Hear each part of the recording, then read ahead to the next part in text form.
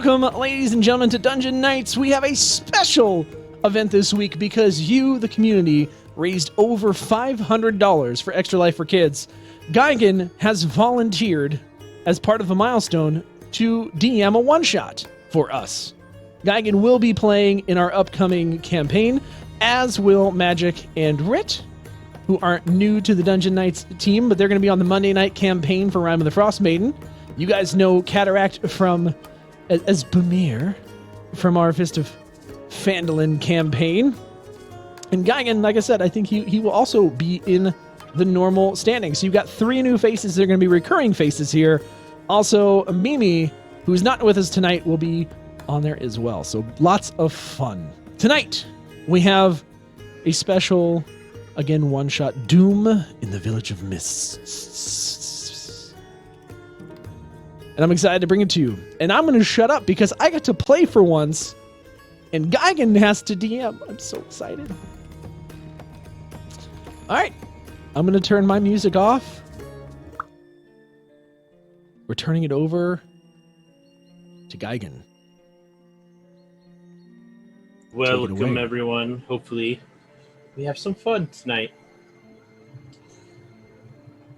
So, our adventure starts shortly after the party has left Waterdeep, where they have been tasked with a quest by a fairly well-known noble in Waterdeep who has asked them to search for his daughter. His daughter seems to have disappeared. She has left a note that they found, which he believes was not written by her, and he even gives the party evidence showing them different letters that she's written to him over time. And in this letter, all it states is, "Dear Father, it breaks my heart to tell you, but it is something I must finally do. I must follow my heart, and for me to do that, I am leaving and traveling to Mistvale. Do not look for me. I am starting my life there anew with the one that I truly love. Your loving daughter, Kartrana." And with this, Reinwald got worried, so he went to the City Watch, which Phalor, I believe that's how I pronounce your name? Yes, it's me. I'm Phalor, the City Watch. Reinwald, which is the noble, goes to the City Watch and gives you this letter, hoping that you can help discover what happened to his daughter. And Reinwald, he's fairly well known. He's a big face within the city of Waterdeep, and you've had dealings with him before. You're kind of a new investigator with the City Watch, but you're up and coming. You have some talent that he sees in you. And so Reinwald comes up to you with the letter.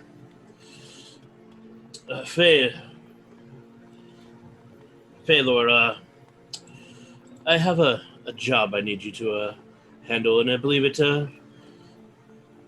your skills might come in handy. I know you are an investigator of some kind, and I believe that this will take your particular skills to unravel. Oh, yes, I mean, I do investigate things. What's the mystery? My daughter, Kartrana, you may have seen her around. I know I tend to keep her well protected. A man of my stature needs to. She has gone missing. Oh, it's dreadful. I suppose it's up to me to find her then. Well, hopefully you, and if you have any friends or if my money can hire any other people to help you, I am willing to fund an expedition. It seems from a letter left by her, she has gone to a place called Mistvale. Mistvale? Yes. Why have I heard of this before? Mistvale, it's a city, a village nearby in the High Forest. It's disappeared. They had strange disappearances long ago, and no one's heard from them since. Well, it sounds like something just up my alley. I do enjoy looking into things that are a bit peculiar. I do know of a place I might be able to acquire us some additional help. So, yes, I will get back to you as soon as I'm ready. I only have one request. I will tell you first, though. Any help that you get, I am willing to pay you all 3,000 gold to accomplish this. You may split it amongst yourselves. If for some reason any of the party that you find does for some reason not make it back, I am willing to take care of their families as a service to me and mine. But my one request is you must take along with you Diedrich. He is a family friend, considers himself a bard of some kind, but he will drive the carriage and at least take you there. I mean, it's most gracious of him. Very happy to have someone to take us to where we need to go. That very much expedites things. Diedrich, you said his name was, all right? Yes, Diedrich. All right, I believe I have those details. Let me head over to a local tavern where I do believe I can enlist some help. I will leave you at that. You would probably know best where you could find help. I'll take it from you, Lord. Thank you. I hope this can come to a quick conclusion. I do miss my daughter, so... And Phaler's going to kind of turn it as he walks away, as do we all. And going to continue kind of walking to a local tavern called the Silver Star. Okay, you'll go to the Silver Star. It's early morning, not quite afternoon yet. And as you walk in, there's some people there. It's not packed because it's not the right time of day, but there are people that come in for breakfast or lunch, and because it's fairly well known for its food. The tavern owner greets you because he notices you come in. Hey, how you doing? Phalor is not the most dexterous of people, so as he kind of walks in, that's probably going to startle him, and he's probably going to trip. Yes, morning. Please point me to the quest board. I have a posting. Well, the quest board would be that giant board right to your left. You can post one there. I see that it would. Thank you. Hey, watch it, bud. You just see, like, down at your feet, you actually, like, tripped over Hope's ankles because she was, like, passed out on the floor with, like, a half full, like, cold, not a cauldron, like a flask or something in her hand. And when he stumbled, he actually woke her up. And so she says, watch it, bud, to Phaler. No, I'm deeply my apologies. What are you doing down there? I don't know. Last night was pretty wild. I must have fallen asleep, but, you know, this floor is good as anywhere else. I suppose so. Definitely better than outside. Pardon me, I need to make a posting. And Phaler's going to kind of step over and kind of give her a nod and kind of walk over to the board and post just a piece of paper. It says missing lady, guaranteed reward for those that come back successful. Take care of family for those that don't. Contact Phalor, and then it's going to kind of give like a posting basically to say that it needs to be fulfilled within that day. And then he's going to go to the barkeep and secure him a cup of tea and go sit at a table somewhere in the tavern.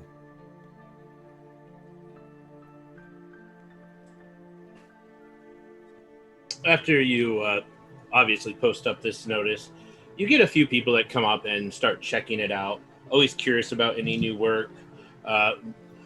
You do see one little halfling come over to the board trying to see what you posted up, and he's sitting there trying his hardest, jumping up and down, trying to see. He's just a little too short. So next thing you hear is a bunch of racket as he drags this heavy wooden chair and just drags it up, slams it up against the wall, just so he can stand on it and look at the actual post that you made. Oh, there's a missing lady. Oh, they'll pay. I could do that. Oh, That involves travel. I'll miss lunch, though. Oh, okay. Then he'll get back down off the chair and start walking back and go back to his food. Baylor was going to kind of look over, a little concerned looking. Kind of sighs a little So relief. at this point, Crudy is gonna stand up because she heard a missing lady, and she's gonna walk over to the board and kind of look at the details, see the money. Kind of not quite sure that's what she wants. I mean, she'd like more, but she goes over there to the bar where we've got this T-Man drinking. She's gonna sit next to him. All right, you give me 75% of yours, and I'll do it. I beg your pardon? I want more money. I didn't even list how much money's listed. How can you want Well, more? I want more. He's going to drink his tea really quickly. All right, you don't want my help? I mean, Listen. surely you've heard of me. Now listen. My name is Phalor. I'm an investigator of the City Watch of Waterdeep, and what I can tell you is that I did indeed post that, and I have deduced, based on your demeanor and your rather aggressive nature, that you might be someone that could indeed help in this venture. That being said, there is a finite sum that will be split equally amongst all parties. If you cannot agree to that, then I apologize, but I will have to seek for help elsewhere. All right. Pay up to 3,000 gold for the whole party. Whoa. Did somebody say 3,000 gold? And then Hope like just hops up out of her seat and runs over. Okay. All right. You got my attention now. I might not have cared earlier on, but like 3,000 gold might not be a number you want to say that loudly in a place like this. But just so happens I have expertise in just the areas you're looking for. But as long as you don't go along this route of calling every tiefling that you see aggressive. Why is that? Why is that just in the verbiage? Oh, tiefling aggressive. Like, I didn't appreciate that. You called her, Aggressive. nods towards Karudi, aggressive. Maybe ambitious. Maybe an overachiever. But aggressive, I mean, that's a little much. Well, see, being an investigator, I like to be a person of the people, and while I take your demeanor as rather ambitious, as you did say, I did feel that she was rather aggressive. Not to say that aggression is a bad thing. Aggression is needed in all parties, and in fact, if she is worth the salt of those kind of weapons on her body, then she could prove quite useful. There's nothing wrong with being aggressive. While you So, guys how are many- arguing, a dark, hooded figure enters the bar, takes one look at the adventure board, and then looks around the room, he points at the board where there's a missing girl posted, looks around to see who posted it. As you walk in, I think there's going to be like a chill that kind of runs up Phalor's spine, and he's just going to be like, oh. And go back to sipping his tea. Noticing this, Miros is heading straight for your table. Is he coming this way? Yeah, don't worry about it. He doesn't look like to be much. I don't know, it just gives me a very Shaking. odd feeling in my spine. Excuse me. Yes, Are you the one that made this posting? I am. Are you sure that this girl is alive? I mean, I don't presume her to be anything else. It is quite possible she could have passed on of some means. I'm in. You're in. And who might you be? My name is Miros. I am a cleric. I believe I can help you survive, if that's your thing. I mean, survival is always of good intent. Doesn't hurt to have a cleric on board. What is your domain that you happen to study? Are you cleric of light or life? The grave. Oh my. Splendid. Exciting. Well, as long as you're here to We'll help leave put lots the of dead. baddies into the grave and not us, I mean, that sounds good to me. All things in their due time. Are you threatening me? Do I look threatening. Yes. I've got a knife. You want to take that back? Now, listen here. I believe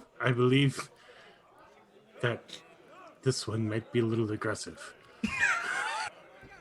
See, I said the same thing, but I wouldn't say that too much longer. She might act out in that aggression. And that being Wow, said, just because she's a tiefling, oh my gosh. it has nothing to do with the fact that she's a tiefling, or that, apologies, you are a tiefling. You have quite thoroughly expressed hostility, which again Okay, is well, fine. Gravedigger over here doesn't seem to have gotten the memo, so just making sure we're all like really clear about this. Listen, all right, I I do believe we're going to close off this listing. I believe I have all the help that I can stomach at this point. All right, and he's going to walk over and kind of rip it out. Something wrong with your stomach? No, not at all.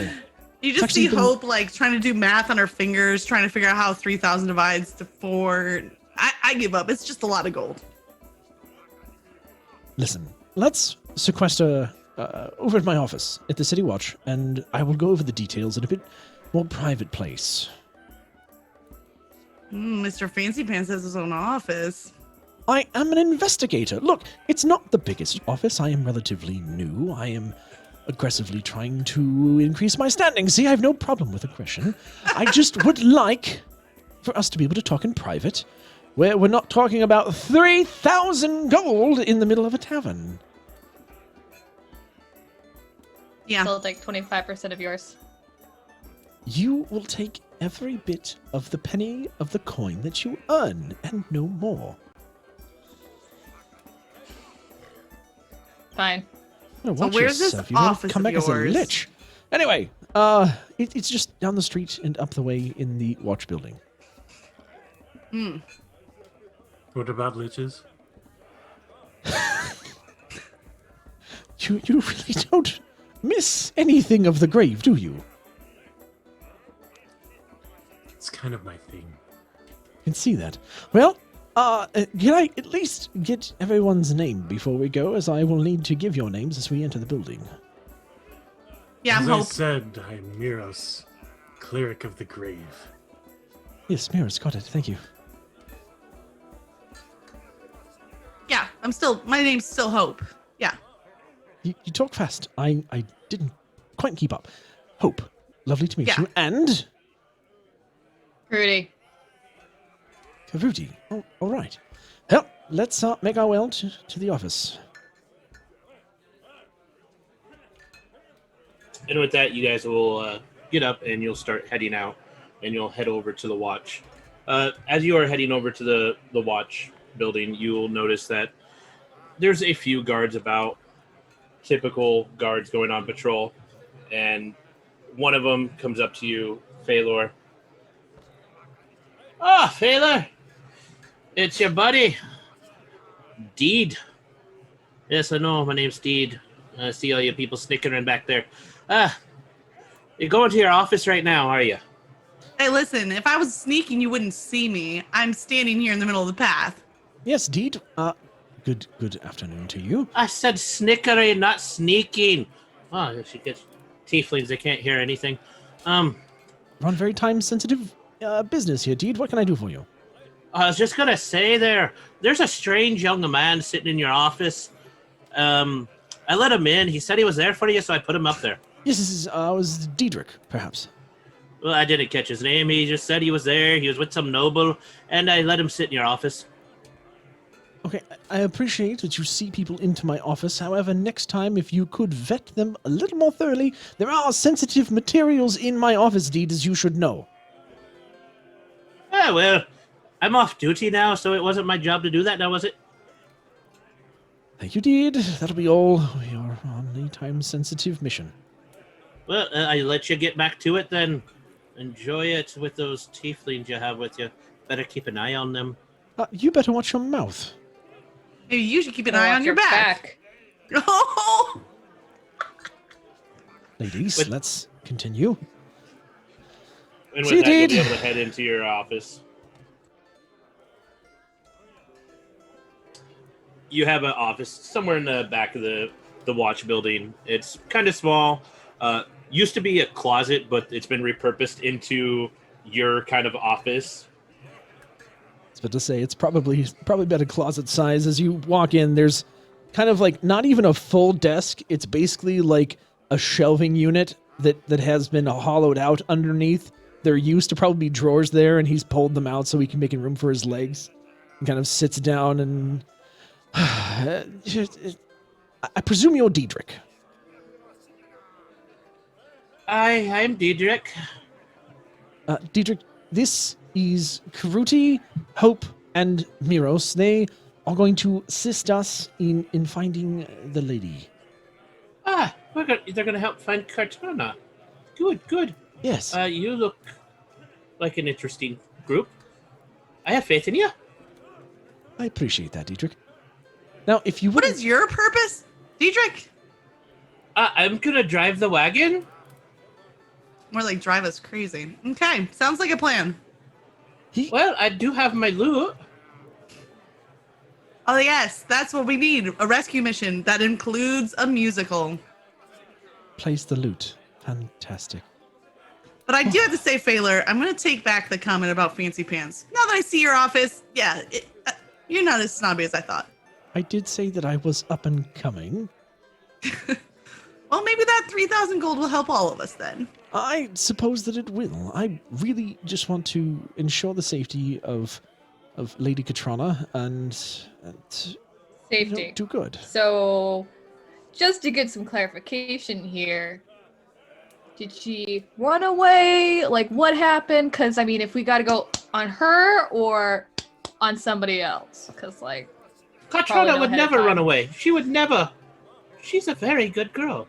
Diedrich, would you like to give us some insight as to what you take of this was? I heard from the Lord that she left a note saying that she was running away of sorts to the Village of Mists, but he's not convinced that the parchment and the writ is of her hand, and definitely just wants to make sure that we are taking the proper precautions, and we shall go investigate this legendary Village of Mists. But what is your take? Do you think that she ran away with potentially a lover? Do you think that she is tired of her father's security? Did we beat up the lover then? Katrana does not have a lover. I was a very good friend of hers for a long time, but then I went to the Bard's College. But she would not do this. I know she was a little upset at her father. He would not let her, do anything. Her dream was to become an adventurer, but Mistvale, she would never go to Mistvale. And a lover, no, she never told me any such thing. And you'll see Diedrich. You'll see Diedrich kind of get into his bag, and he'll pull out a small little painting, and he'll hand it to you all. Can I roll an insight check, please, on Sir Diedrich? I don't know that I believe him when he says that he did not... I'm the worst investigator ever. Taylor's gonna kind of lean in. That's why you have the office. Diedrich, when you say that you were close and that she didn't have any other lovers, were you two involved? No. I would never. I want to. I'd like to. I mean, I always had feelings, but her father would not, and we weren't, and she was not like that. So you had feelings then, Diedrich? You have feelings as well, do you not? I do, but not of the sort towards Lady Katrana. Was it you, Diedrich? Did you take her to Mistvale? You do drive the cart, after all. Red kind of sauce. Okay, I do drive a cart, but I did not take Lady Katrana to Mistvale. I would do not. you in fact know where the location of Mistvale is? I know where it should be. Not so where it is you now. could have taken the Lady Katrana to Mistvale. No, because I don't know where it is now. I know where it should be, but it's not there. Explain. Well, they say it disappeared like 300 years ago, and they're right. It disappeared. There's nothing left. It's just forest now, and the people are all gone. There were rumors of disappearances and dark magic and cults and scary things. And well, Lady Yes. Kachana would not go there. Mistvale. I've been meaning to go visit. They were all presumed dead. Ugh. All right, wait. So it's 3,000 gold for finding a whole lost civilization or one person? I do believe it is for one person. That said, Diedrich, I am still not convinced that you are telling me the complete truth, but I accept your suppositions at the present. Wait, tell me this, Diedrich. You had feelings for Kartrana. Were they reciprocated? Well, I don't know. It's been a long time. We talked about it when we were kids. Wait, but what I do you mean didn't- a long time? How long has she been gone? No, I've been gone. I was at the Bard's College. I was practicing to become a bard, and I was. Mhm. Well, it's been a few years, and I have not seen her. But we have written. And we keep touch. So do you have any touch, do letters What from kind her? of touch? Well, yes, I have many letters from her. Is that important? I Is don't it? know. You tell us. Well, she has not told me anything about any new love. She asked me how I was doing. The last one, she asked me how I was doing at college. I told her I was almost done, and I would be back within a few months. And then she said she could not wait to see me. Her dad was driving her crazy because he would not let her go out, and all she wanted to do was go to a tavern. And well, she would not do this. What? Tavern? Sounds like the lady would do it. Yeah, I think she ran away from her over-controlling father. I mean, I would have just killed him, but But she would not do that either. She was very good. She said she would not leave him. She was trying to change his mind, and she just wanted some freedoms.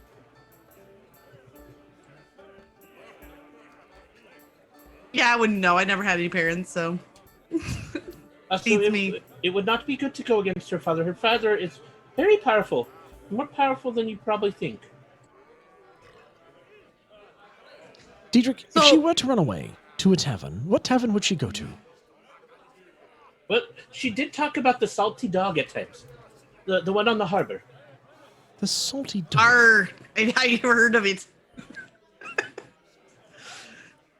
So maybe we go there, show the picture, see if anyone's seen her, and figure out a path. Well, I had And come beat there up a few many people. times. That might work better. I only went and showed a picture, and well, they threatened me, and they said they never seen her. But if you want to go beat up people, that might work too.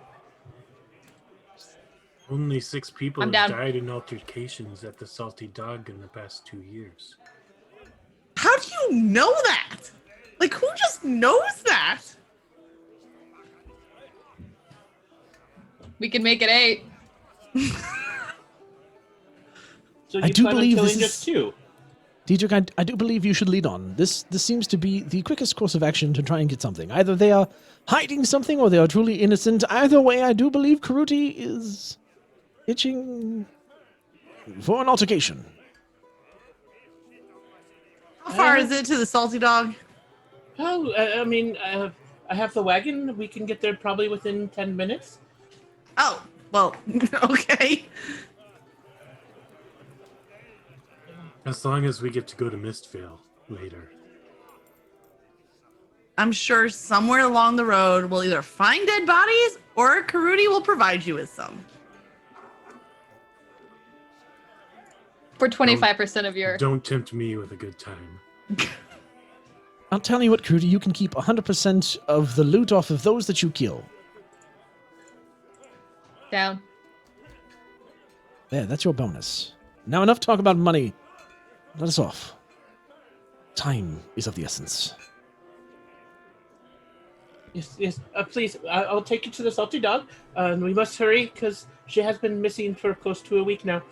And also, Wait, she's been missing for a week. Diedrich, why have we been sitting in my office all this time? Lead on, man.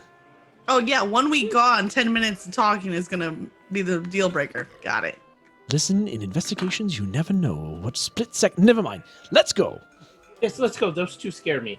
I can see why he's still a junior investigator. I thought I was the one that needed this gold the most, but no, I'm not convinced. Phalor is just gonna kind of look at Miros, adjust his glasses. With that, Diedrich will start heading back out, going through, and he'll take you guys to the wagon. It's a fairly decent-looking wagon. It has a cover over it, so you'll be protected from the elements. It's definitely meant to be used by the nobles, so he probably borrowed it from Reinwald. You all jump in, take your seats, and he'll take you over to the Salted Dog. Takes you about 10 minutes to get there as you go through into the harbor district. And as you pull up, you see this seedy-looking rundown tavern on the harbor. And he pulls up, stops the wagon outside, gets down and ties up the horse, and then opens the door to let you guys out. And as you do, you just hear glass shatter as a man comes flying through the front door and the window and lands in the street. Whoa, This is my they kind of started the party place. without us. What's going on? Miros rushes up to the man, checks his pulse. Hope's He's a still little bit out alive. of breath because she jogged instead of riding in the wagon, so she catches up. So is he dead? Well, we've Still arrived. alive. Salty as ever, Can I see. kill him? You don't even know who it is yet. Here, and Hope Like reaches the down loot. as if to give him the hand up, the poor guy on the ground. The guy kind of takes your hand. Oi! Who hit me? I don't know. We just got here. Was it you? Judging from the speed at which you Please. were hurled through the window, I assume some large fellow inside. After you. Large fellow. Must have been the Goliath. I'll go Lovely. home. I'm not gonna And- mess with him no more. I'll get him tomorrow. What the heck are you guys even fighting about? He cheated at cards. Almost You got caught. 7. Or was I cheating at cards? I forget. Best you not Someone find cheated. out. Yeah, I'm gonna go home now. I think I drank enough. Before you go, Diedrich, give me that picture again. Diedrich will hand you the picture again. My good man, I know you'll probably sing in triple, but I need you to take a look at this photograph. Maybe he's seen them as triplets. Painting. Have you seen these girls before?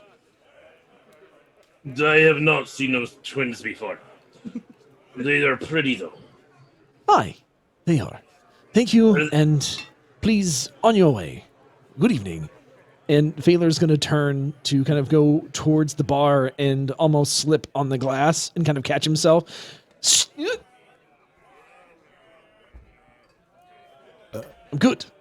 You all right there, Mr. Investigator? And Hope just gives him a good, firm pat on the back. I'm fine, thank you. This party, Onward! Caridy's just gonna push in and go into the tavern. And as you know, everybody kind of looks in and she throws the door open. She's gonna, all right, ladies and gentlemen, I've got a lost chick and I don't want to kill people yet. I need everybody to pay a little attention and tell me if you've seen this. Can you give me the picture? Phalor's going to kind of walk up and kind of hold it over her shoulder. Thank you. Has anybody seen this? She is kind of hot. Anybody seen this chick? I mean, anybody? The And she's gonna music realize. Go on. the music completely stops and everyone just kind of turns. They look at the picture and then they just go back to what they were doing. Music starts back up. Everyone starts talking again. There's even a little fight in one of the corners. Take the picture. Phalor is going to walk over to one of the tables in the center of the area. Karuti, would you please join me over here? Coming. And Phalor is going to take a large glass on one of the tables, raise it high above his head, and then shatter it on the table to make as much noise as he possibly can. Listen here, you salted ingrates. We are looking for the Lady Cartrana. We've heard that you might know where she has gone, or have seen her. Anyone that is able to deliver information shall get out a jet out of jail free card for 1 day. Anybody who doesn't can get their ass kicked. I'm just here to enjoy the show. The bartender kind of gets up from hiding behind the counter. I seen that girl. Can you bring the picture closer? Crudy does. Is he drunk? Is he a drunk bartender? I've seen that woman, girl. Seen her. It was about a week ago. And she came. She wanted a map. Yes, a map.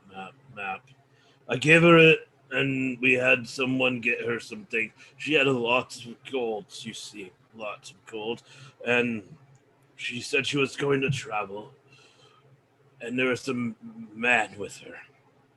What do you look like? Big hood, big hood. The man was big as well, but the hood was big as well. And there's a lot of big in that man.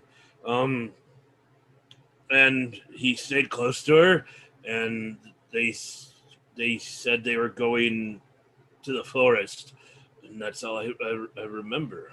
What did the man's voice sound like?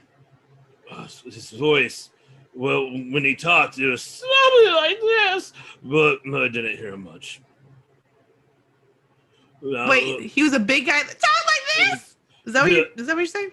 I couldn't. Maybe that was her voice. I don't remember. One of them talked like that. Would a couple of gold pieces help you remember how he talked? Sure, I'd never say no to gold pieces. Do I have gold? I don't know. Wait, looks in pocket. Well, that's too bad. How about the art of persuasion? And Hope just does a weird little like flourish of her hands in front of his face. Yeah? Why are you wasting your hands in front of my face? Okay, well, I didn't have any coin, so. Phalor is going to attempt to persuade him. Okay. I will roll.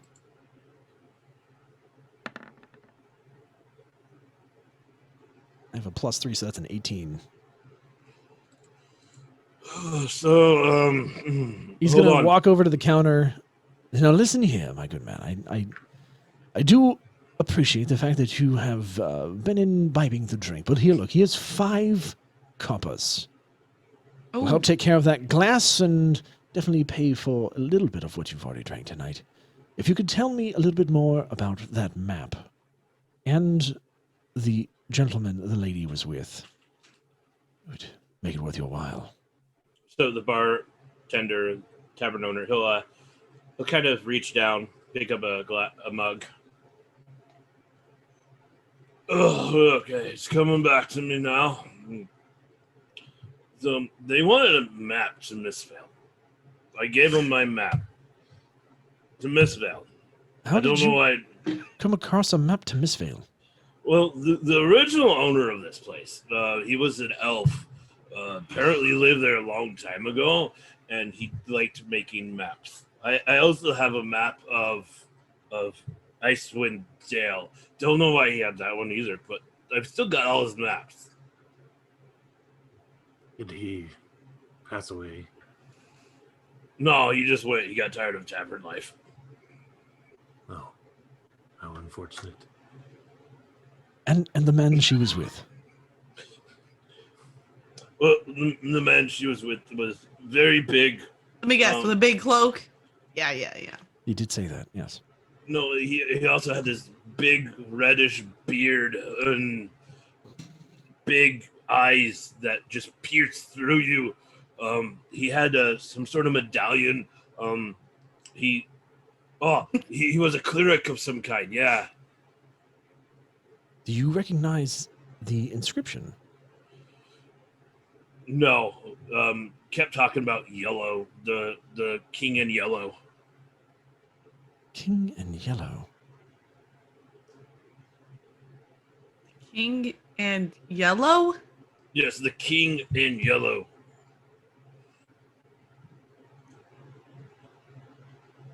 Miros, would you know anything about King in yellow with regard to clerics?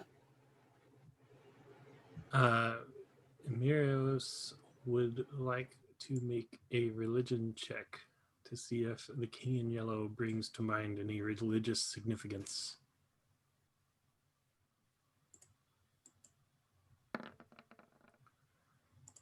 That would be a 19. Whoa. So, normal religions, you don't recognize the king in yellow, but you do remember there is talk of elder gods that warlocks have made pacts with and perhaps have been also seen as gods and worshipped by clerics. And one of them is the king in yellow. You said it was an elder god? Yep.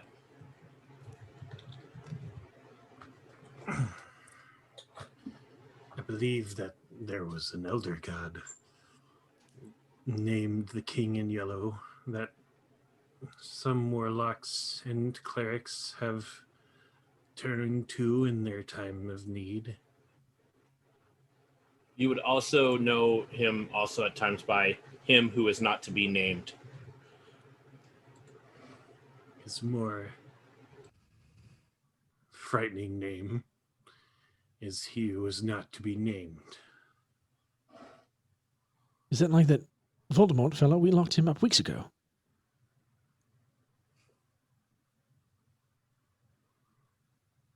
Promise he's still in there. He hasn't been executed yet. I don't believe so. I think that's scheduled for next Wednesday. No, disappointing. We'll be back by then. Hopefully.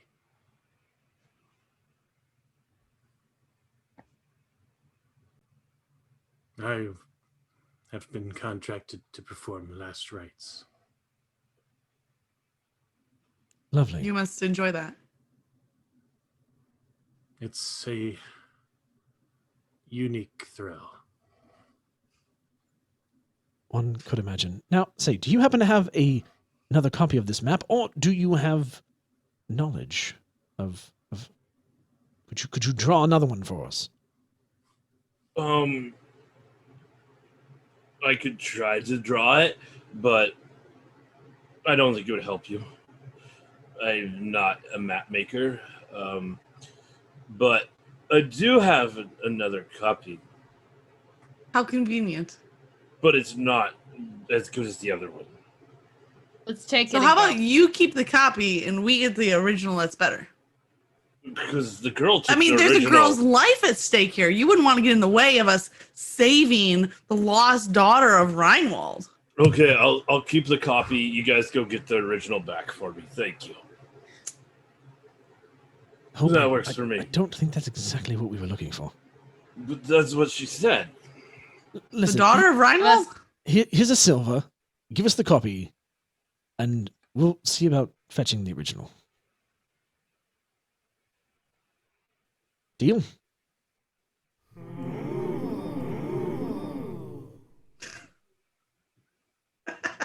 I did not mean to click that. Silver's big money in the salted Original. dog. Ooh. The whole salty dog chimed in for that answer. Ooh.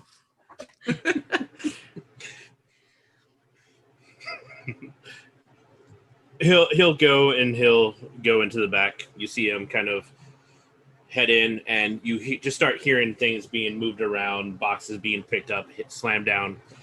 And this whole time, the tavern has been completely silent. The musicians aren't playing. None of the people are talking or making any sort of noise. They're just kind of watching your group. And within moments, the bartender comes back, and he's carrying this old map, and he hands it to you. So this map has like half of the city on it, so you can at least get half of the village, right? Anything is better than nothing. Thank you. Glad I could help.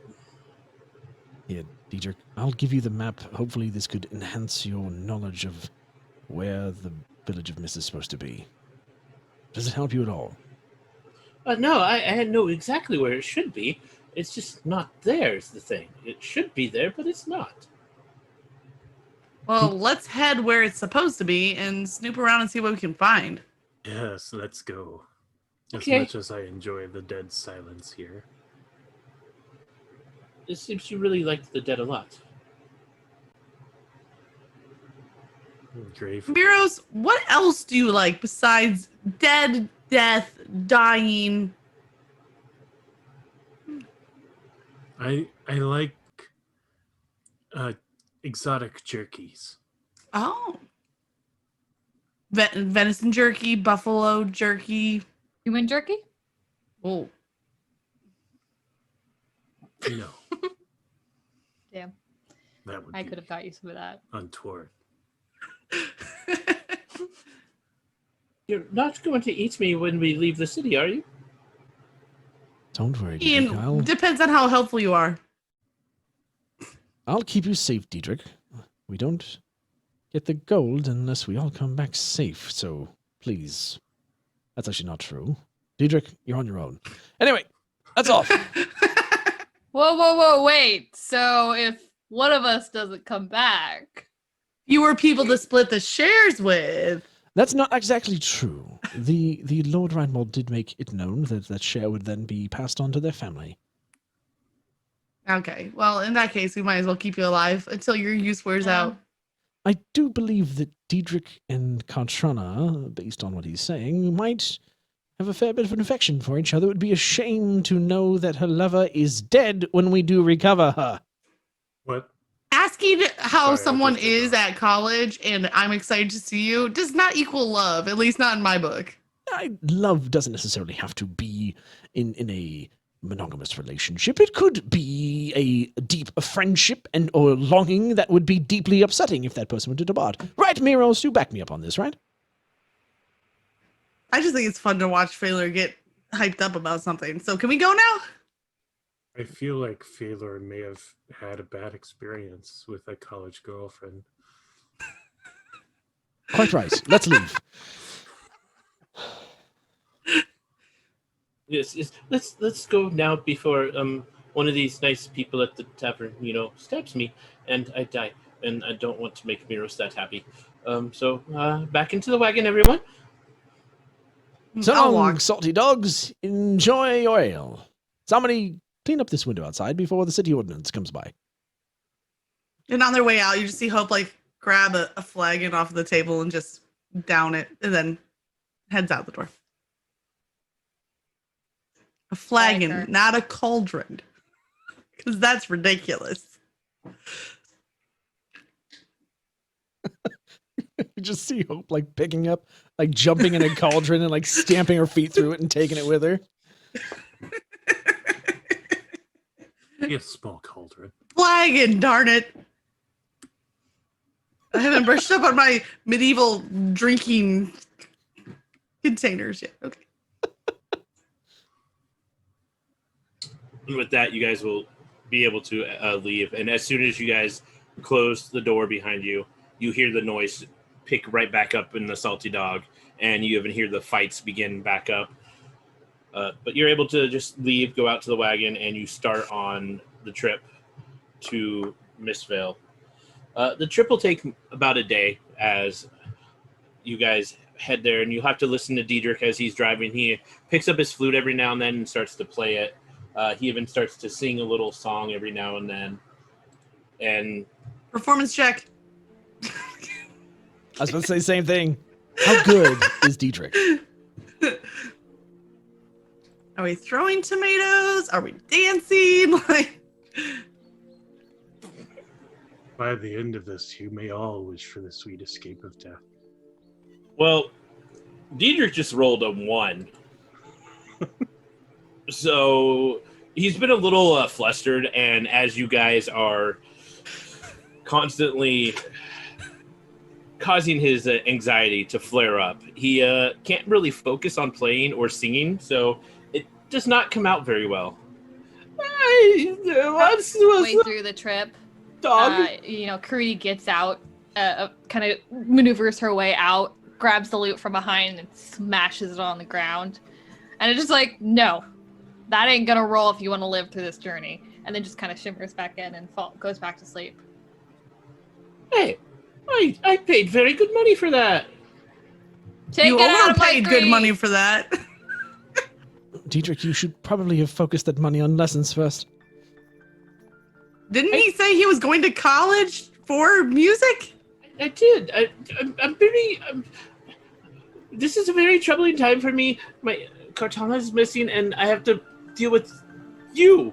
Her name isn't Cartana, it's Cartrana. Like, how much do you actually love her if you don't even know how to say her name correctly? You guys have me very flustered over here, okay? I have to put up with you, and she wants to eat me. And he points to Karudi. I mean, and if you were dry, then Miros would probably want to eat you, so I don't know. How about you just stick to driving, Diedrich, and sing in your mind? It'd be better for us all, I promise. I can do that. I've never been so happy that I do not have telepathy in my life. Well, if you want, I can sing quietly just for you. Would you like some elf Do it and I'll jerky? break something up. Did you say elf jerky? No, elk jerky. What did you think I said? I thought you said elf jerky. Hmm. No. No, why would I have elf jerky? That's disgusting. I This don't is know. You elf people jerky. scare me. Diedrich, I'm pretty sure there's many things that scare you. Again! Just on keep thinking Red about Time in the that Road. deep platonic longing you have for Cartrana and everything will be fine. We're coming up soon to where Miss Vale should be. It's getting fairly late. We probably should start figuring about where we're going to camp and start searching first thing in the morning. But I'll leave that to you. You are the, adventurers, and I'm just a bard from college.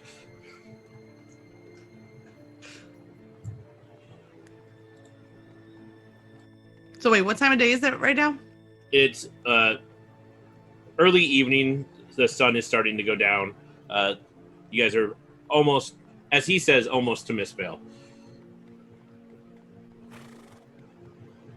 You spent the whole day tormenting poor Diedrich on the long ride over, destroying his loot and, scaring him and enjoying the ride together. Okay. All right, so where's Miros riding? He's sitting in the back of the wagon. Okay. All right, so Hope walks, climbs through the back of the wagon, sits down right next to Miros. It's like, so you have an interesting fascination with death. What's your story? I'm a grave cleric. Yes, yes. It is my calling to preside over death and to make sure that the rightful time is obeyed by all. So when death calls, is it like they send a messenger pigeon? Like, how do you know that your calling is the grave? It's complicated, and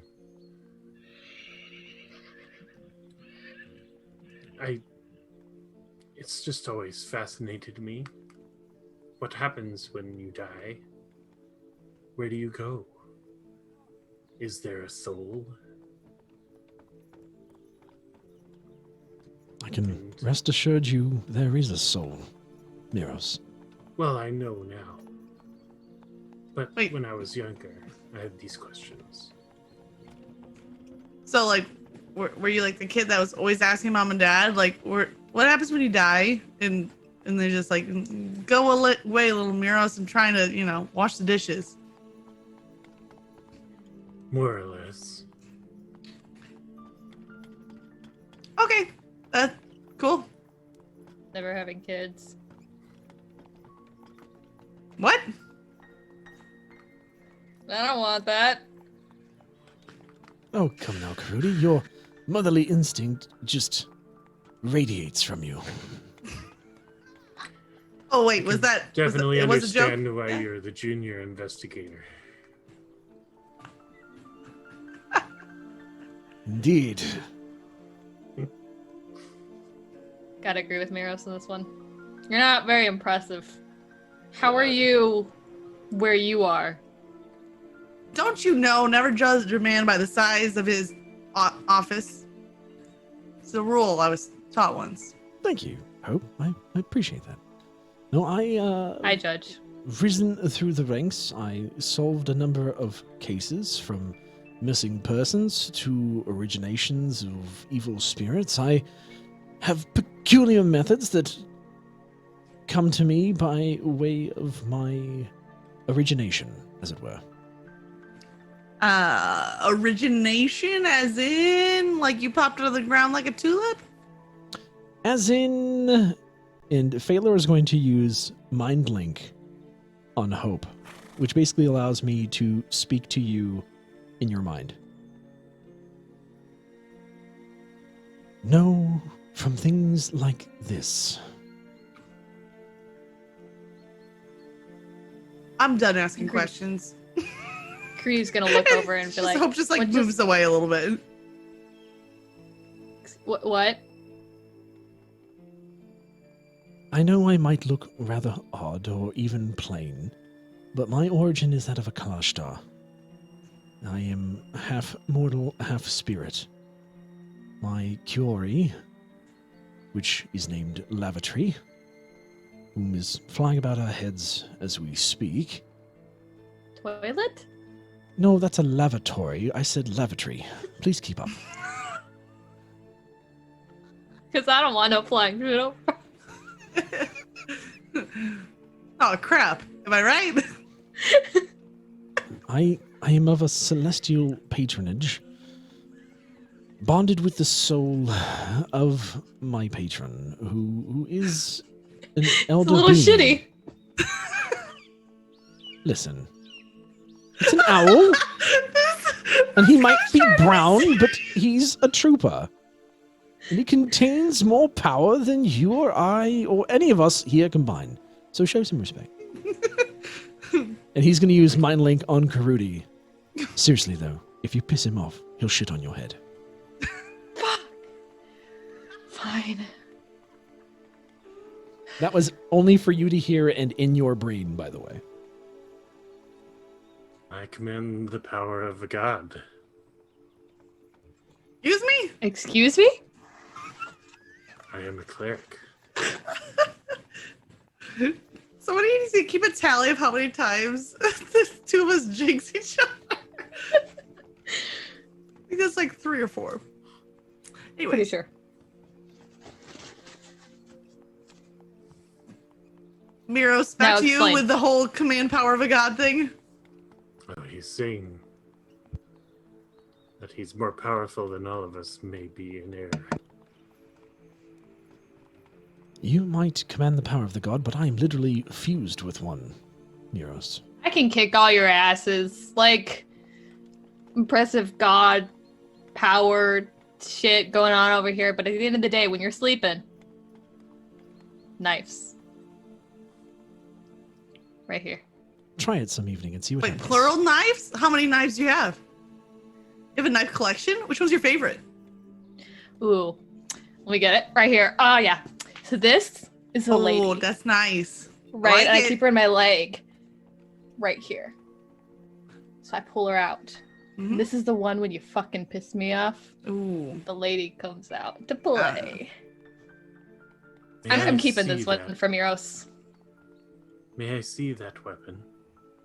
Ooh, lots of blood in here. I haven't cleaned it lately. He picks it up.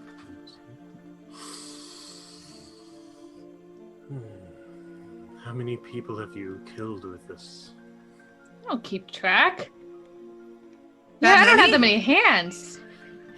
Exhilarating. You know what I found is counting on fingers is a lot more productive than on whole hands. Diedrich kind of just puts his head and looks back at you guys. I think Reinhold has hired the wrong group of people. You seem more like murderers than investigators. Diedrich, I oh, bounty come on. hunter. promise you that we will find this woman alive or dead. Preferably alive. Preferably. I'm Of sure course, you Diedrich. do. And Hope just use just like a tiny bit of thaumaturgy to just like create a very minor tremor like below the wagon, just to like freak out Diedrich. Is that allowable? I will allow that. Okay, so she just creates just the slightest bit of tremor below the wagon, trying to freak out Diedrich. Well, with that, Diedrich is going to have to make a save. You see Hope's eyes glint a little bit extra, a golden glint, when it like enacts the thaumaturgy. I'm glad Diedrich at least has learned to count in his rolls. Now he's up to 2. So as he feels this little tremor underneath the wagon, Diedrich starts to freak out. Oh my god, there's an earthquake! And he literally just lets go and jumps off of the wagon, lands in the dirt, and just covers his head, shaking. The wagon slowly comes to a stop as the horses have nothing leading them, so they just stop. And you all just see Diedrich about there 10 feet behind you, just holding his head shaking. Let it stop, please. Hope jumps out of the wagon, lets off a little laugh, and goes over to Diedrich and says, "It's fine. I'm just messing with you. We're gonna be okay. You just have to let us take care of you a little bit." You can make the world shake? Are you some sort of god as well? No, nothing of the sort. I mean, this guy's half spirit. This guy commands the power of a god. I'm just a normal little tiefling. So let's get back to the wagon and go on our way. Yes, well, luckily we are about at a Mistfield right now. Well, it should be right here where we are at this very moment. So, as you see, there's nothing here but trees. Lots of trees. The village seems to be gone again. Still. Odd. I don't know where she'd come to if Mistfield's supposed to be here. We should probably camp. I'll go Taylor's grab gonna- some firewood. Failer's going to cast Prestidigitation on Diedrich's pants.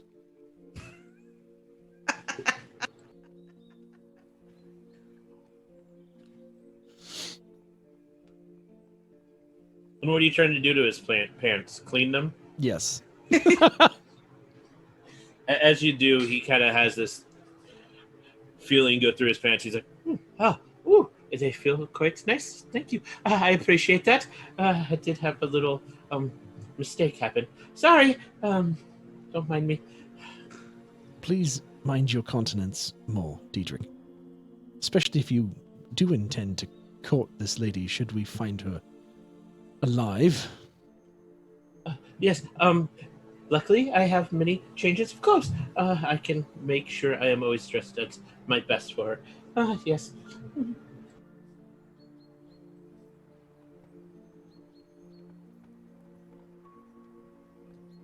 Hope's getting firewood. That's all. If everyone else would want to do anything, I'm going to help go get wood and also look around a little bit. Yes. I also need some time to myself. Sorry. Rudy's gonna stalk him. I'm not even going to have you roll for that. 'Cause Stalking he's probably Diedrich? not. He's not even going to pay attention or care. I didn't figure. Diedrich will start walking off, and he'll go out into the forest.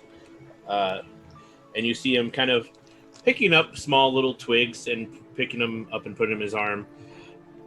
Definitely not really paying attention to what he's doing. He's just grabbing anything, and you notice he picks up some like wet twigs or things that obviously would not burn.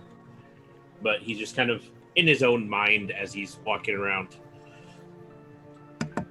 At some point, Crudy realizes that he's really not that treacherous and that there's no point. So she goes back and grabs her bedroll, lays it out, and just kind of plops down on it, letting everybody else do the work. What is Miros and Phalor gonna do? Miros waves his hand, and a raven appears out of the darkness near him and lands on his arm. And he will feed it a little bit of jerky and then send it Naturally. up into the air to watch over the camp. No. You familiar as well? Splendid. Is it dead? No, it is very much alive. You never know sometimes. And he's going to call Lavatory to him and kind of turn and speak out loud in Curie language. Go and look in the sky. Tell me what you see. Find this village of mists. And he's going to send him up. Oh, was that the shitter? Best mind yourself. He's cute. Thank you. What does it look like? So he's kind of like a thinner looking owl, and he is dark brown with black spots on his wings and piercing blue eyes. I reiterate. Very cute. Hope Thank comes you. back with this like armload of firewood and just like dumps it on the ground. And I'll just cast prestidigitation to light the fire. This fire will start up, and Diedrich will finally come back, bringing some wood, and he'll stack it next to the fire and get out his bedroll and just lay it down and sit there. I walked around some, and I didn't see anything really. It seems the village really is gone. Did anyone else find anything interesting? Well, Firewood. perhaps Lavatory and Peaches will find something. Peaches. Is that the raven? Yes, the raven's name is Peaches.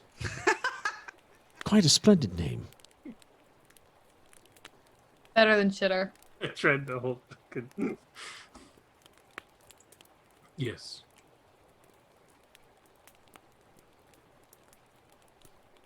His name is not Shitter, but he will. I'm warning you. I'm not the one who named it lavatory. Listen, his name... I just know I don't want to wake up with bird poo in my hair. Hope says and kind of runs her fingers through her purple hair. I've had worse. Before you jest too much more, let me explain to you a bit how this works. I am half Curie, which means that familiar is literally the other half of me in spirit form. So, you're literally heckling a deity. It is a sentient being that is in essence part of God. Just so you're aware. You may not care, and that's fine. But it's not like you're talking to a random mutt on the street. This is considerably different.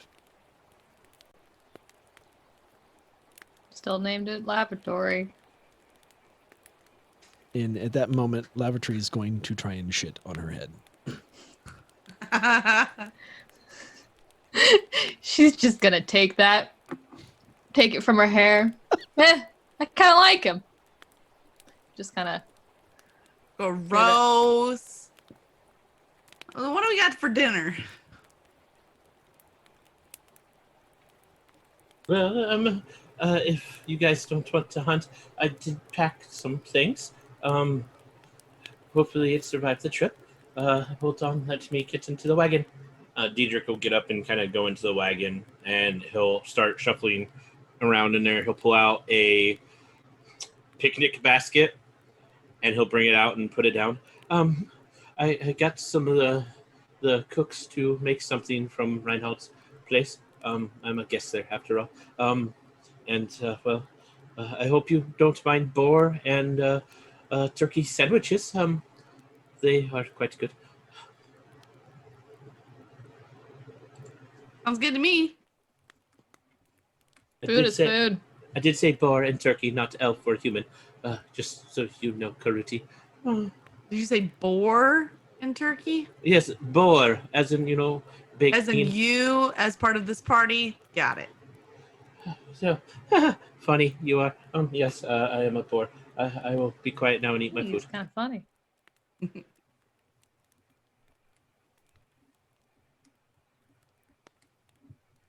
So Crudy's just gonna go for it. He's gonna grab a boar sandwich and just start chomping away, not really caring how messy she is. Just gonna eat.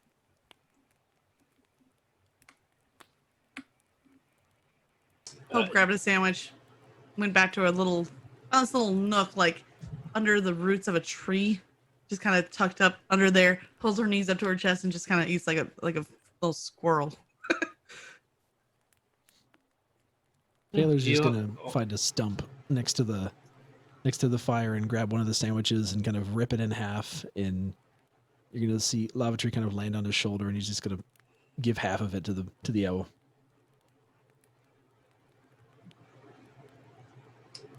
You all have very interesting eating habits. I know it's tasty. You did a good job. Will pick up a sandwich and hold it in his hands, close his eyes, and say, "Gods, bless this food.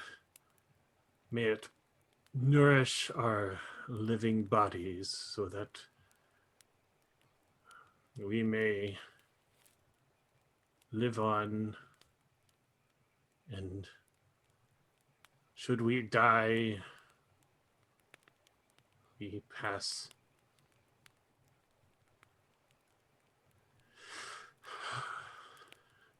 comfortably." Crudy's gonna, at this point, take a little bit of her sandwich and just kind of give it to the lavatory. I like you.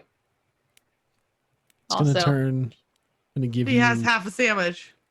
It's going to turn to you and kind of give you a piercing stare, and then just slowly lean forward and take the sandwich.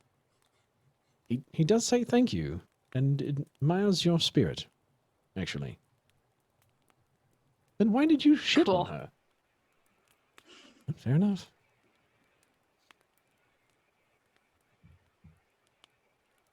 And also, if you want to watch that one, I don't know who's making it out alive here with little dead man obsession.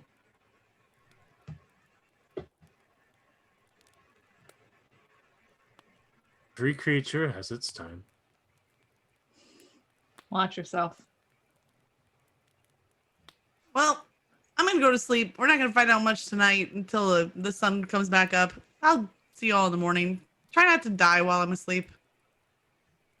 She curls up in her little crevice. I suppose I could take a first watch. I'll take second.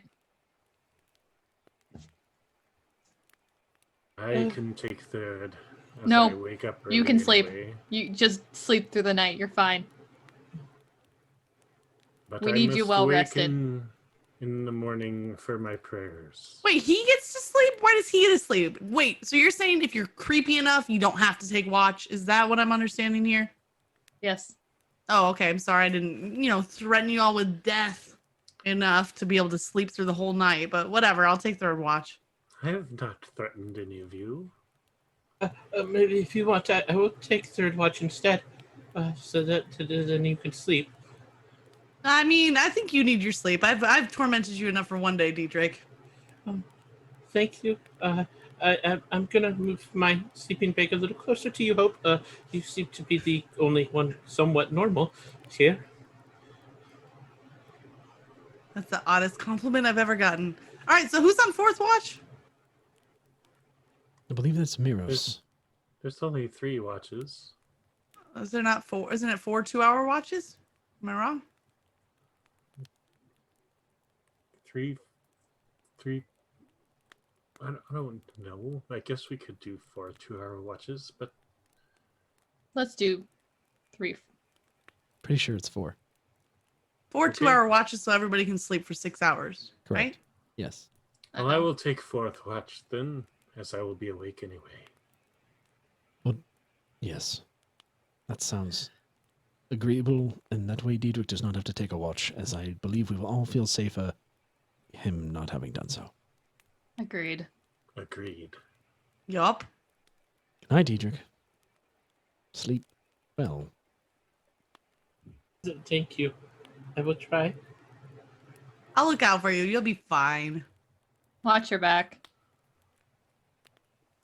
I will be sure to sleep on it so you can't stab it. Good idea. And Crudy will just like roll over at that point and go to sleep.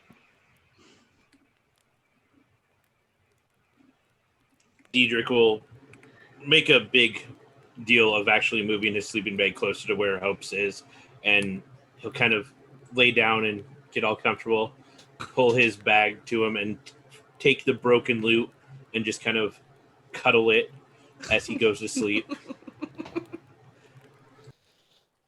I just want to take a minute to appreciate the fact that the one person that the NPC feels like he can trust is the rogue assassin. That made him shit his pants too. Well, right now he sees a man who talks to himself, a guy that can't stop talking about death, and the person that talked about And eating human. jerky. Now, listen here. I didn't say I ate it, I just said I had access to it. Talking to my bird, you ignorant cesspool. Wow. Can we go to sleep now?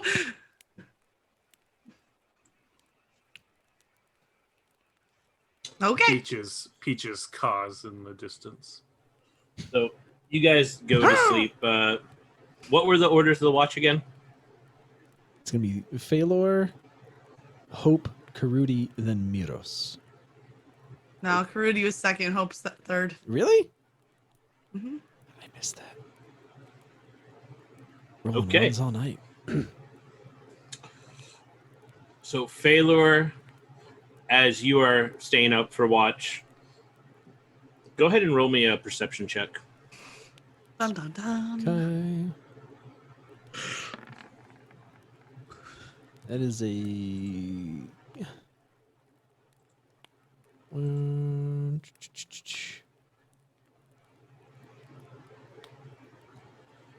It's a 16 plus... That's a 19. Okay.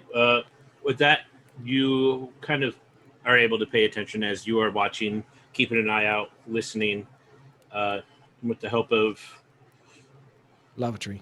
It's fine. lavatory. You are able to, you notice kind of that the sounds of the force, it's not as loud as you think it should be. It's almost as if there's nothing really here. You don't hear any of the bugs chirping. You don't hear any animals out in the wild. The only real bird you hear is the raven of Mears's. Peaches. That's really the only bird or any sort of life that you hear besides your party. Should I make a roll for Peaches too? Sure. With that being said, Phalor's going to take out a kind of special lantern that he has and kind of walk around the camp a bit, trying to understand a bit better why things are the way they are. And it's a lantern of revealing, just to see if he can kind of either dispel any kind of illusion or reveal anything around them that is not there, given how quiet everything is. So, first, Peaches, basically notices the same thing as Phalor, but there's really nothing around. There seems to be no sort of life, no animals, no bugs. Phalor, as you start to kind of make your way around the campsite with your hooded lantern of revealing out, first you don't really notice anything. At times you pass by a tree, you kind of shine it on a tree, and at one point you actually seem to notice some sort of sigil marked into the tree, and it starts to glow as you get close. You pull the lantern away and the sigil disappears, but when you put it back, it appears again, as if the sigil for some reason is being masked with some sort of invisibility spell or something, causing it not to appear to the normal person. He'll use detect magic to see if he can sense anything about that sigil. Okay. You'll cast detect magic, and you will notice that, from what you can tell, the sigil seems to be linked with other sigils. As you cast that spell, you kind of get this feeling of other sigils around you, and they seem to be some sort of powerful spell. You can't really track down what it is. It seems to be some sort of ancient spell by some powerful entity, but you know that it's some sort of masking spell. It seems to hide something. Okay. He's going to kind of notate on like a piece of paper, pull it out, and just kind of take notes as to where these sigils are or at least where this one is specifically, and kind of what he's gathered from his watch. And he's going to pass that on to Karudi whenever the watch ends. Okay. With that, you'll spend some more time doing all that, writing it down, and before you know it, your watch is coming to an end. Karudi gets up, and you pass on the notes that you found to Karudi. He checks it out. I guess I should probably do a bit of a check too. This is where my lack of D&D knowledge goes in. Sure. Perception check? Yeah. So what do I do? Do I roll a D20? D20, then add whatever on D&D Beyond your perception bonus is. Okay, I don't think I have any. So that's just a straight up 8. No, so whatever your roll is. I think I rolled 8. Yeah, if you don't have a plus. Oh, did you roll on the dice roller, or did you roll on D&D Beyond? You did the dice roller. Oh, why is it? I'm seeing a 12 on my screen for some reason. I don't know why. 12 is from Cataract. Oh. I see the 8. Okay. Weird. Mm-hmm. That's fine. So with that, you don't really notice anything out of the ordinary. Just seems like a normal night to you. You hear the fire crackling. You hear Diedrich snoring and whimpering a little bit in the corner. Otherwise, nothing really seems out of the ordinary.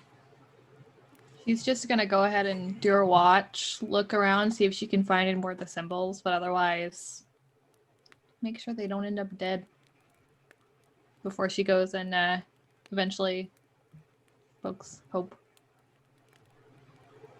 What'd I miss? Yeah, that's you. Up, watch. I sleep. Bye. And then she's just gonna go roll in her bed. So as you start to go roll in your bed, Hope, go ahead and give me a perception check. Worst game of telephone ever. She totally forgot about it. Oof. I don't have any plus to it.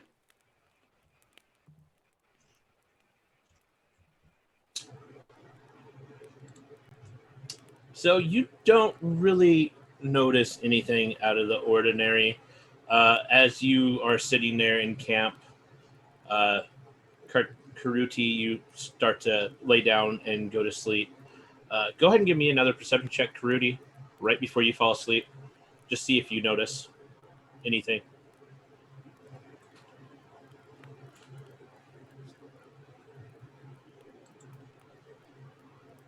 Sorry, who? Karuti. Right Oh. before you go to sleep, roll a perception check. Okay.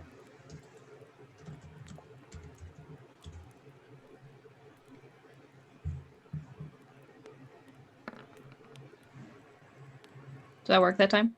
Yep. 11. So you don't notice anything. You just hear nothing as you go to sleep. You lay down, and you're easily able to fall asleep.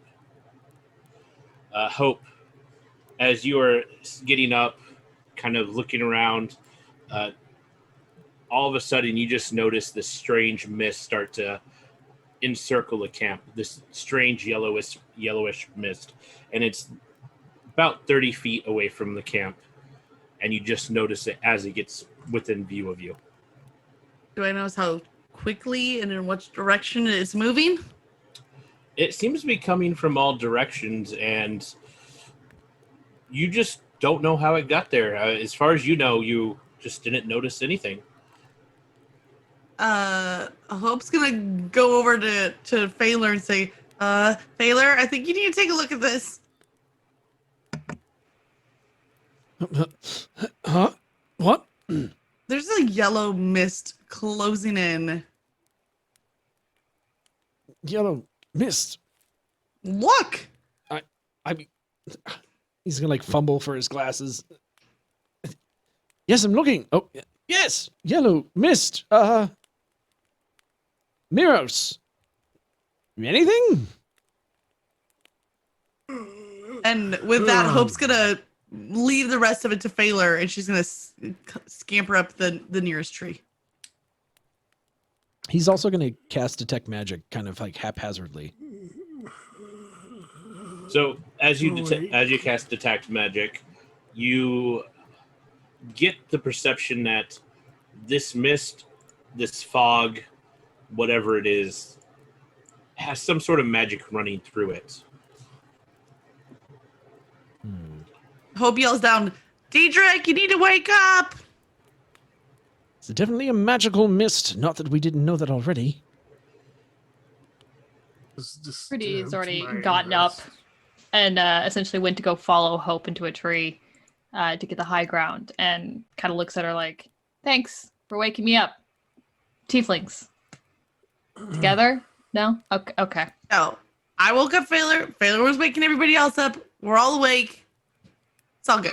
Well, Phaler's gonna go run and like grab Diedrich out of the wagon, and they're gonna kind of like crawl on top of the wagon to get out of the mist.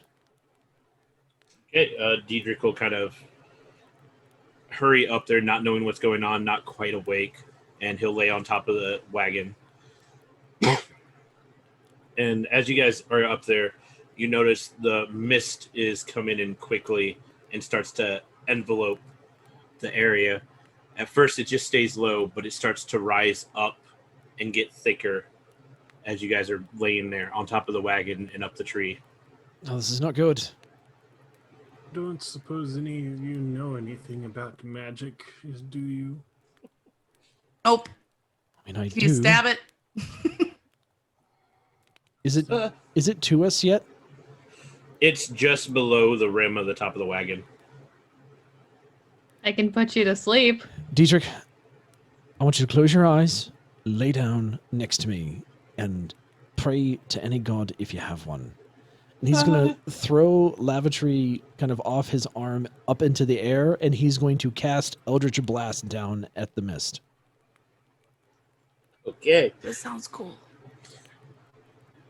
So down at the mist, just below the Kind of like edge of the wagon.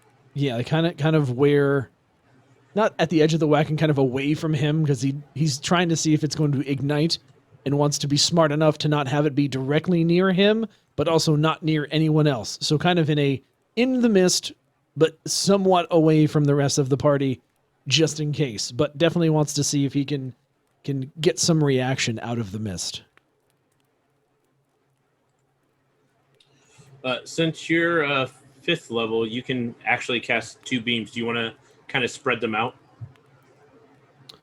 We're gonna start with 1. Okay. You shoot out your Eldritch Blast, and it goes out. You see the force of explosion from it, and the mist kind of just pushes away, gets pushed out, and it seems to clear in that area. But then moments later, the mist just fills it back in and gets thicker. That's not working. How far I does the can mist see spread? that. Like, did it all close in and consolidate, or is it across all that we can see? It covers everything that you can currently see.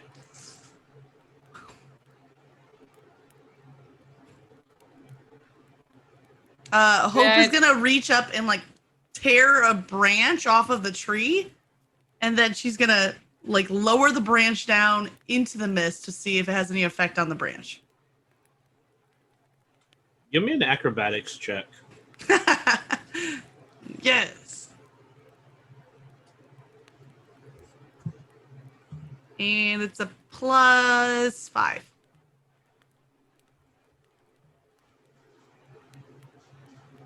Did I do it right? Did I do it wrong?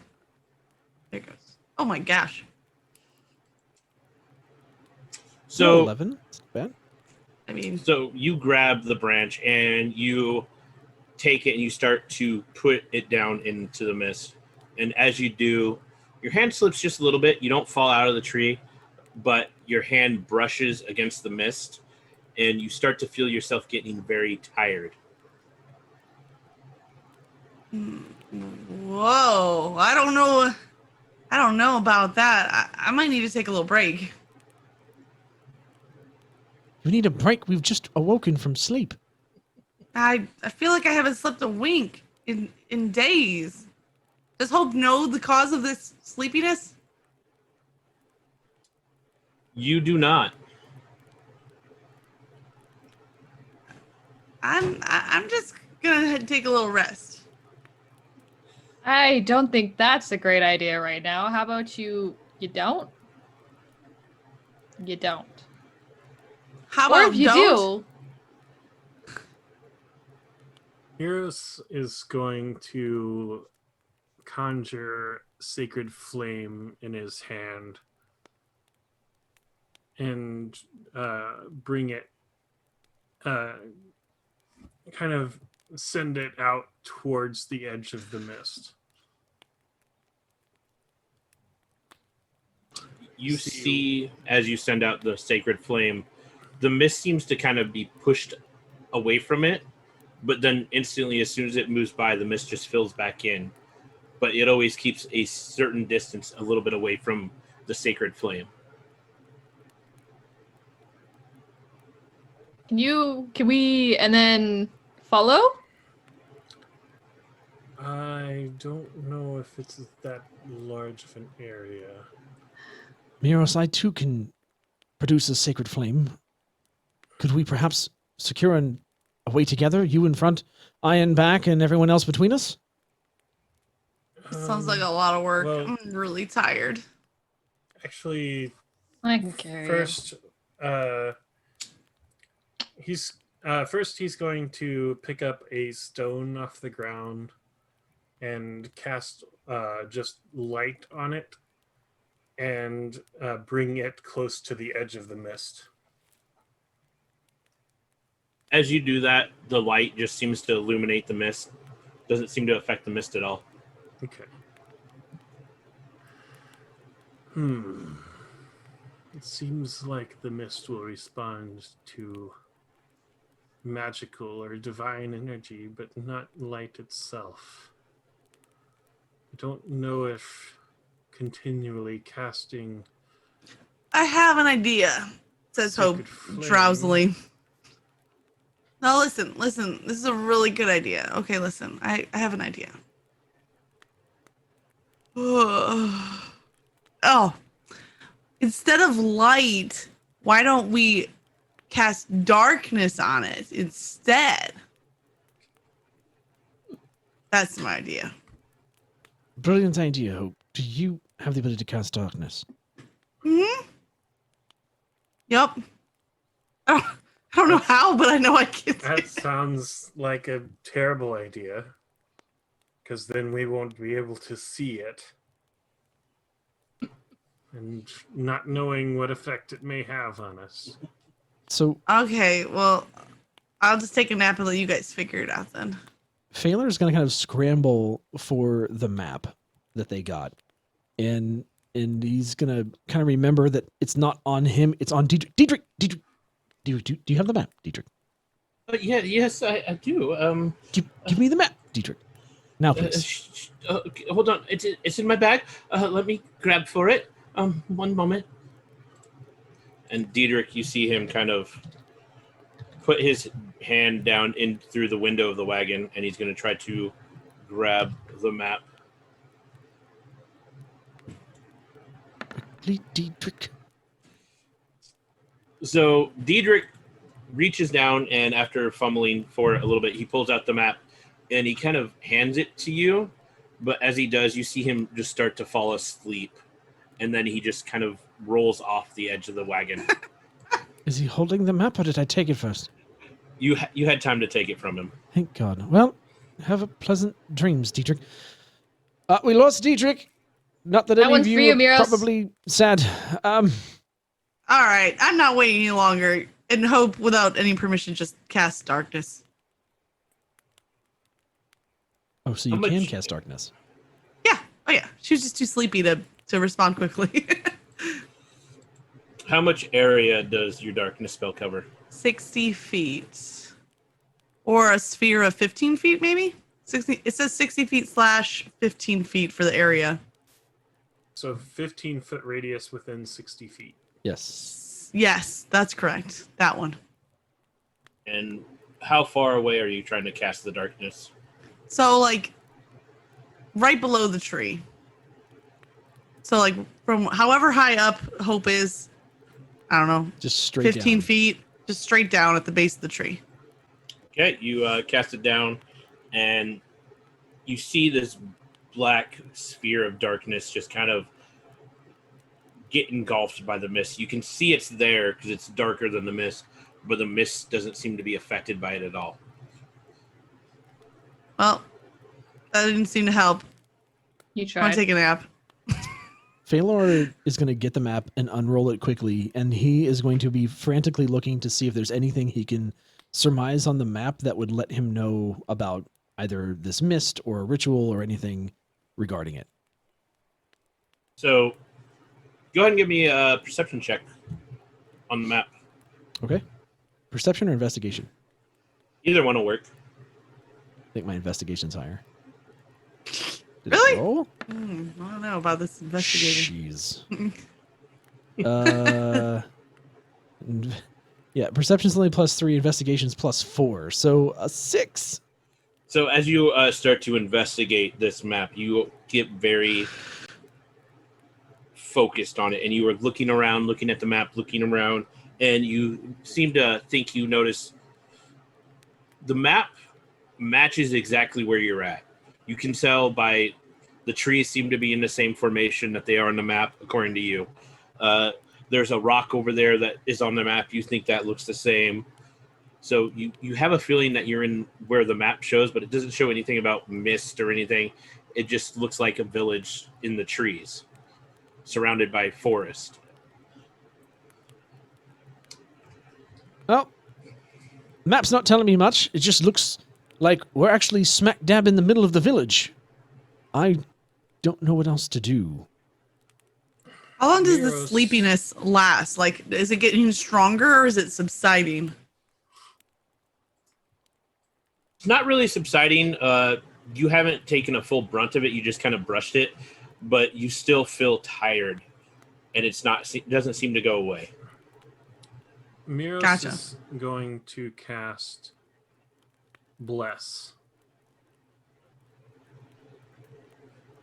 on himself and I'm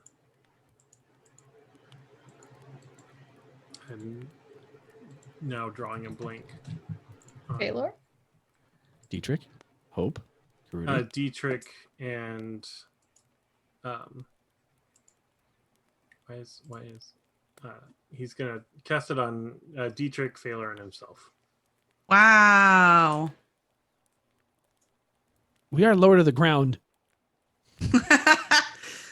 You're also all not tieflings. Mm-hmm. Oh my god. What does that do? What does Bless do? So when you cast Bless, it seems to, you notice the mist that was getting closer to Phalar starts to kind of retreat from him. And Diedrich, who's in the middle of the mist, there's like an area around him that does not seem to be affected by the mist at all. The mist kind of retreats from him.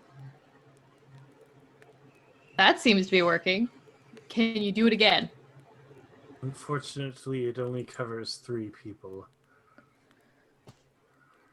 I'm gonna reach out to Lavatree with my mind and see if he can see if the mist ends anywhere from up high, or if it's just concentrated in our area, or if it's everywhere.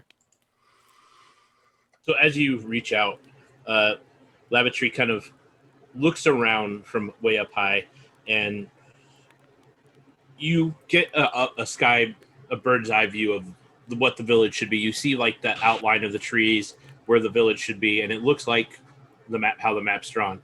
And from what you can tell is the mist seems to be coming from the center of the village where this giant rock is in between the river. And it stretches out for quite a long time. Eventually, he is able to actually see a part where the mist has not reached yet, but you see it reaching further. It's slowly moving past that, going even further out, but it does have an end currently. Well, Lavatree says that this mist is apparently originating from some kind of rock towards the center of where this village is supposed to be on this map. Miros, should we attempt to go and do something to this rock to stop this mist? Do you think it's somewhere where we can get within 10 minutes? DM? You could probably get there within 10 minutes. If we move quickly. Then everybody come close to me, and we will move together. Well, Karudi, if I was going to be stuck in a tree with somebody, it might as well be you. So, I appreciate that. No, both of you come here too. Oh, yeah, We're all going Phalar, together. Phalar kind of jumps down, and he's not the strongest, so he kind of starts dragging Diedrich by his foot, because he's also blessed. Perhaps the two of you could carry Diedrich. He does have the bless on him as well, and since he is currently night-night, we could all move that way together. I'm going to cast a different spell. you can carry him. What race is Diedrich? Can you try and wake up Dietrich? Diedrich is a young male human. I can put him to sleep. I can't wake him up. Miros tries to wake up Dietrich by slapping him in the face. That works. It doesn't seem to wake him up. All you hear is he seems to be whimpering in his sleep, and you see his muscles kind of like contracting and moving, almost like he's running. But he's not running anywhere, obviously. But he seems to be having some sort of dream where he's running. Okay. I'm going to reach out to him with Mind Link and shout his name in his head. Demonstrate. So as you try to reach out, you feel as if like the fog is within his mind now. You shout out his name and you hear it reverberate, but you don't get any sort of response back. But you feel this strangeness within his mind as you link with it, and it feels just like the fog. Well, I'm sorry to say, but his mind seems to have the same fog. So he's officially fucked. Please, let's carry him. And on, we only have a few moments. Okay. Miros is going to cast Spirit Guardians. Crudy will go ahead and jump down right next to him from the tree. Oops. I clicked the button, but I didn't Need to roll Hope dice. will sleepily drop down onto the tree. All right, let's see if we can move to this stone. This spell will last us 10 minutes, and hopefully it will hold back the fog.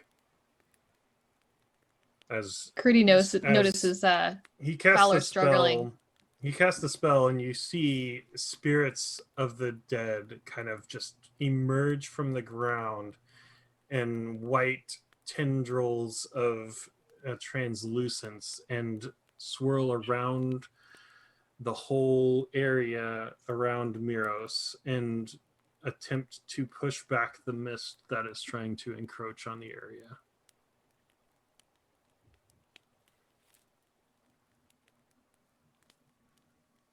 What alignment are you, Miros? He's probably, I don't know, probably neutral, probably on the good side of neutral. Are you sure? He's not letting you all die, that's for sure. Okay. You cast a spell, and these undead spirits kind of go out, and they start to push back the mist in a 15-foot radius around you and the party. Awesome. Let's move quickly then. It's even better. How long will this last? 10 minutes unless I get distracted. So can we move, please? Let's not be distracted. We bought ourselves a couple more minutes, it seems, but let's go. So you guys start heading down, and with Phalor kind of leading you guys in the correct direction of where he saw this mist coming from, you start heading that way.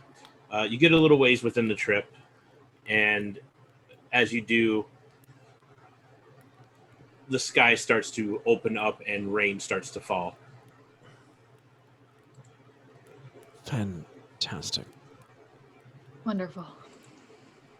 Does the rain have any effect on the mist? As you watch, it doesn't really seem to affect the mist. You kind of see almost as if the rain is being absorbed by the mist.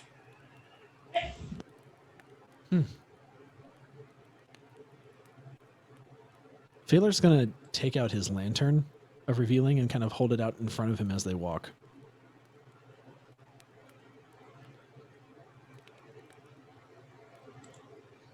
So you hold out your lantern, and as you do the mist, you start to see strange things within the mist. Strange things that you have no idea what they are. They're not anything you've ever heard of or seen before. At times you see what you think are faces within the mist. Other times you see strange creatures. I am seeing some very strange things in the mist. Let's just keep... Oh, what the hell is that? Let's keep walking. Keep walking. Oh, I don't like this. I don't like it either. I don't like. Can we see this as well, or is it just him? Everyone can see anything as light shows. You don't want to look ahead, I promise you. Just keep walking. This What lantern is does have a this 30-foot place? radius, so his lantern has a 30-foot radius and then an additional 30 feet of dim light. So you guys are able to see pretty much everything around us. Hope just unsheathes one of her rapiers. Crudy does as well, brings out her fiery greatsword, but doesn't quite activate it yet. Just a little further. Come on. We're getting close. I hope. You guys travel a bit more. About 5-6 minutes have passed. You're about halfway there. And as you get closer,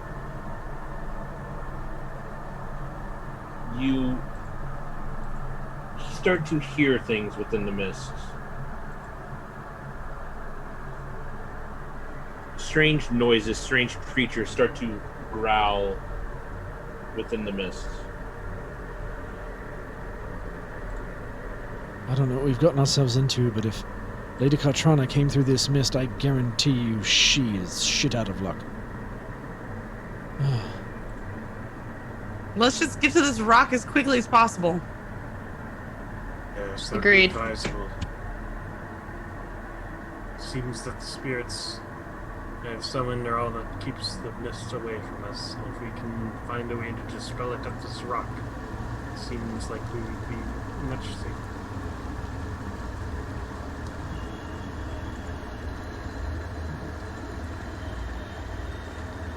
So can we get to the rock? Is Roll- the rock in a river?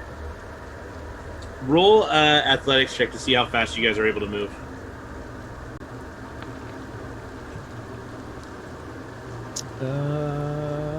It's a 14 for me. At 6. What, a -1? Oh dear. I get an 11. 17. So you guys- have an athletics bonus. Huh? You have an A bonus? athletics bonus. Athletics. Oh, +3. So yeah, 20. Alright, So I'll go ahead and grab Diedrich and just keep moving. you guys will able to get to the river, and as you see across the river, there seems to be an area where, in between both sides of the river, kind of forks. There's a giant rock in the middle, and you see this fog is starting to come up out of this rock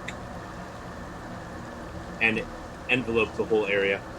The spell still seems to be keeping it away from you. It took you about 8 minutes to get here.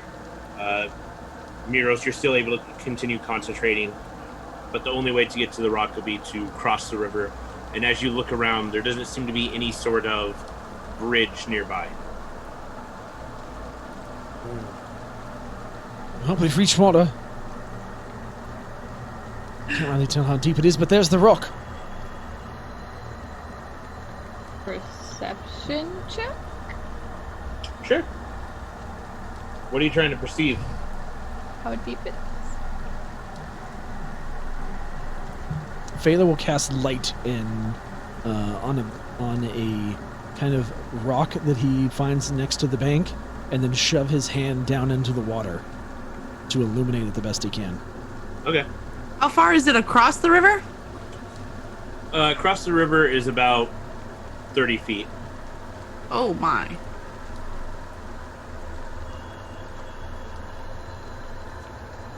How are we getting across there?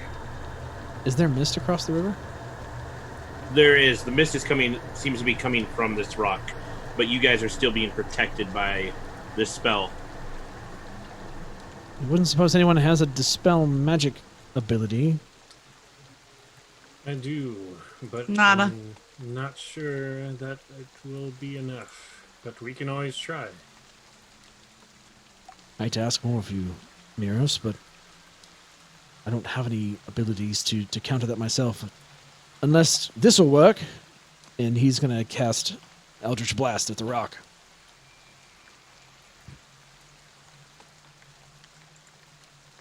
So as you cast Eldritch Blast at the rock, you see it goes out, it slams up against this rock, and you notice that sigils start to illuminate around the rock, and your spell seems to be deflected off of it and harmlessly flies off into the air and disappears.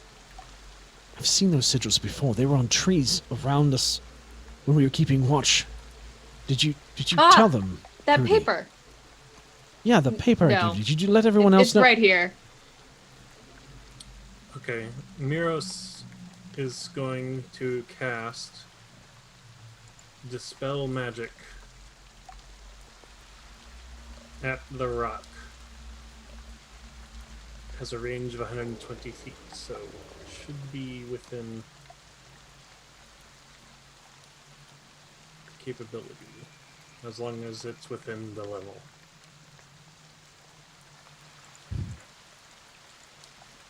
You can only cast it at 3rd level, so.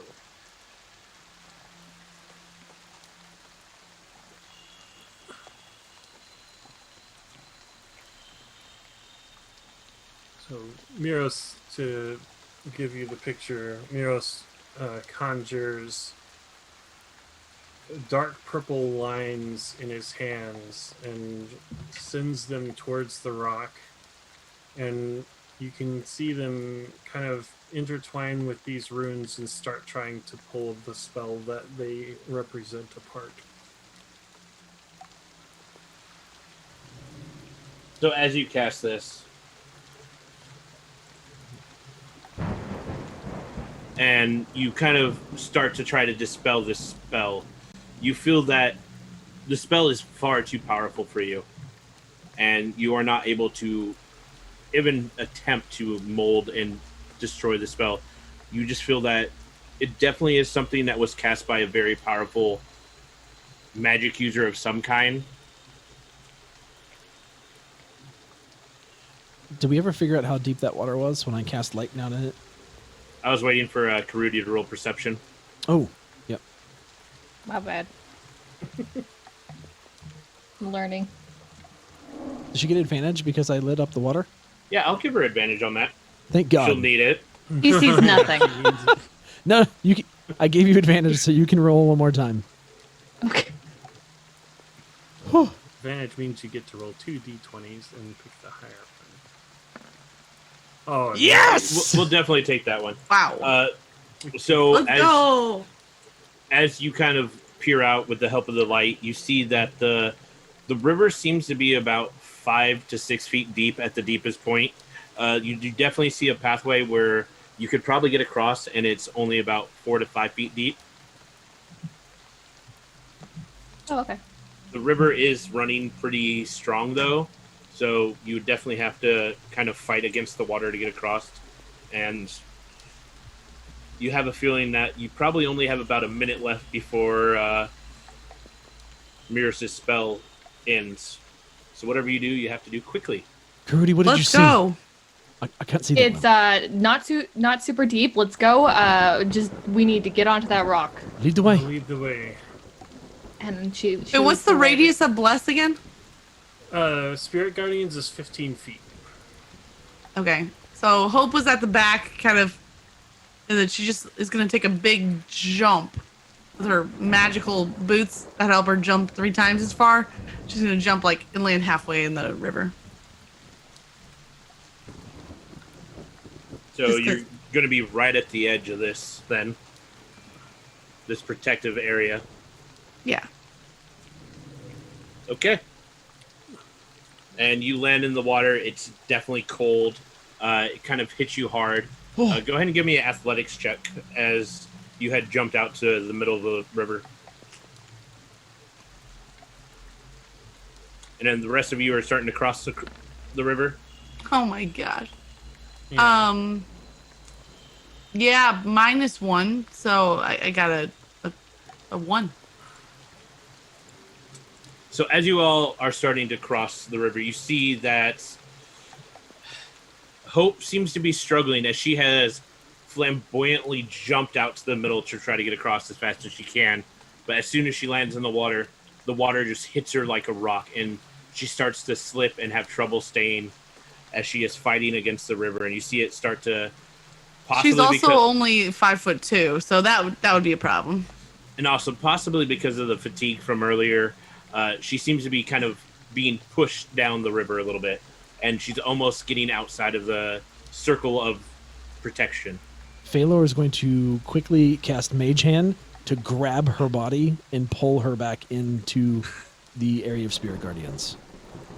No, you don't. Hope, come back. Ah! Ugh. Miros will also cast Mage Hand to try and assist.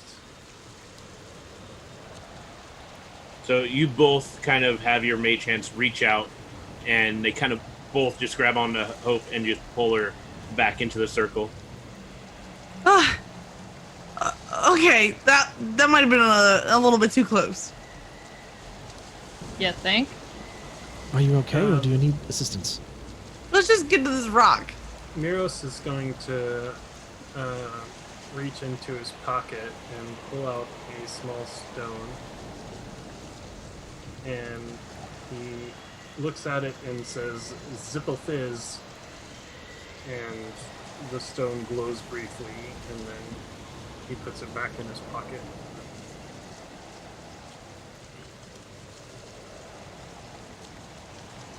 Should we be concerned? Always. I'm concerned. Let's be more concerned about getting across this river. Let's go.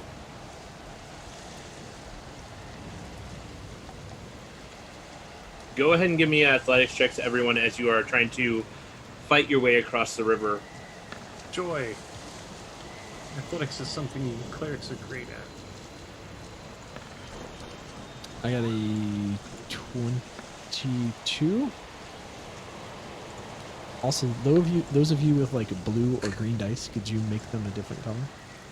That's not I think blue or mine green. is red. Your red's good. I just realized why the dice aren't showing up on the screen. Yeah. Makes sense. I got a 1. I rolled a 12. No, mine was showing up, I think. I got a 4.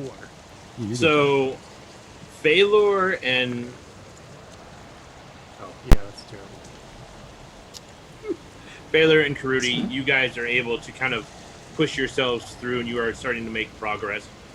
While Hope and Miro seem to be having trouble getting across. They're not really making any leeway as the water just keeps pushing them. Every time they take a step forward, they seem to get pushed back.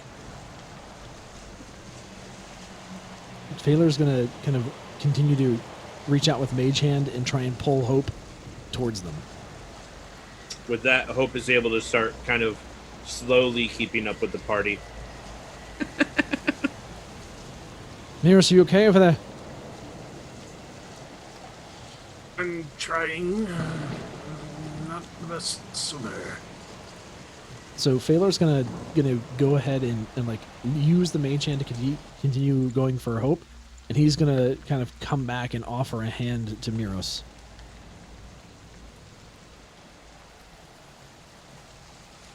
Rudy's just trying to get to the rock.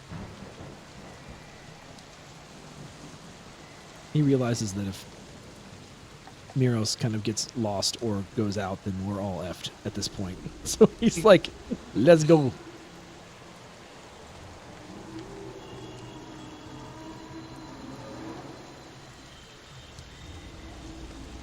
Come here, Miros. Give me your hand. Miros will reach out and take it. And with the help of Phalor, you'll be able to make it across to the rock. And about the time you start getting up onto the rock, you start climbing up, you start to feel the spirit guardians start to diminish and disappear as the enchantment is starting to lose power. Phalor's gonna kind of drop to his knees when you get to the other side and start sucking wind. What are we looking for here, guys? I can probably give us 10 more minutes of this if you think it will help, but it will be all that I can do. It's the only thing keeping us from this mist right now. Phalor's kind of on the ground and is really just kind of doubled over, but he's gonna go, look around. Anything where there's not mist? Anybody else? See anything? I thought we were going to do something to stop it. Can I do a perception check? Sure. I'd recommend it. And Miros would like Oh to my God. investigate the rock. Go ahead and also do one. So this definitely looks like a really big rock. I rolled a 1, yeah. It's a rock. It is a Rolled rock. a Very 20. big rock. Let's go. Do you have a bonus to your perception or investigation? Which one are you using? Perception, I got no bonus. Investigation, I got 1, so 21. So, Karudi, what you notice as you are looking at this rock, lightning seems to strike by nearby, and as it does, you see like this electrical charge kind of travel through the ground, and all the runes around this rock start to illuminate. And as you notice, some of the runes seem to be damaged, almost as if something has gone out of their way to deface them. And whatever sort of magic. You don't know a lot about magic. I don't. Actually, you know some magic. Do you have a Arcana? Do you have knowledge Arcana? You mean kind of like I don't know. proficiency in Arcana? Yes, Yeah. plus one. Go ahead and give me a there. roll for that. Okay.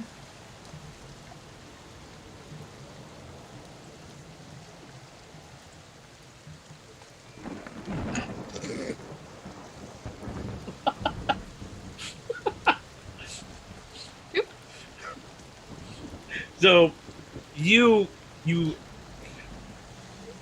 Not a very good night. you notice these runes, but then when you think about it, you just kind of have no understanding what kind of spell the runes could be doing. So you just kind of like look at it and you kind of just put it out of your mind, thinking that it's fine. A few runes being destroyed probably doesn't affect it. That's definitely not what's causing this this mist to rise out of this rock, and you just kind of just dismiss it completely. Phalor is going to kind of collect himself after sucking wind and being exhausted from the river. And he's going to close his eyes and reach out to Lavatree, who's his kind of patron / familiar, and say, "Do you know anything of this magic or these runes? I should have asked you sooner."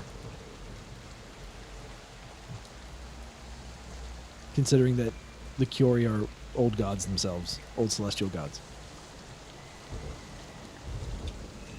So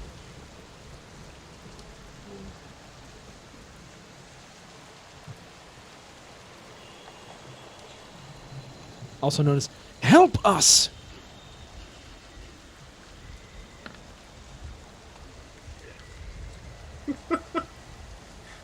So you'll kind of get a response as if them telling you they know what the runes were there for, and you kind of get this feeling that they were there to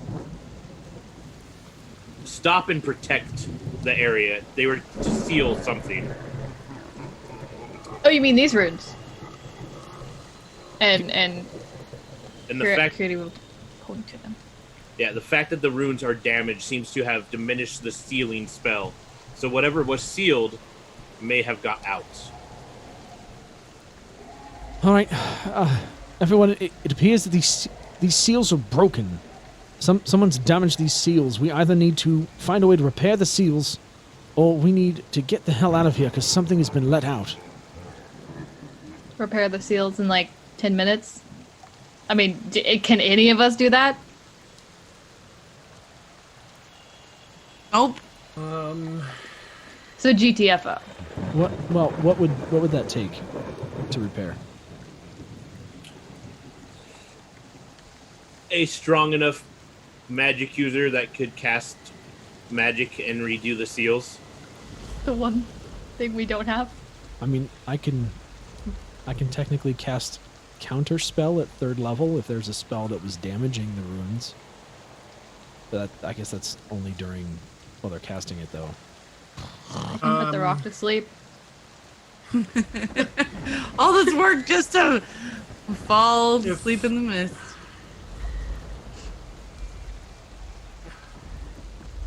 And with this, the spell of Guardian Spirit starts to completely diminish. The mist starts encroaching again on your party. I don't think there's any running. I think we're surrounded. I mean, So- you could probably run through the mist. Who knows how far you'll get? I What? guess Wait. No. Did we see? We got a nat 20 on perception. Are there any buildings around that we can see that we can run to? There is no buildings. There is a strange mound of dirt and grass that looks like it has some sort of opening. It is across the river from you, the other way, so you'd have to go over the other side. So it'd be another 30 feet through the river, and then it's about a 60-foot run to it. Okay, Miros is going to cast Spirit Guardians again. Miros, while you're trying to cast that, since your spell ended, roll me a D100 to see if you can get it off in time.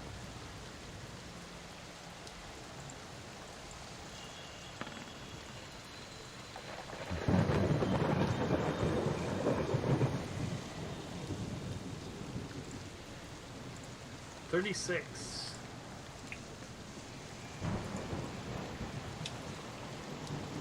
So, in what formation are you guys in right now? As you guys are on top of this rock. We're kind of huddled at this point. Yeah. Right around the A rock, clump. pretty much on one side of it, maybe. So, Karudi, you're carrying Diedrich, Yes. Miros, and then who's right next to Miros? I think Hope would still be next to Phaler because he was helping her through the river. Yeah, with Mage Hand. Okay. I don't know who's next to Miros. Miros is probably standing behind Phaler as he and Yeah, kind of back to back, I would assume. Magic are looking at the rock. Or, sorry. As he and Hope are looking at the rock. So, I have a random thought, and I just want to see if I'm picking up on anything. So the lantern picked up on the runes, and when we cast things like Sacred Flame and Eldritch Blast on the rock, the runes appeared to glow. Phaler kind of gets an idea as kind of a last-ditch effort that perhaps imbuing the seals with magic could help to repair them, because they seem to react to the magic. Okay. So could I do an Arcana check to see if they would react to magic? Yeah. Go ahead and give me an Arcana check.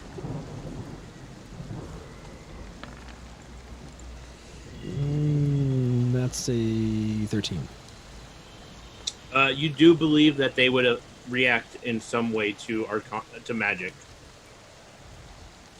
Depending on the magic, they might react differently, but you definitely feel that they would react in some form. These runes seem to be reacting to our energy. I don't know what would work. Casting Eldritch Blast seemed to get some kind of a reaction out of it. I'm wondering if we can put enough energy into these runes, if that could repair them. What magical energy do we have? Worth the try. Is Miros able to cast Spirit Guardians again? You were able to cast Spirit Guardians, and it did take a little bit longer than you expected. Karudi, you are at the further edge of it, so the mist starts to brush up against you, and as it does, it kind of envelopes part of your body, and then the Spirit Guardians come out and they push it away. But you start to feel yourself get extremely tired. Go ahead and give me a willpower save. Is that a D20? Yep. Yeah. Is that wisdom or? Yeah, wisdom.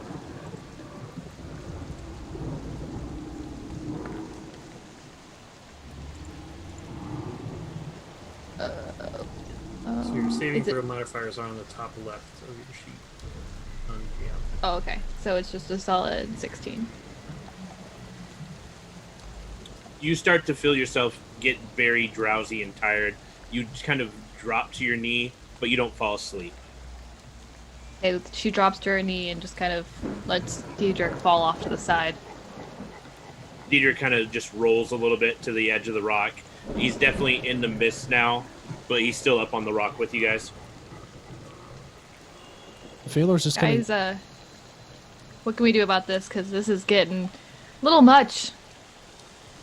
Phaler's just going to look towards one of the broken runes and just cast Sacred Flame at it and hold the flame on the rune as long as he possibly can. As you do, the rune you see kind of starts to light up, and as it does, the mist around the rune just kind of disperses and gets further away. You see less and less of the mist start to come out of the rock. How long can you hold Sacred Flame? It's a It's cantrip, so Yeah, it's an instant cantrip. I can continue to cast it at will. Forever and ever. In perpetuity. And So- Miro, seeing what effect it's having, can assist as well. Sacred Flame seems to be working. Mirrors, if you can target one of the other broken runes, we might be able to make this work.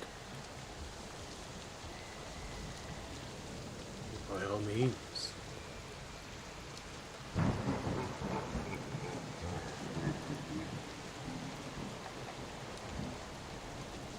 So you guys both start getting separate runes, channeling your Sacred Flame into them.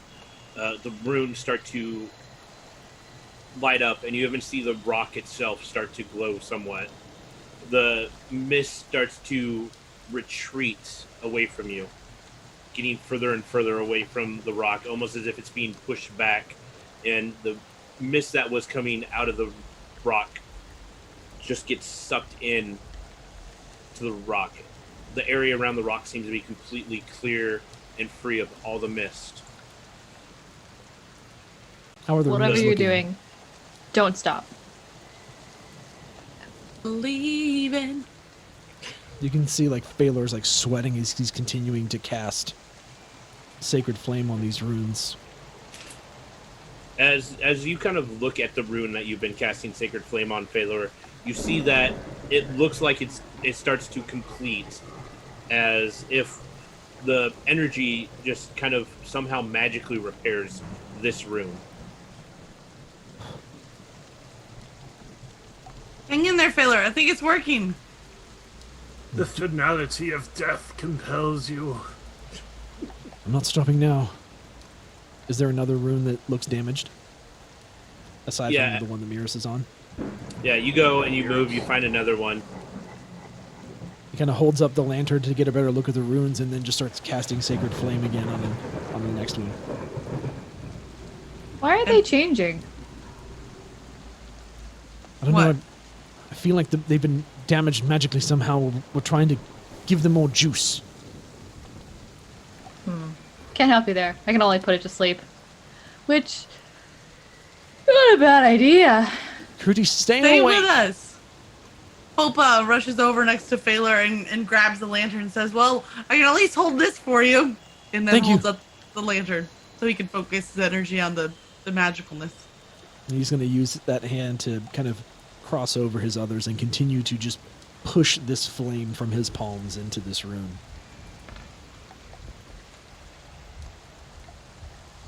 So, as you guys do this, Miros and Phalor, go ahead and give me an Arcana check.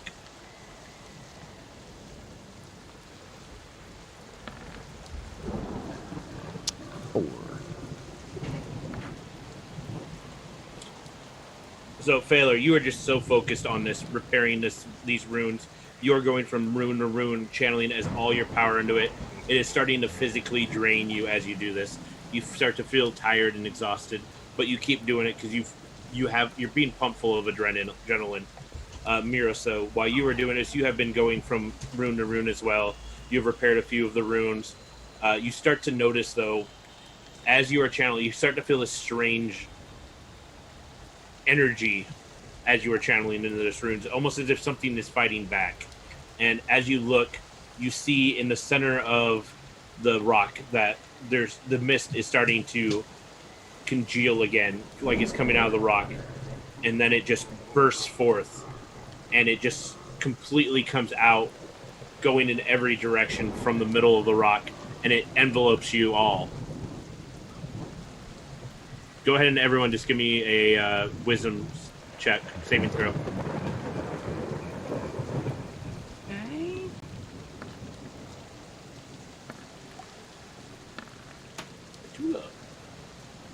Be a 15 total for. 2. So would you add the number at the top then? Right? Yes, on the wisdom under saving throw modifiers on the top. Where does left. Like under. Oh, like okay, under okay, your yeah, ability yeah. scores. Yeah. There's on the left side. Yeah, thank you. 16. So Miros, Karuti, and Phalor, this mist just completely engulfs you. And as you do, you start to feel yourself collapsing. And each one of you just slowly falls down and just falls asleep. Hope, you kind of resist it a little bit, and you notice the rest of your party has fallen asleep. And the spirit guardians, as Miros falls asleep, they start to dissipate and disappear. And you just have a moment there where you're standing there and you see the mist almost as if it's angry and mad that it was being held back, kind of come and attack you, and it just engulfs you. And within moments, you fall asleep as well. All right, good night, everybody. Good one shot. Damn it. And we're dead. Wait. You're not dead. Not dead. As Crudy falls, asleep, she turns over to Miros and says, "My body is not up for grabs." Wait, she said that to Miros? Baylor's just gonna pass straight out. He's spent.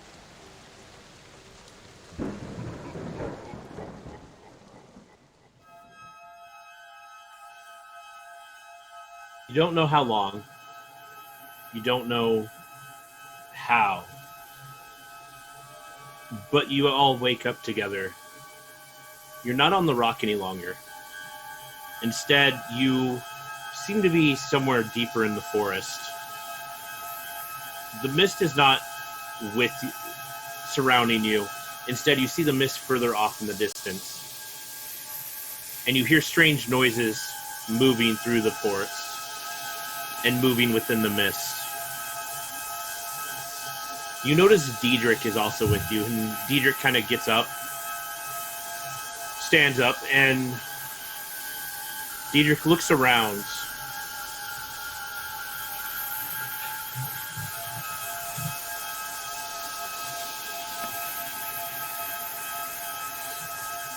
And he seems to kind of find his courage for a moment. Is everyone okay? Hope hops up to her feet. Where are we? I thought you would know. I mean, last I remember, I was at the wagon, and it's not here. Something about runes and a rock? I don't know what's going on. Baylor's gonna yawn. Oh, what the hell's going on? I'm trying to repair the runes. Runes? What are you talking about? We were trying It's a to rock. repair runes. The last thing I remember is Miros and Phalor trying to repair the runes, and then the mist, sprung out of the rock as if it was angry or fighting back. It took all of you down, and then lastly, it just grabbed me as this a mist, like a claw made out of mist, took me down, and that's the last thing I remember. Sounds like a bad dream. What kind of rock was this? A rock. In the middle of a split in a flowy river. In a river. Within the village? Or at least where the village should be? Yes, where the Yes. village should be. At the fork in the river. But you must be talking about the witching rock then. Wait, you What? knew there What? was something called the Witching Rock? Yes, it was a landmark within Mistvale. No one really knows where it came from. There's always been rumors. What are these rumors exactly? This is something that might have been more helpful before we got whatever happened. He was asleep. Karudi, Yeah, but I take back everything I've said. Feel free to punch him at will. Please don't. Wait, can do wait. He might know what rumors, and that could help us. okay, teacher, please tell us what you know about the Witching Rock and these rumors surrounding it. Before I break my oaths. Okay. The witching rock is The rumors say that a powerful wizard sealed a great elder god there, and there used to be evil, dark cults within Mistvale. They worshipped it like, well, a god, which it was, and they sealed it within the Witching Rock. And there were rumors that some sort of barrier held him in the rock. That's about all I know. I don't know what it was they worshipped, just that it was not from our world. It was alien, almost you unheard of, or if you saw it, you'd go insane. I want to make a knowledge check to see if I know what he's talking about. While you do that, Phalor is going to walk over to him, grab him by the front of his shirt, raise his What are you doing? hand. These would have been very important details instead of singing on the way to the Mist Village. Whoa, whoa, whoa. Calm down. Put him down. We all know that he's doing the very best that he can. Whatever level of ability that is left to be determined. But this is probably the best he has. While I don't disagree, I feel like the level of detail at which you have omitted thus far is astounding. Dietrich, is there anything else you would like to share with us before we progress any further to potential impending death? Yeah. Well, I know that before Mistvale disappeared, there were rumors that the cult had returned, and then shortly after, the village disappeared. I don't know if that will help at all. They were apparently trying to bring back their god. Can I punch him now? Phalor is just going to lower his arm, look up to the sky, and turn his head and walk away. And Lavitree's going to shit on his head. So Good enough. We noticed the color of the mist back there.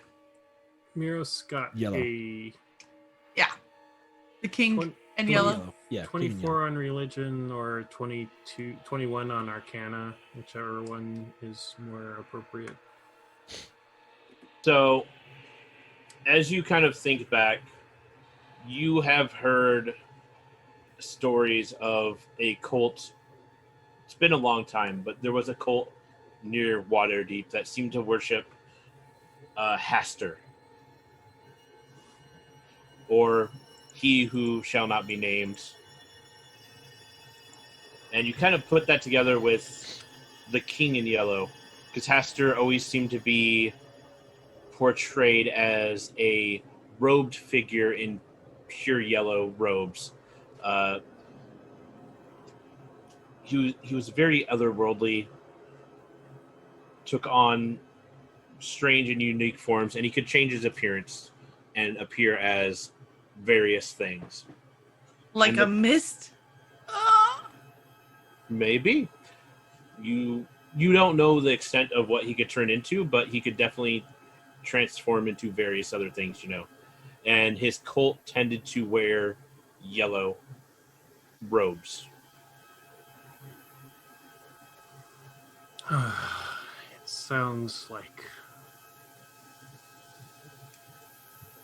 we're dealing with he who must not be named. Ah, the yellow guy. Yes. I remember hearing stories about a cult that worshipped him in this area. Okay, now I'm gonna slap you both. Miros? I didn't put them together until we heard about the Witching Rock and the people that had worshipped it and bound this creature or entity before. Miros, by chance,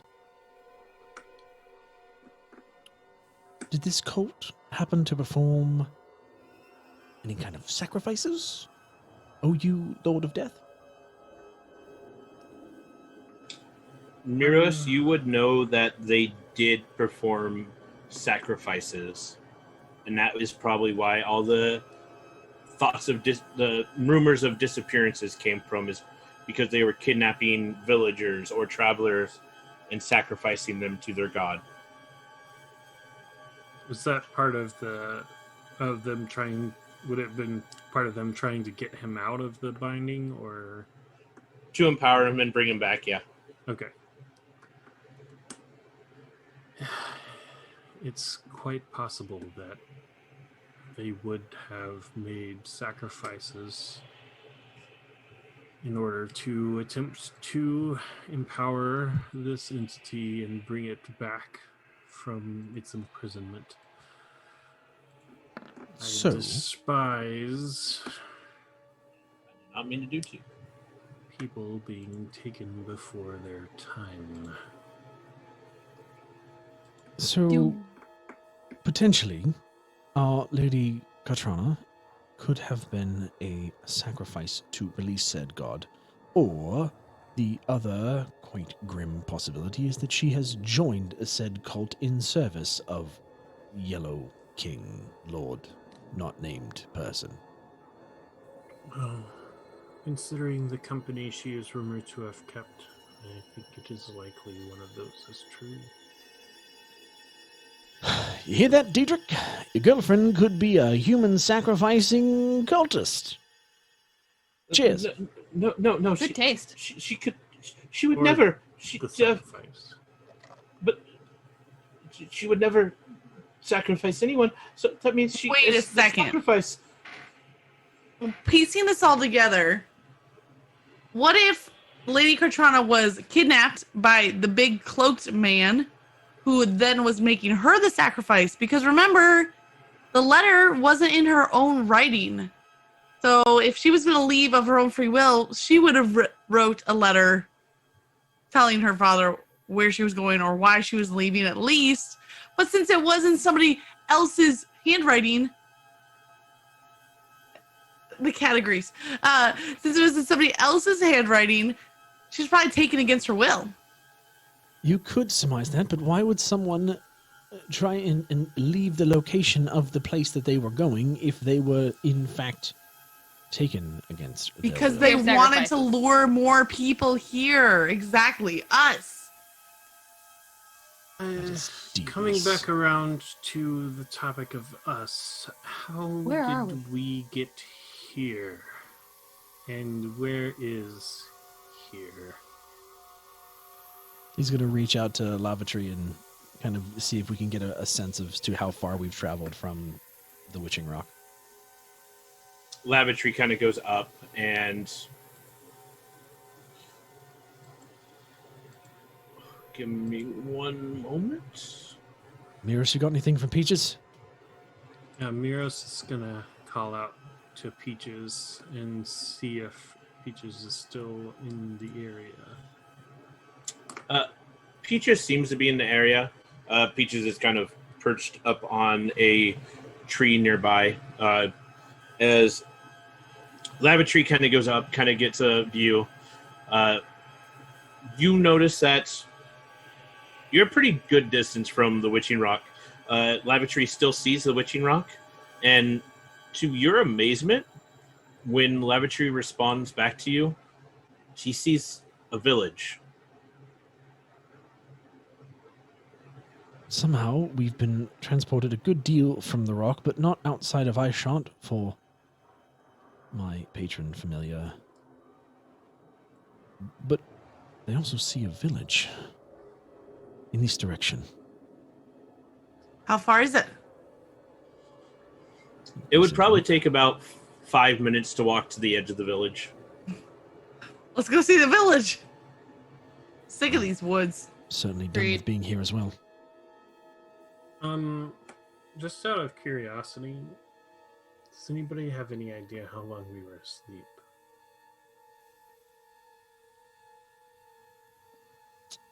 What time of that day would- is it now? It is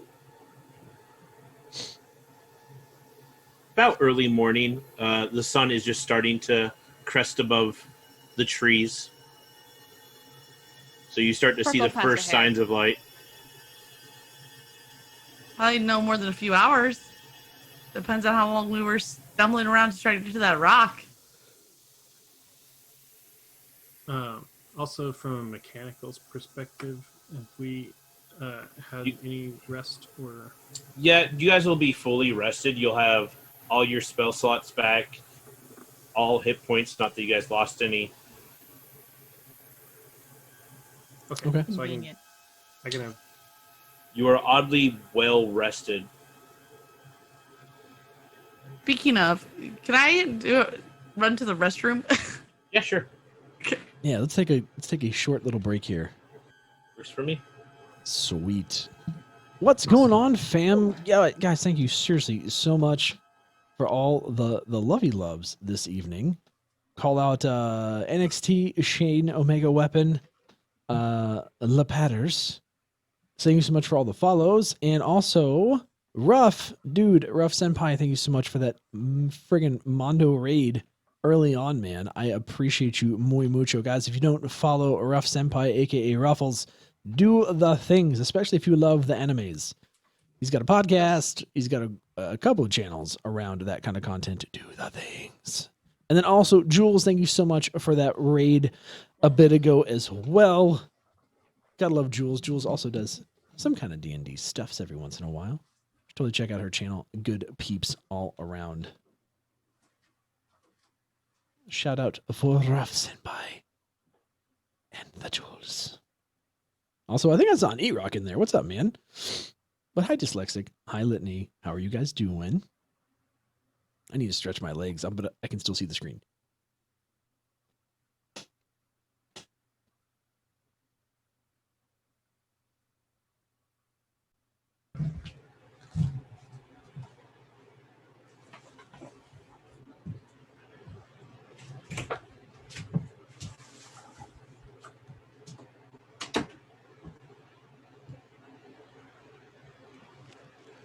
Okay, so the real question is, how am I doing for the first time? Fantastic.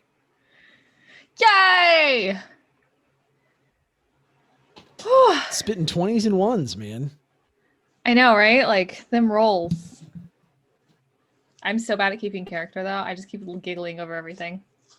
I've got this character who's like, don't give a crap, and I'm just like... No, that's what you're supposed to do. I've been looking a lot at my character sheet because it's a new character. There's spells and stuff that you may not know you have and things that you can do that you may not know. You doing okay? How am I? I'm doing fantastic. I'm actually playing D&D instead of DMing D&D. This is very weird. I'm hanging in there. Are you like a kitty poster? Hang in there. How are those earbuds, Rit? Food. Oddly enough, this one's perfectly fine, but I think Nice. like this one keeps hurting. Oh. So, but I just have really, really small little like ear canals. So the fact that this one's doing okay is pretty good. But they sound really good. What's that like? Oh. Oh. Stretchy, stretchy.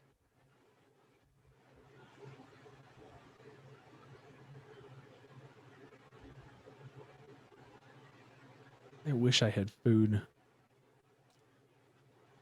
Watching you sneak things. I'm the de facto DM with your friends. Dyslexic, I played 2 games of D&D earlier this year, like literally like February. 2 games of D&D, and then started DMing. And I've been DM for like 25 sessions. So this is technically my 3rd time ever as a player of D&D. I'm in heaven right now. What do you think? You enjoying it? I love it. I love it. The hardest part is when you're DM, you never stop talking. So now that I'm a player, I have to remember to shut up. I know, I feel like I keep interrupting everybody and I'm like, I'm sorry. I don't feel like you were. Yeah, it's just like when you have abilities that lend themselves to a situation, you're kind of like, I want to help. But then at the same time, you're like, other people should help. But if I don't help and no one else is helping, we're going to die. Like, I think you're doing a good balance. thanks.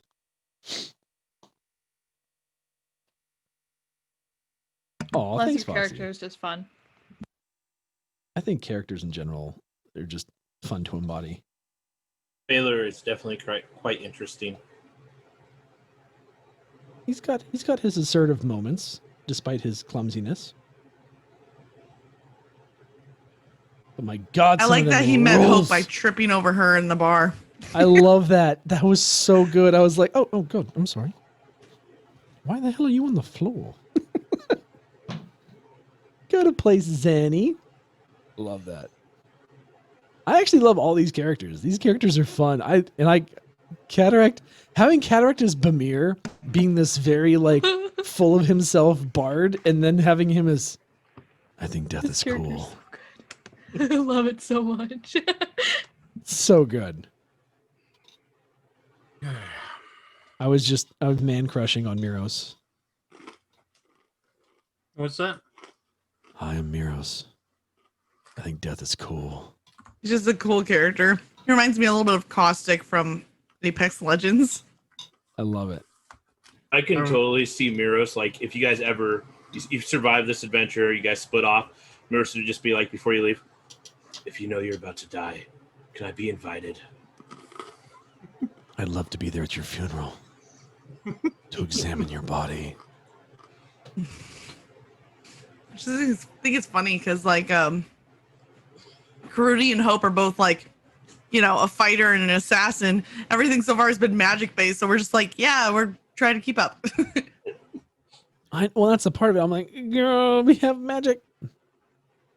But I don't. Well, like, the best part is I'm as close to It's a magic okay. user as I could be.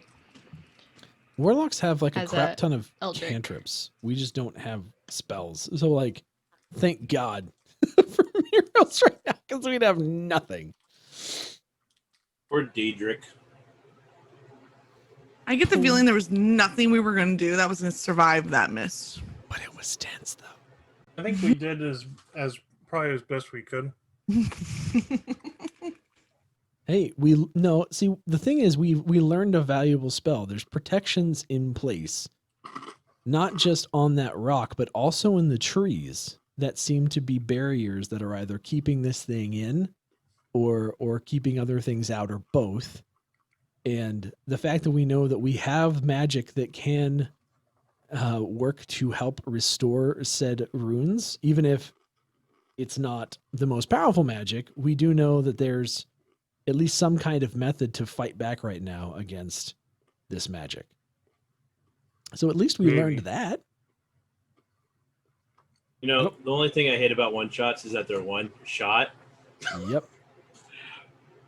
Because I would love to take this on for like a couple more sessions and drag this out a little bit more. Oh, I know. Like it's the problem with anything, right? You just got to keep moving, unfortunately. Yeah.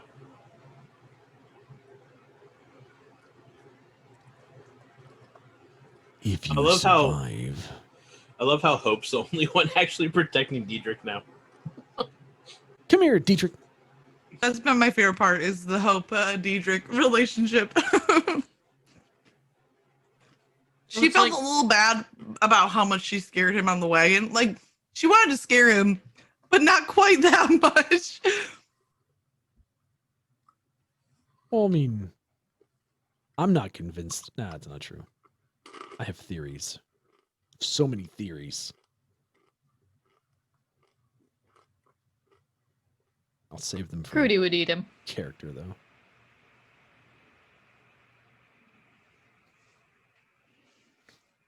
Yeah, Miros is an interesting guy, but he's not. I mean, he's not like. He's kind of creepy. That's how I choose to play off his -1 in charisma. I love it. I love it so much. Would you say he has a deadpan expression? Badoomch. Yes. Yep. No, that first like checking a pulse. He flies through the window. Oh, let me check his pulse. Still alive. Like, That was great. so disappointed. Like, oh shoot. Damn it. I'm glad you all enjoy him.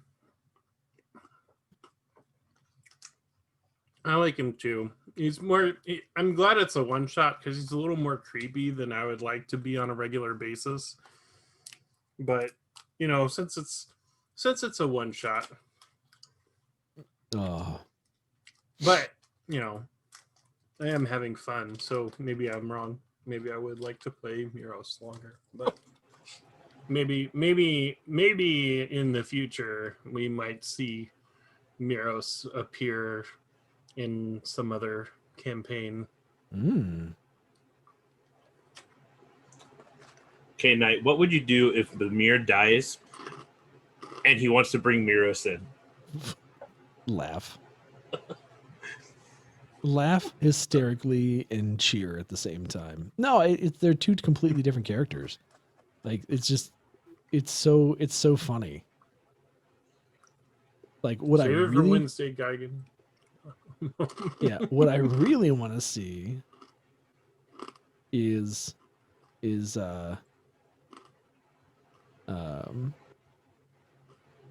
him interact with Nozdeth. Hey, Nozdeth, seen any dead people lately? Because she's a life domain cleric. Like, oh god, hi Miros. Yeah, I'm trying to figure out what I want to do for the long campaign. Well, you got a This couple character's weeks. fun, but I have got some this. options, but I'm going to kind of see what everyone else is and see what we need.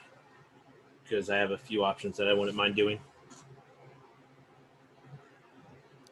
I have like one main idea, but I could veer off of it if I needed to. maybe you're where we start. I gotta remember what that command word I used was. Fizzy or something? Fizz. Zipplefizz, I think. Zipplefizz? Yes. Zipple fizz. That was good. I was like, what in the hell is this? Wait, is that one of those rocks you can go back to wherever you cast the original one? No. Zipplefizz. It'd be kind of bad because he put it in his pocket. Yeah. And Zipplefizz. Hooch! Diagonally. Bless you. Yeah. Miros appears out of his own pocket. It's as disturbing as it sounds. I could just imagine him literally being sucked into the bottom of the pocket and then shooting out of it all at the same time. Oh, God. Just like your body warping in like it's a black hole. Yeah, no, that is for That would have been awesome. The most. for full transparency. I forgot where I put that. A secret that I'm not going to share. No, it's fine. I love that. Full transparency is a secret I'm not going to Not tell sharing. you about. I'm going to tell you exactly what I'm going to do after I did it. No, I can tell you if you want, but I'm not. No, it's fine. That's all right. Build the mystery.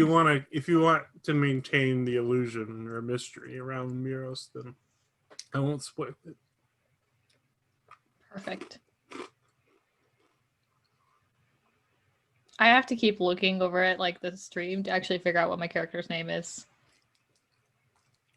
That's why a couple times you said, "Oh, and Crudy," and I'm like, "Oh, that's me." That's me. I need to do that role. Yeah. It's fantastic.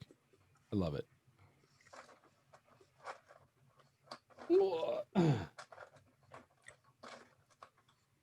Well, I am ready when y'all are. I'm the only one not Yeah. munching, though. I'm just snacking on some cheese and pretzel bites. I'm ready. I'm just save drinking the water. I want food. I made my partner get me food.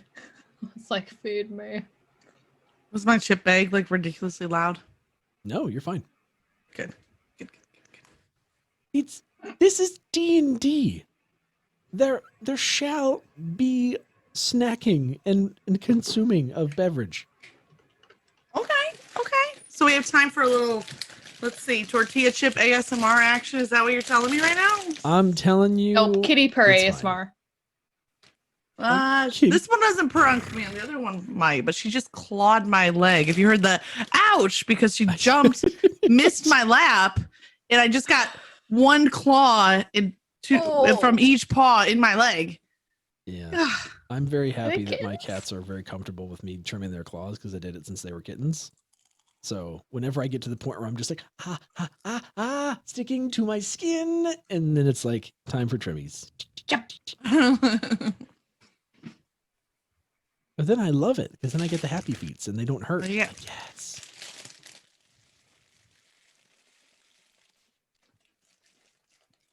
ASMR. That magic. Oh yeah. Chip ASMR is the only ASMR I partake in. Sorry. Chips. Crunchy. Careful, you'll put me to sleep. That's my nightly routine. ASMR. Crispy. Next time I eat a bag of chips, I'll record it and send it to you as a DM. Be like, sweet dreams, crunch, crunch, crunch. Can record some Perfect. Miros ASMR. What? I'll see you on the other side. Is this chip dead? 'Tis not. Let me dissect you with my molars. I do work for the coroner. He sounded way too happy at that. X Pulse. Ooh, this one's dead. Still warm. Oh, girl. I missed that one. Gurleen, Well, forget the figures in the mist. I'm just afraid of our actual party here. Don't worry. This is an assassin talking. Diedrich's definitely afraid of your party right now. As he should be. Dietrich should Trust be me. afraid because Dietrich's in on it. When Miros finds out that you're an assassin, he is never going to let you leave his sight. He's Out gonna of follow you professional around. Curiosity. like paparazzi. Capturing your every move. I just want to be your bestest friend. I just want to be there, you know? I don't think Hope has revealed that she's an assassin yet. I would love to friend you on Faerun Book. Can we exchange pigeons?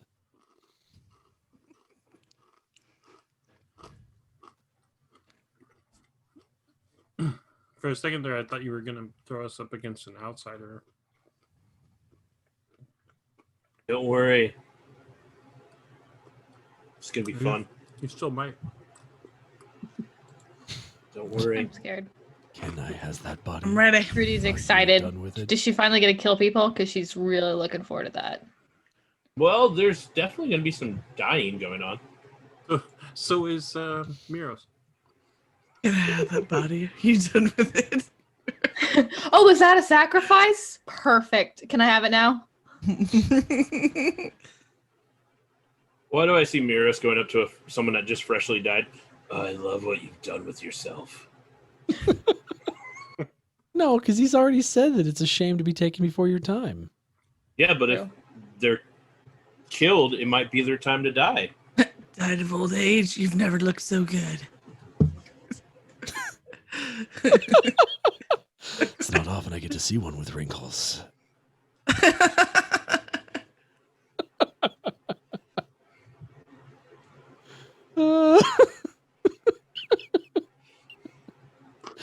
We better go. We're going down a dark There are path. always wrinkles. You just have to know where to look. Oh, God. Get me out of here. No. All Geigen, hurry. right, please, DM, go. Hi-ho, let's go. Oh god. So as you guys are starting to head back towards where Phalor says the village is, Diedrich kind of starts to fidget around, and then he just starts to make a break for it, running at an angle towards the forest and towards the mists. Can Crudy try to get him? Is there something I can roll for that? Yeah, if you want to chase him down, you can roll athletics. Sure. She's a bounty hunter. She's used to this.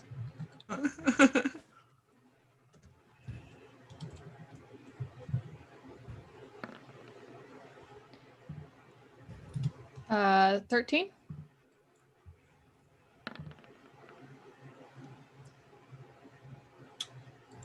She also has a whip.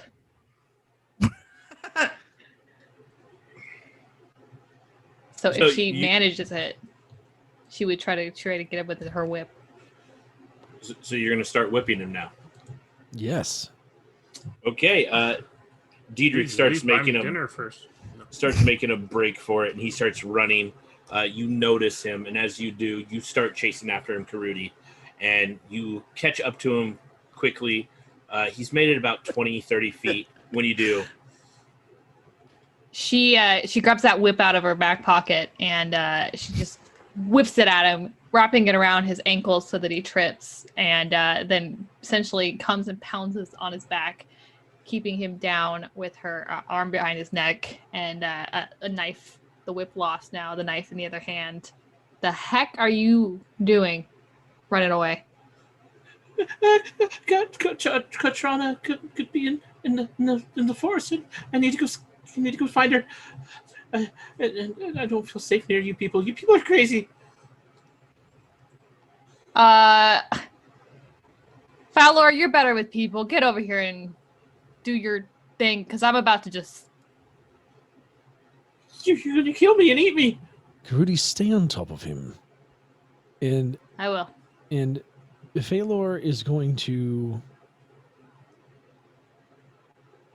take a different tact. He's gonna kneel down next to Dietrich.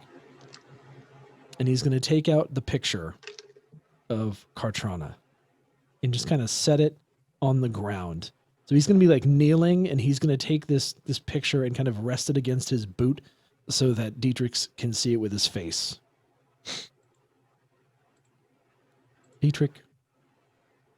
Yes? I'm of two minds of you right now. I've noticed that you have two minds. I actually literally do have two minds, so let's not belabor the point, shall we? You would do well to listen.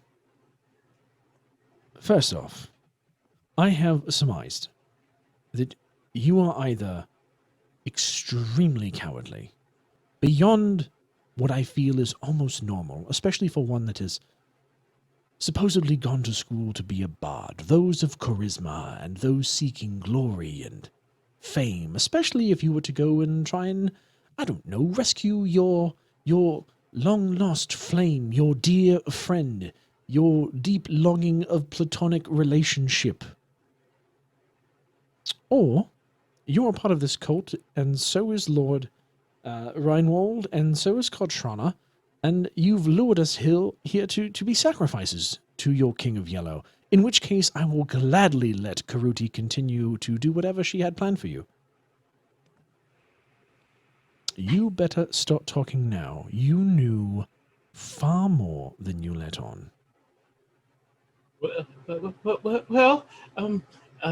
if I was part of the cult, I wouldn't have told you anything, would I? So me telling you proves I'm not. As for the Bard thing, I did go to Bard College, but I never Rudy's going to stop graduated. him there and kind of get the knife a little closer so it draws blood. Get to the point. What do you know? Well, I'm answering these questions. I never graduated Bard College. I'm not really a bard. I want to be a bard, but apparently I can't sing or dance or about play the music. cult. I've told you everything I know about the cult. Rolling inside. Diedrich. I hope just like walks up very Miros, soothing. Miros is keenly interested in Dietrich's impending death, but is also also interested It's a 12. in whether or not he's telling the truth, because it will make a very big difference as to whether it's actually his time to die or not. Dietrich, calm down. Everything's going to be just fine. I just need to persuade you to tell me everything you know so that I can better protect you and look out for you. That's all this is. And can I use persuasion on Dietrich? Yeah, you have advantage because he likes you. And Yes. Miros has got a 22 on insight. I have a 12.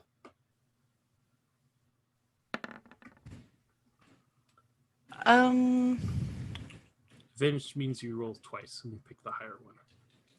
I mean, yeah. So, Phalor and Miros, I had 24. you do believe that he is being truthful to you, that he's not really trying to hide anything from you. Does a 24 persuasion change anything? I haven't told you everything I know about the cult. I've just heard rumors and such. It was an interesting story, and I wanted to tell people about it. I don't really know anything else about the cult.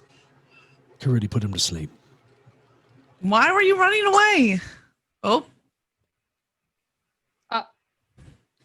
He's out. well, He's telling the truth. No I need know that he to- was telling the truth. But I We don't have any more time to waste really on him, and I am not wanted keen to on hit him running off like some sort of idiot. So now we have to carry him wherever we're going to go? No, we're going to leave him No. here. you can't just leave him here in the woods. You mean we can't just leave him? The village is literally right there. We'll bring him The with us to the village village that's- at least. okay, the village that is not supposed to be there is right there. But only if I can We punch him even again. know. Listen. I surmise that either really bad cultist people are going to be in the village, in which case carrying a body is not going to be good for any of us. There is no fog here, in which case fog only helped us sleep and feel really incredible. I haven't slept this well in years.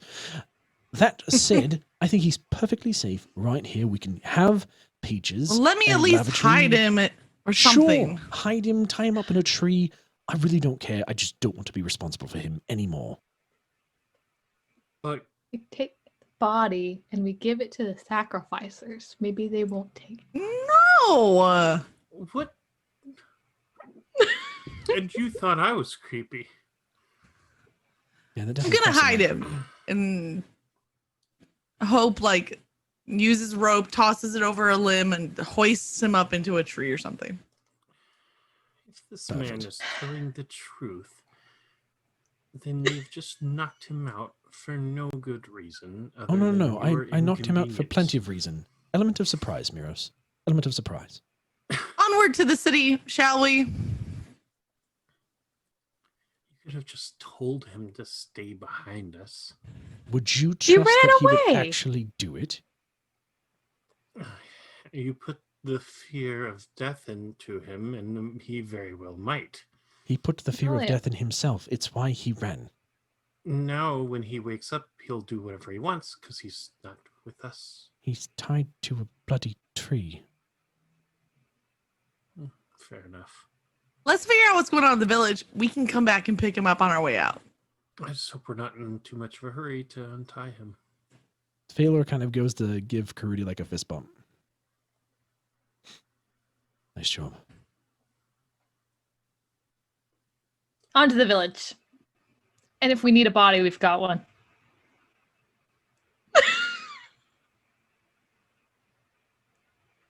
And Crudy will go ahead and lead the team to the village. Okay. You guys start heading towards the village. And as you do, Can we do so stealthily? sure, roll stealth. Yes! Finally! Oh my gosh. Something that you're good at. Oh yeah. I Yeah, hope you 26. guys got big backpacks. 26. Wait, what do I add to that? Stealth is Oh, a skill, stealth. so Oh, sorry. 20. it's all good. It's your first time. Learning. So Knight and Cataract, what are you? I think I got a 4. I got a 10. Hopefully that brings up the party average. This was your idea. Listen, I'm not the most dexterous, okay? You guys start heading into town, and you guys are able to sneak up. Let me. Miros is literally casting Mage Hand to move twigs out from under Phalor's feet. Hope kind of lags behind because if the rest of them get observed, she wants to be out of range, I guess. Rudy's leading the party so she can kill whoever she needs to, quietly and quickly. Miros Can you- is right behind her. Can you see the Phalor token on the map? Do you want me to go over the map now? We had a map. Sure. There's a map. I do not see the only Phalor token on the see map. I am in It's blackness. black. Yeah, it's a The big black half square. black, half gray. Just black. Okay. It seems that whatever is there has not yet been revealed to us. It's covered in a map mist and of it is mystery. painted black. Can I like hide your guys' faces? Mm-hmm. Yes, you can. Wow. If you go on the Oh, right ouch. side, you can do go over to the Ouch. settings, and for like position, you can move people to the top. And then for display, it'll say like regular. You can go to like small or names only.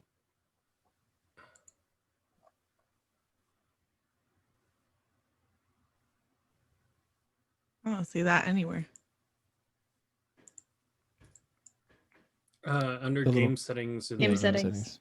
on the cog, Chat avatars. player video / avatar size, you can see the drop down. It says Yep. I there's see. a map. Oh, See a map. Map. yes. I don't see a token, the but I see a map. Phalor token on it. I see a token. Do you? Yeah, Phalor see is your in the bottom token. right. Yeah, I do as well. Oh, yeah. So you guys are all where Phalor is currently. Okay. Okay. Whoop.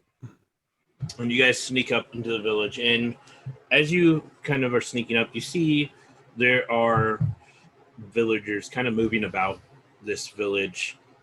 They seem to be wearing heavy leather clothes, kind of like a very rustic, almost tribal style of clothing. Definitely look like this would be a hunting type village by the way they're dressed. They're moving about doing their daily chores, you assume, or whatnot, just going about their business. None of them seem to have noticed you. They are just kind of seem like normal people so far. Are these like trees then, or is there a wall here? Yeah, those are trees. All right, so Hope's gonna duck into the tree line Okay. stealthily. You rolled a high enough stealth, you can easily stealthily move into the tree line. And Crudy's going to do the same, but just kind of slowly start moving towards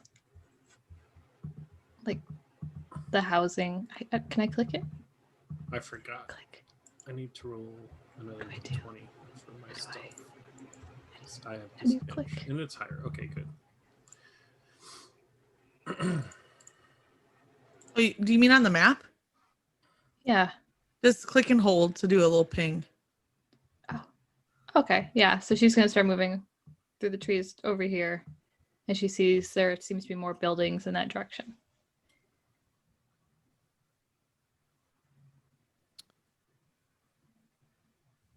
Phalor's kind of let you guys take the lead and just kind of try to observe everything he can, and kind of call out to Lavatree and see if there's anything that he can tell him. So Lavatory kind of responds to you. Go ahead and give me a perception check, and we'll use it for lavatory. Okay. That was I not do a the roll. same thing with Peaches. Jeez. I'm cursed. That's a 10. So you kind of get informed that based off of what they can see, the village on this eastern side of the river, you can see people moving about, doing things. But the western side of the river seems almost abandoned. There's a couple people that are seen. They're cloaked and kind of moving through the trees. But the right side, you see villagers kind of going about their business. And it's definitely the more populated side. There's still a bunch of houses and whatnot on the western side of the river, but your map does not show how many or where they are. You only have this eastern side of the village on your map. Do these people look like cultists or like people? They just look like regular people. They're dressed more tribal-like. The ones that are on the eastern side or the western side? The ones that are nearest to us. They seem more like tribal hunters or whatnot. They're heavy furs. They have bone necklaces. They are just kind of like rustic woodsman people. So, Curry, What kind of buildings are they? Log buildings for the most part. Some are, there's a few brick here and there, but for the most part, it's like log buildings.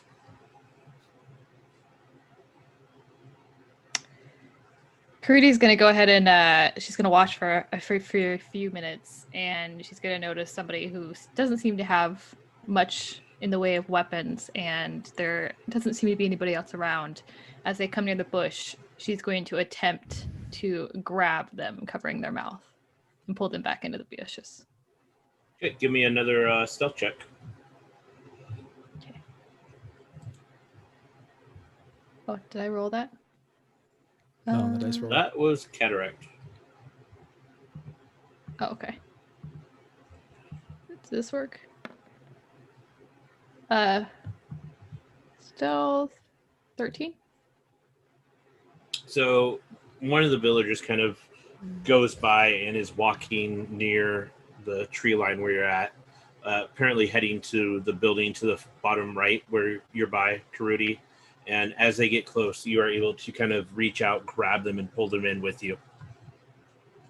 She is going to hold their mouth and immediately kind of drag them back towards a little bit further into the bush and demand, what is going on here? Why is this place hidden? Oh, what do you mean? Hidden? We're just a simple hunting village. I don't remember if she still has the picture. I think she does. So she's going to go ahead and very carefully, not releasing this person, reach and grab the picture and show it to him. Have you seen this woman? No, ma'am. Not seen her. Don't get many visitors lately. And why is that? I don't know. I just assumed we've had problems with shadow wolves recently. Maybe that's why. She's gonna do. What would I do to figure out if he's lying? Insight. Okay, I'm gonna do an insight roll. While you're doing that, Phaler's going to kind of reach out to you with Mind Link and say, ask him about people in yellow cloaks. You definitely have no idea if he's telling the truth or not. You can't get a read on him at all. Yeah. What about people in yellow cloaks? As you say that, he kind of starts to shake, and you just see him kind of shake uncontrollably, and he's like, no, nothing. Don't know anything about yellow cloaks. Yeah, nothing. Don't know anything. Can I mind link? Like, if you're linked to me, can I talk Yeah. back? Yeah. 100%. He's gonna shit himself when I mention the yellow cloaks. I don't got anything else. Maybe I'm put not him- people. Maybe you can put him to sleep and we can interrogate him back in the forest. Done deal. And then she's gonna go ahead and use I have sleep as one of my. Actually, no, she's gonna she's gonna put him to sleep. We're not gonna knock him out. She's not gonna make that mistake twice. So she's gonna go ahead and put him to sleep, and drag him back to the crew.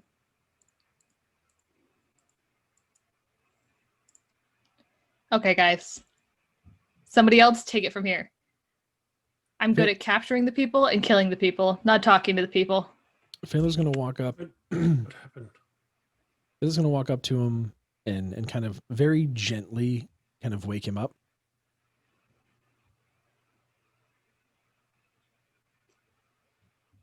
She's going to keep a hold of him just in case. What happened to him? Is he waking up? Give me 1 second. I shouldn't have to attack him. I should just be able to rouse him. Yeah. Yeah. Did you cast the spell sleep? Yes. Then So I think I have to wake him up, right? If anybody shakes him awake, then he'll wake up. Yeah, he'll Okay. wake up. I'm not going to make you actually roll the damage to see if he actually goes to sleep. Oh. But yeah, you'll be able to wake him up. All right. Mate. Listen, you happened to fall asleep, and now you're here. You're safe. Don't worry. That woman, Why would I fall asleep? that woman that we were with, she's put you to sleep. Listen, I know you. What? It's okay. It's okay. You're safe now. I promise. I'm a friend. We've come here looking for a woman, and I know you told my friend that you did not see her. However, she did say you had a rather visceral reaction to talking about people in yellow cloaks. Now, listen, I'm not here to upset the apple cart. I'm just here to look for this girl. I understand what's at stake here. I understand who these people are and what they're capable of. I would love to be able to aid you in some way, but I'm currently charged right now by this girl's father to find her and bring her back safely. So I would really appreciate it if you would, one, let me know truly, honestly, if you've seen her, and two, if there's any way that I can help you. I've got quite a group of adventurers here with me. We might be able to give your village some aid, as clearly you've been cut off magically from the rest of the world. I don't know about us being cut off, but I swear I've never seen the girl you're talking about. As for the other thing, I can't say anything. I don't want to die, but you should probably look into the Gedrick home. Yep. I'm not going to say why, but you should. Oh, okay, fair enough. Look, I'm not trying to cause you any more trouble. I understand this has been a Where bit is of it? an unusual experience, but where is this home? Well, if I was going to explain it, you would have to cross the river. If you go to Davish's place, it's in the northern part of the village. He can ferry you across. Fantastic. And then it's you see that big rock up there on the cliff, and he kind of points, and you see this big giant cliff rock that's in the northwest part of the village. Yes. It's just at the bottom of that. I appreciate that. What was your name? My name's John. John. All right, fair enough. So you are used to getting visitors, correct? If we were to walk through town, no one would think ill of us. We have had visitors, yeah, but not lately. Not with the disappearances. The last villagers seem to have left. We had a man and a woman show up, but I never saw them. How long ago was that? About a few days ago. All right, well, what I'm getting from you, John, right? John? Yeah, I'm John. Okay, John, what I'm getting from you is that if I go and walk to this ferry and talk to this ferryman, Davish, right? Davish? It's Davish. Right, splendid. He's not going to give me a hard time about doing this. I'm not going to stick out like a sore thumb. No, I'm Davish not is gonna be used to bringing- travelers. Perfect. So, I just want to ask you one more thing. And with this, he's going to kind of roll persuasion. Is there anything else you think I should know about this home before we get there?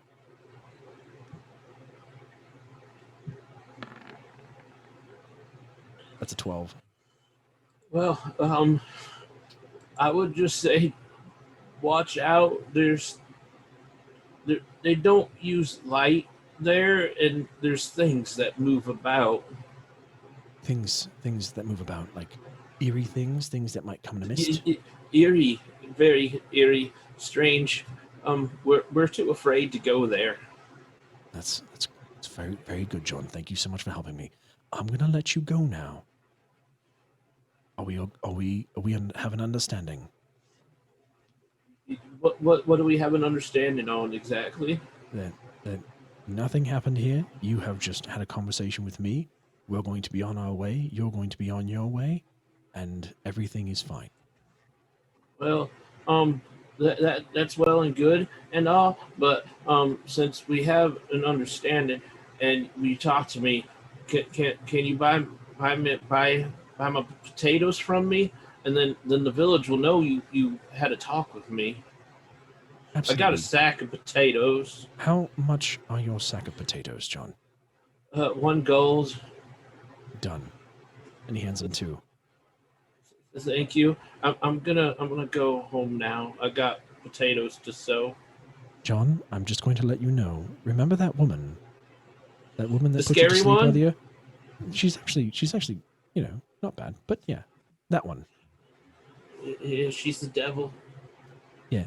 She'll come visit you if you've lied to me or you double-crossed me. Do you understand? Yeah. All right.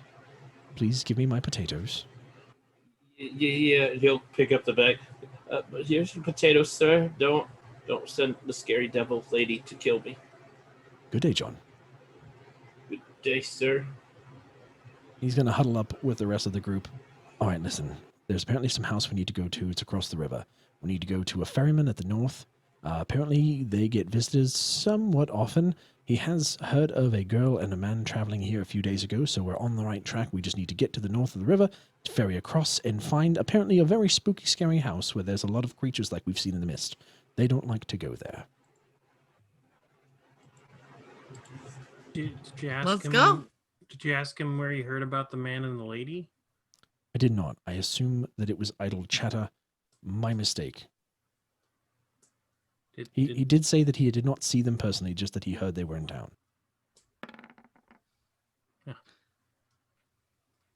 I can see why you're the junior investigator. You know what? I'm getting better all the time. Let's go then. Sounds like, wait. You guys might seem pretty normal in town, but what about us? Tiefling. I don't know.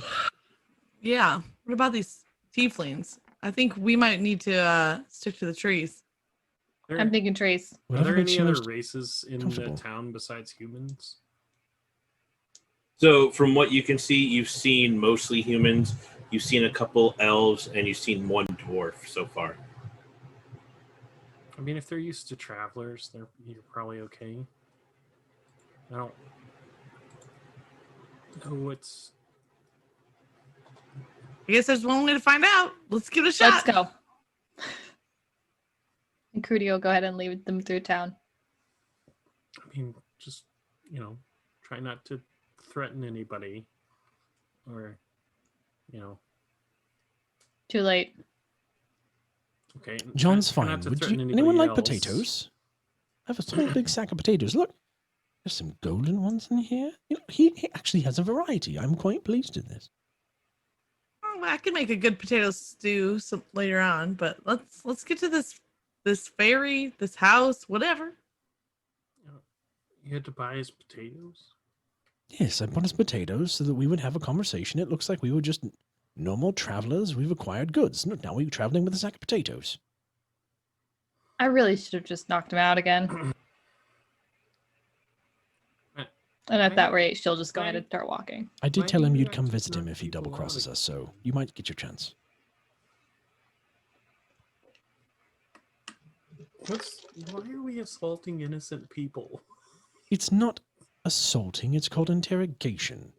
We are short Why are on we time. interrogating people we don't know done anything wrong? Maris, have you ever worked with living people when it comes to trying to get information? Yes. How did that work out for you? Normally they've done something wrong.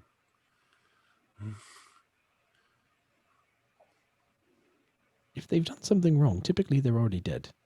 This is how you talk with people that are in need of becoming forthright with information that, in a quick way, literally, let's keep walking, shall we? You mean Please. Did you? normally when I need information from people, I just walk up and ask them. We Have don't you time seen for me? this. Continue. See, that was a question that you asked me. And then I provided an answer of, yes, I've seen you, and it's scaring me. And this is me we're talking about. Miros, we did not have time, nor did we have assurances that our presence wouldn't have alerted them to some larger presence. Obviously, he was quite scared of those in the yellow cloaks, which we shouldn't talk about openly, by the way. And we need to continue to press on. Had we been discovered, we might have met with an entire village full of hostiles, in which case that would have been a very bad thing. So this was the most appropriate course of action in there. The man was not harmed. He's walked away with 2 gold, and we have potatoes. Pressing on. You gave him 2 gold for potatoes? Yes, for his trouble. Is that not fair compensation? That's probably 3 weeks of wages for him. Interrogation and compensation, Miros. Do you feel better about our transaction? Can I punch him? Please punch him. Can we think she was just talking carry about on, you. please? Aren't we walking? Aren't we there yet? Are we stopping every time to talk? Are we I there believe we're yet? walking. Oh, look, we're here. Amazing. So you guys were walking this whole time having this conversation. I Yeah. thought we were. Okay. So why you guys were walking up Very there? quietly, but Well, I hope you weren't screaming at the top of your lungs. Yes, we kidnapped a man and asked him questions. Damn, John's potatoes are delicious. Have you had John's potatoes? they're No. raw. No, as you guys are walking, at one point you do pass by a pair of houses, and in between you see a hooded woman who's sitting there beating a moldering rug hung on a line between 2 houses, and she is cackling madly with each swing, sending up clouds of dust. And as you pass, she just stares at you at the party, and as you look, you see her eyes are just milky white with blindness as she continues to cackle madly, beating on this rug. I like her. Phalar's That's you when you get old. Phalar's going to Thank mind you. link with this woman and tell her, good job. Keep up the good work. With that, she just smiles, and she has this tooth-gapped grin on her face as she smiles at you, and then she begins to cackle even more loudly and maddeningly, hitting the rug even harder, and you see dust just start to envelope her as she beats it out of this rug. As Phalar sees this, he's going to kind of continue the link with her. He has a 50-foot range on this, so he's kind of continuing to walk. And he goes, excuse me, ma'am. You seem to be one of great joy and great respect in this village. Have you possibly heard of a rather young, dashing-looking lady and a large man coming through recently? You kind of get a response from her. Oh, yes. I've heard of them, I have. Do you happen to have heard where they went? A rumor has it that Davish took them upstream, but that's what I've heard. I don't get out much. Well, that's a shame. You're quite a delight. Thank you, ma'am. Thank you. Most avoid me because I can't see. Ah, I've learned that most that can't see better than most that can. Thank you. The old woman says that Davish took them upriver.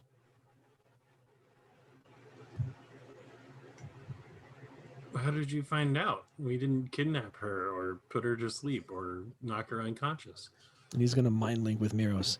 I asked her a question. Oh, that must have been difficult.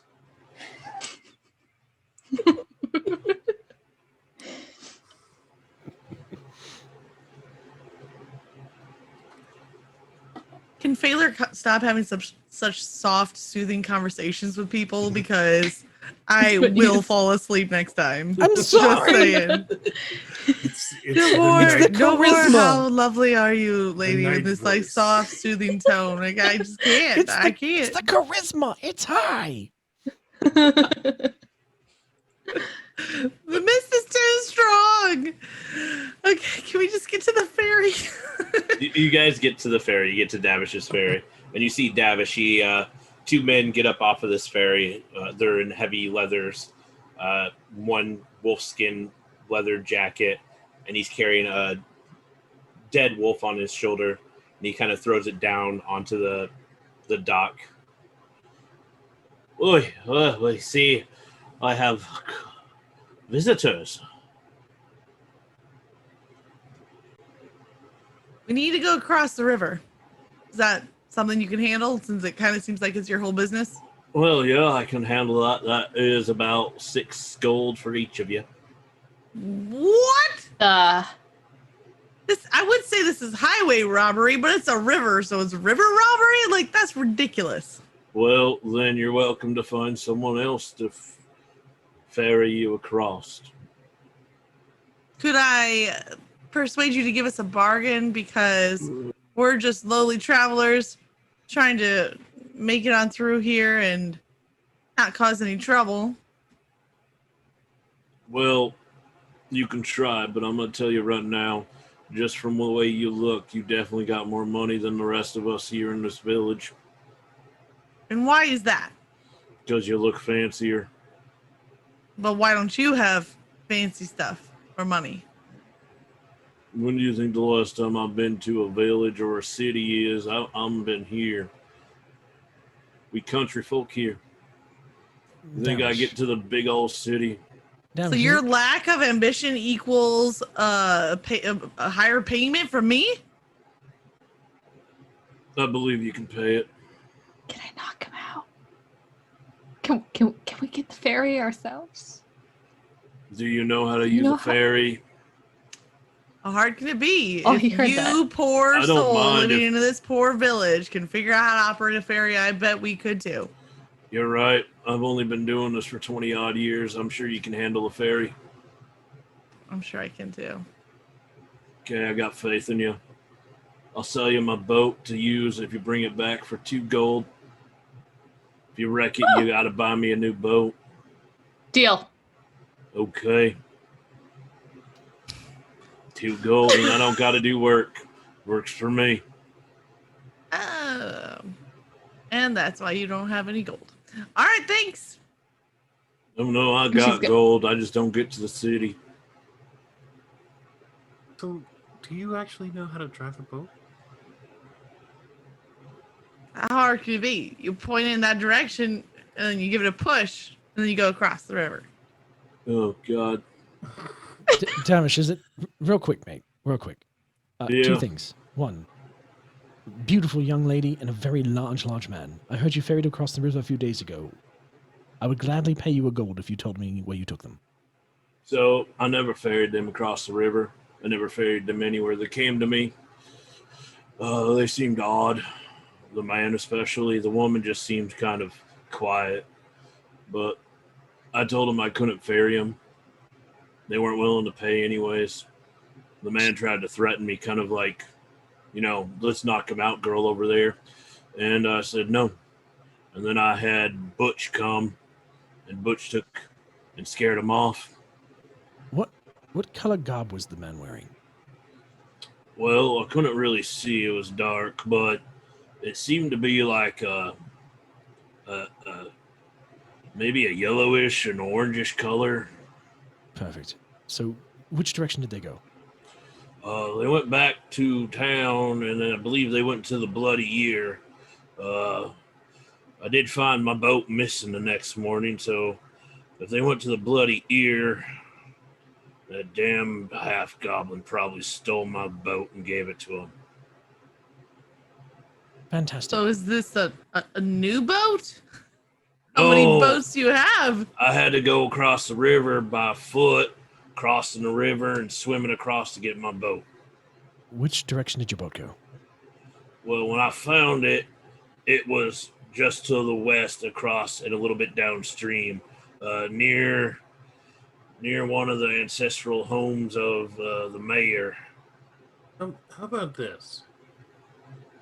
If we give you V6 gold, including the one from this information, can you just take us there? Oh, I could do that, sure. All right. Make haste. Give him the 6 gold. 7. 6 gold Yes. per person? No, 6 gold. 6 gold total. Total. Oh, I thought you said per person. Okay. That'd be riverside robbery, and I'm not into that. On we go. On we go. Okay. Get into my boat. I'll take you over there. Don't worry. We'll get there in about 10 minutes. Gotta go upstream. And with that, he'll kind of start moving the boat, and he'll kind of be pushing it and moving it upstream. It definitely takes a lot of muscle from him, but you see him, he's able to get it up, and eventually he docks it on the other side. So, here's where you want to be. I'll say if you go west, follow the road west, and then when it goes south and north, if you go north, that's probably where you want to be looking. Not sure, though. Don't know what you're exactly looking for, but that's probably a good place to look. All right. We're going to go. Let's go. Why do you say that? Probably because it's the house that's got a bunch of weird shit happening everywhere, correct? Well, yeah, it does got a lot of weird shit. I didn't tell you that. I'm going to go back across the river where it's safe now. Bye. Thanks, David. Anytime, if you need to ride back, just, yell, don't scream. We'll holler. If you scream, I'm running. Great. Got it. Got it. Good. And with that, you kind of just...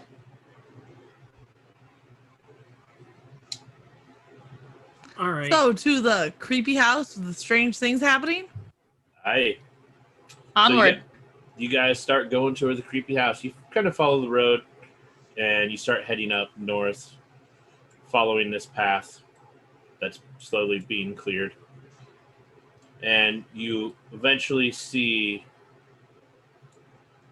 this set of buildings. And as you guys are kind of passing by these other houses, you kind of look in, and none of them seem to have lights in them. They're all dark. The shades and whatnot all look really worn down. The buildings look worn down. At times, you just happen to see almost as if figures are moving about inside, but you never actually see who's in there. It's almost like someone's just watching you at times. But you eventually come to this large, old mansion. Miros. And when you do, you see there doesn't seem to be anyone around this building, as well as there's no lights on at all inside. There's no candle lights, nothing. It's as dark as can be inside. You guys move up, and the door is just kind of creaking on its hinge.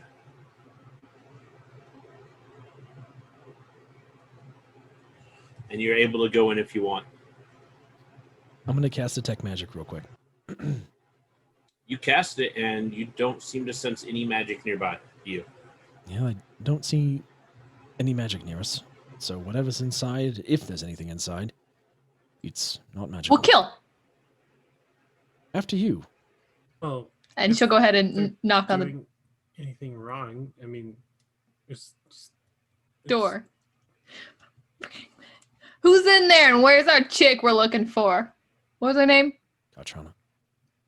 Hope would like to That stealthily one. sneak around the back of the house. Katrana, we're looking for you. And she's just gonna knock on the door and then kind of like push it open and walk on in. So you kind of... So you're going to walk right in now? Well, she's gonna shove the door open and see like what she can see. So the house is dark inside. There's really no light illuminating it. You don't really see anyone down the hallway you are looking in. Give me 1 second.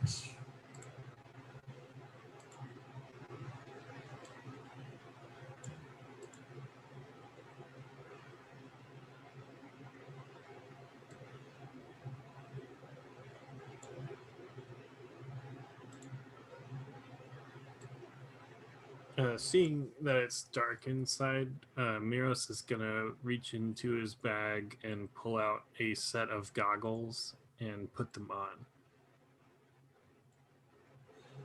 Okay. What do your elven eyes see? Who's an elf? Who's got elven eyes?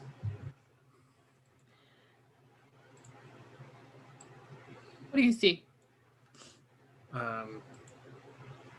Basically, the goggles give him dark vision, so he can see in the dark. So as you push the door open, kind of look in, you just see this kind of hallway room leads into the what seems to be the kitchen, and there doesn't seem to be anyone there. You see one small candle further down, kind of lit. You see light off, kind of flickering in different areas, but you think it's just from other candles that might be lit inside the house. Do we go in? Yes, you can go in. And Hope, you're at the back door currently, and you're easily able to get back there. Yeah, I had a 16 stealth. Yep, you're easily able to get back there and sneak back, and you're right at the back door.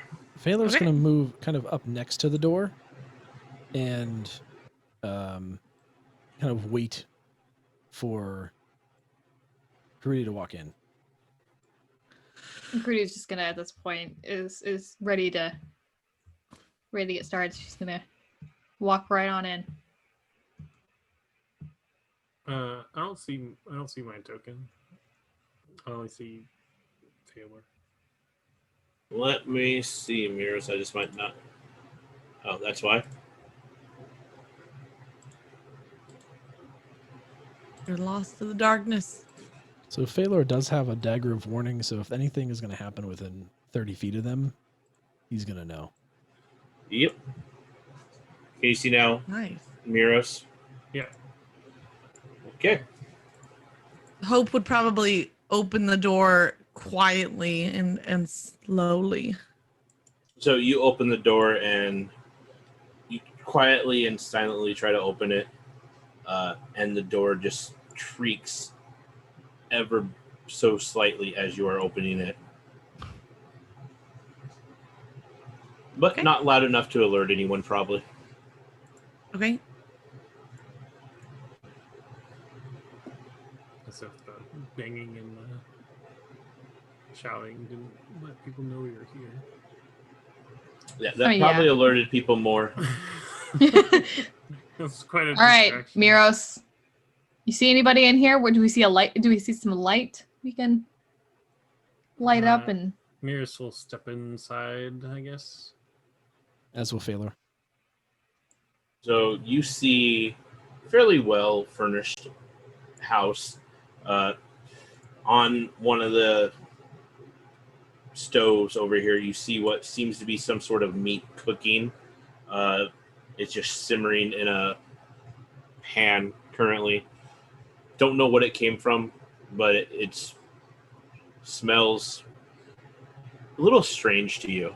Other than that, you don't really hear or see anyone, though. Rudy takes a bite. Hope would move over towards the stairs.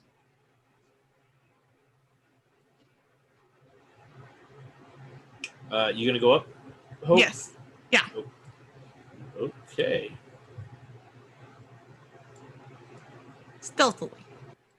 You will stealthily move up. Karudi, you take a bite, and it definitely tastes strange to you. It's a little stringy, a little muscly. It's definitely not something you've eaten before. Okay. This is not quite as good as I expected. Had better. Not sure what it is. So keep your eyes out. There's different things around here than I've ever seen before. Miros, try I've to had identify what meat that is. This is jerky expertise help. Yeah. Do Sure. I have jerky expertise? I will let you, because you've probably had a lot of jerky since you seem to have such an expertise for it. I will let you roll your intelligence and do advantage. Oh. Nice. How do I change my direction? Click on your character, and the part that sticks out, you turn it. Oh, okay. I just didn't see it. So 12. Phalor is going to probably kind of walk in as much as possible and try and see if there's any rooms or if he hears anything, and you know, Hope, where are you? Miros, you believe that is human flesh. That Wait. is people. I would have recognized it. Oh, so you've eaten human? Yes. Okay, then you recognize it. Oh, okay. You just That's human. They're eating humans here. That's Not very good. That's disgusting. Very So many bad seasoning. questions. Does Hope see anything upstairs? And you just In the room you're in, it seems to be some sort of lounge area. There is... Let's see.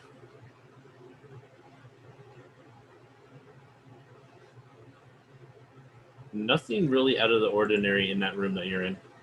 Is there any like doors or hallways or anything? Yeah, if you... So you can turn your character. Okay. So there's a doorway. It's very difficult, but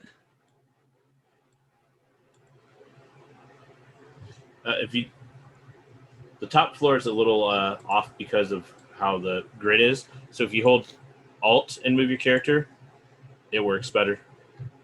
okay.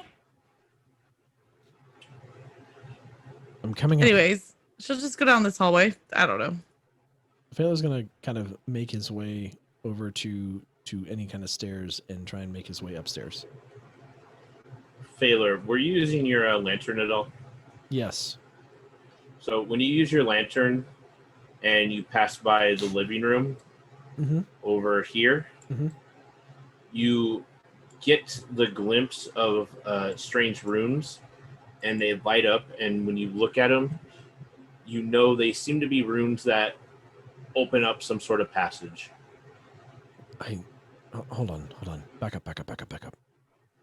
There's some kind of secret rooms over here. Seem to light up a passage somewhere. I don't... This house is but a gateway.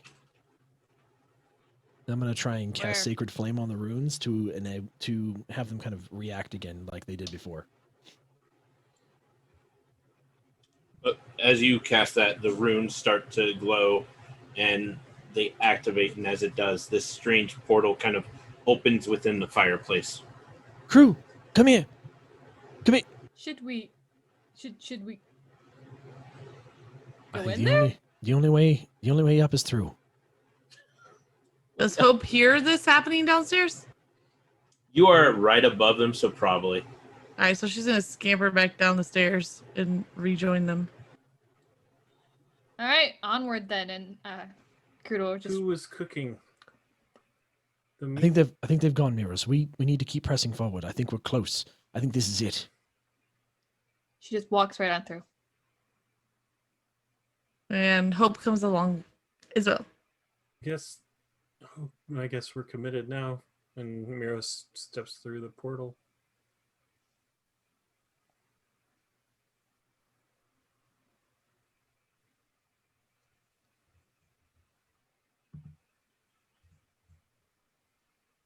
And you guys find yourself in a long, old, abandoned-looking stone hallway. There are sarcophagi and bodies just laying on the side. Some have been turned open and overturned.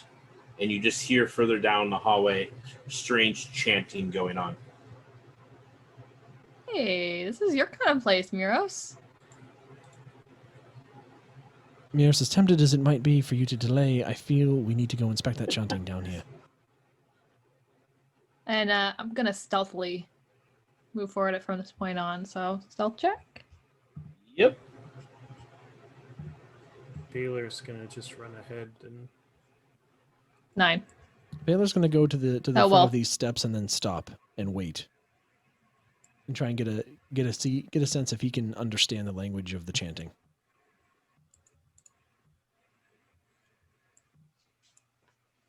Hope is also gonna stealthily move forward. Do you need another stealth check? Yes, please. Okay. probably from all of us, huh? Anyone that's going to be stealthy. Might as well roll it. She got a 16 again.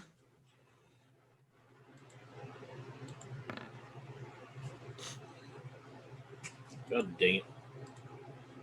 So you guys are able to move up and the chanting continues. They don't seem to really pay attention to you at all. 13.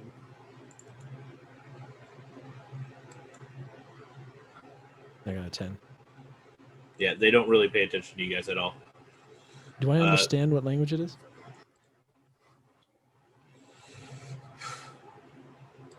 One of the languages I know is Celestial. That's why I'm asking. Do you know Infernal? I don't. I might though. Right? As a tiefling or no? Check your languages. It depends on if you took it. They're in the bottom left. Proficiencies in language. Okay, thank you. Yeah, infernal. Yep. Yep. Mhm. Okay, so you can understand that based off of their chant, they seem to be calling forth for their god, the king in yellow, and they are offering up these worthy sacrifices, is what they're saying. So, Hope communicates that to the rest of the party. Can you see the sacrifices, Hope? I don't see anything. I only hear what they're saying, but I think we need to get in there quickly before they offer up these sacrifices. Agreed. I agree. So Hope's Should I get gonna some people? rush up is it up the stairs here? Yes, it's up. And then she's gonna hug the wall and go to the left, trying to still be like out of sight and not heard. So I can't really see what's up here, but she's gonna go up to the left. Crude's gonna do Miros the is- same, but kind of with a little like excitement in her step. Because we get to kill people now. So I will say, as soon as you guys climb the stairs, the chanting stops as everyone can see you plain as day.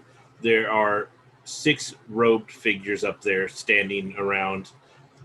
3 are on their knees. 3 are kind of standing up in front of them, daggers raised, and you see what seems to be Cortana. God, I just butchered her name. You see it, Reinhardt's daughter, and you see a couple other people. Hartrana. Yeah, Cartrana. A couple other people up there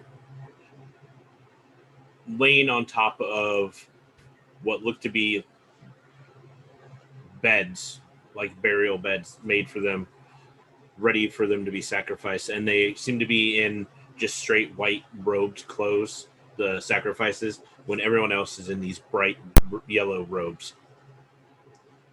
So since we Rudy's can gonna- see everything and they can see us, can we make this room just visible or no? Yes, just give me 1 second. And I think it's time to attack. Just roll initiative. Let's go. Crudy's gonna yell, "That's my lady!" And I don't know that's if we gonna see be the her. lady yet. I thought we saw the lady. Did we Yeah, say we that did. Cartrana was one of them? Yeah. Oh, okay. Yeah. Oh my. Can you guys see everything now? Well, I did 20. the wrong roll, so it doesn't count. Oh, thank goodness. Everything's Oh, kind look of at that. grayed out, but Mine's 9. Wait, is this what is this? What kind of check is this? This is initiative, so you're Initiative. just rolling for initiative. so roll Okay, d20 so 20. and initiative's Ooh. right in the middle at the top. Yep. I got Your 12. proficiency bonus. We'll wait for Geigen so we can record him. Mm-hmm. Oh, So what does this mean? What does this roll mean? This is The what order. you get to take your turns of attack or Yeah. actions. The high number is good. I like that Geigen's head keeps disappearing. I know. It's great. I mean, Makes it spooky, right? sort of. The headless. Damn. Yes, Geigen I- the headless. I love the whole thing for Zoom on their camera.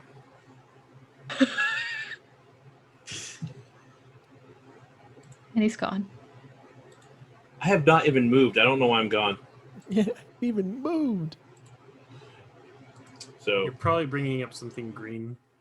Mm-hmm. I'm not, though. So what was that? Magic was a 10, 12. 12. Plus 2. Yeah. Karudi was 20. Phalor. 9. Wait, is this constant? Wait, what kind of check is this? It's initiative. Wait, how do you have a plus? So if you look, there's an Initiative initiative. It just says, is "Oh, I have always a advantage on plus. initiative." Holy crap! Hold on 1 second. It's right next to your armor class. Like, Mirror, what was yours? Oh, I mean, Mine's plus 12. 2. Yeah. Nope. Okay, yeah, so 22. Still 9. oh, Rip.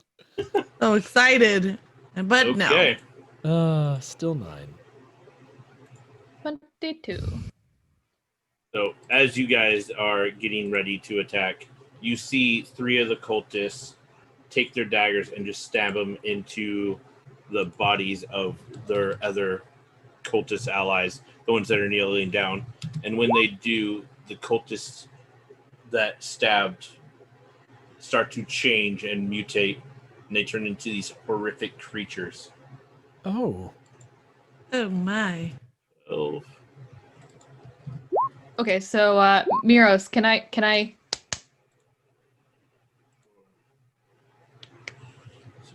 Definitely abominations.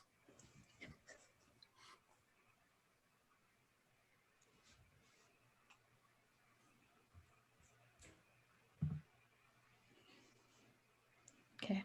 And from here on I don't know what to do. well, now is combat.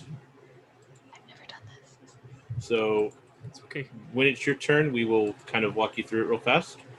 Thank you.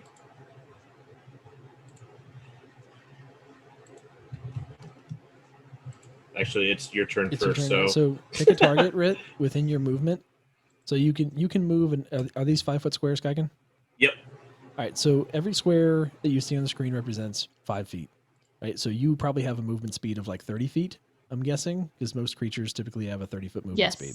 So Yes. anything that you can get to within 30 feet is something that you can attack. So you can look at your attack actions and you can choose which one you want to do. And once you decide how you want to attack whatever creature you want to attack, then you need to roll for roll to hit. And so you'll roll a d20, and depending on if that number is higher than the creature's defense, then you will hit. And then do the damage. Okay. So I will take my flame tongue longsword and I will go ahead and as a bonus action ignite it. And and then I will go ahead and attack 5, 10, 15, 20, 25. Okay, I can reach everybody. Guy in the front. I guess I would go this direction. Just ping him on Probably. the screen so we know who you're going to attack. Okay. Pink? Well, you probably have to go up the stairs unless we can reach Oh, wait. them Oh, is from there the stairs? I'm sorry. I'm blind. Okay. Yeah, I guess there's I wouldn't attack. there's stairs on the right. You could probably hit them from there. Even if you're on the ground, you'd probably be able to Okay. reach him. Oh, Okay. okay. Then I will go ahead and attack here. Are you using both hands with your longsword? Just one. You also have a shield or something? No. There's a reason. I just don't remember what it is. Gotcha. Just roll your attack on him. Okay, which is So Just a the thing regular where it said D20. roll d20 and then add +6 because that's what you get for your to hit. okay. Oh. Okay, so 14, so 20. Nice. So that'll hit. And I think I can do it twice? You have 2 separate attacks, yeah. Okay. So you want to roll for damage, though, between each attack. Oh, okay, so what do I do now? So now roll 1d8 + 5. And 2d6 because your sword's on fire. Yep. So if you want to make it easier on yourself, you could do it in D&D Beyond. You just click on where it says that attack in D&D That's- Beyond on your character sheet. Oh, So like you'll see where it says hit and then damage. If you click on that little box that says damage, it should calculate all that for you. okay, so if I do the damage. It won't be a Oh, public okay. roll, but that's okay for damage. Okay, so 10? Okay. Did it roll 3 dice on your screen? Because it should. It did 1d8 + 5.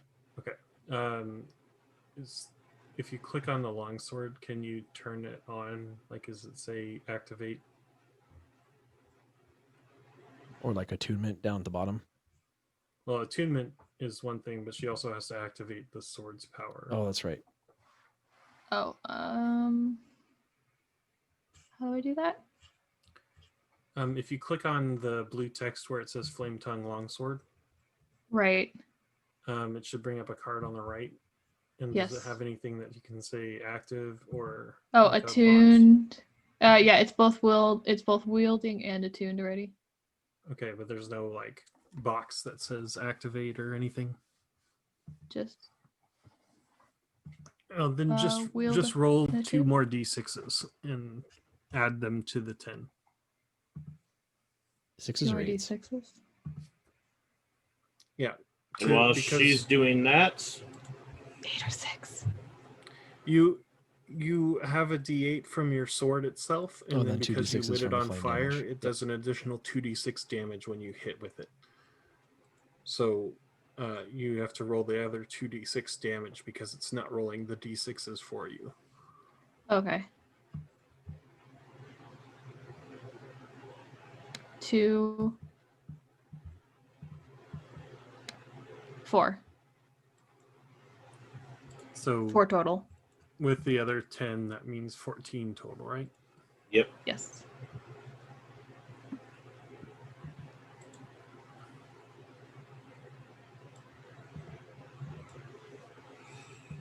So she will go ahead and take that sword, activate it, and then move forward and attack with a large yell because she's excited. Now we get to kill people. And then you're gonna want to do it all over again if you're gonna take a second attack. Oh, yeah, I got to do it again. Okay. And then she'll go ahead and slash again. So then So- roll to hit again, and then if you hit, you roll damage again. 8? d20 first. Oh, shoot.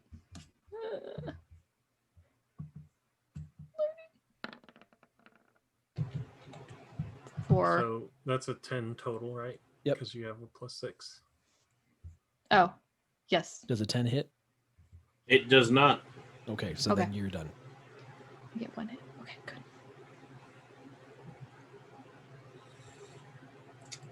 So the one that's sitting in the center throne, he is going to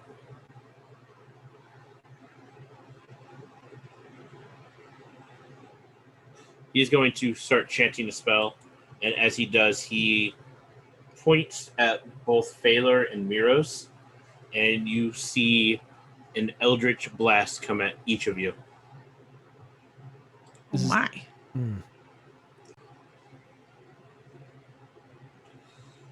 So that is 1d10. You Doesn't he have to roll to that hit? Oh yeah. first. Oh yeah. Plus Eldritch Blast, you gotta roll to hit.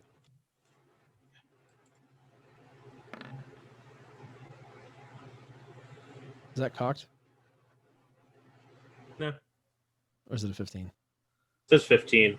Okay. I cannot tell though. But It hits. What about for Miros? Oh, they're both the same? Or what's your modifier? 3. Then So that 16, hits. 17, 18. Yeah, that'll hit. So 1d10.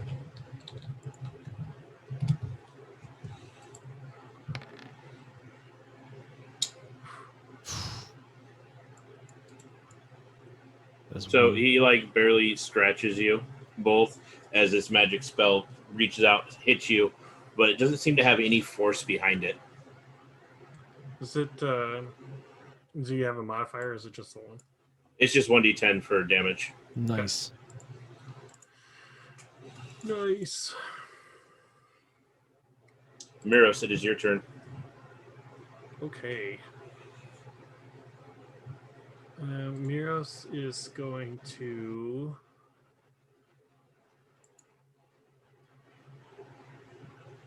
does anybody that they're up against look like they fight in melee, or are they all spellcaster looking people? They all look like they have some sort of spellcasting ability, though the two on the side have daggers. Okay.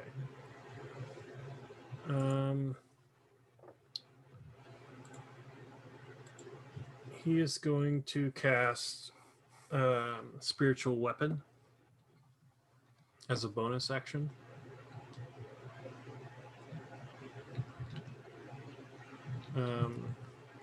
He's going to put it right next to the guy in the middle in front.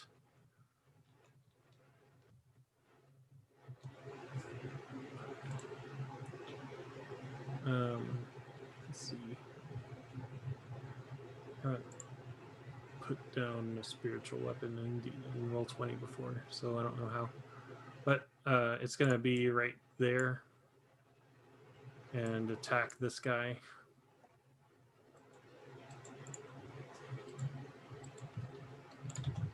Okay. That's a 24 to hit. That will hit. And it will do 9 damage. He's going to move to there and then hit the guy that he targeted. He's going to cast Toll the Dead at him, which will force him to make a wisdom save.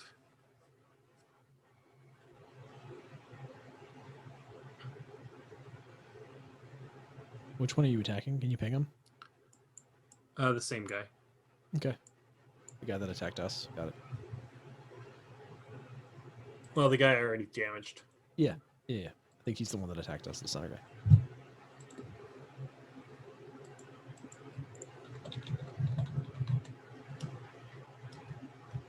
Toll the Dead 5e.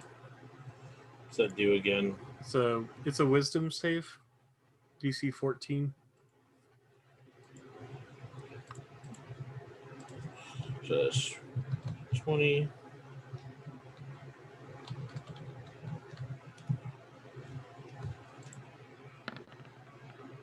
He does not make it. All right. And he takes 2d12 necrotic damage.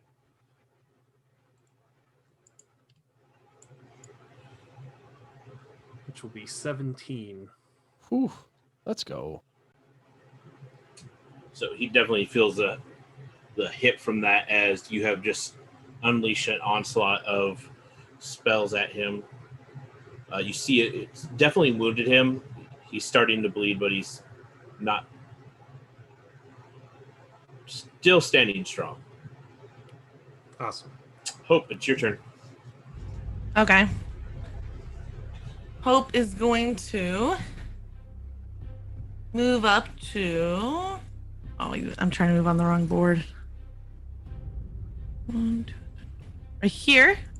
She's gonna dual wield rapiers against this person right here. And I think she would have. Assassinate as an option against somebody who hasn't had a turn yet. Ooh. If I can find it. Where is that? Why can I not find it now? Probably under features and traits. Yeah, thank you. You have advantage on attack rolls against any creature that hasn't taken a turn in combat. Any score you hit against a creature that is surprised is a critical hit. So would that apply here, DM? No, because they're not surprised. Okay, but I would still have You still have advantage. Okay.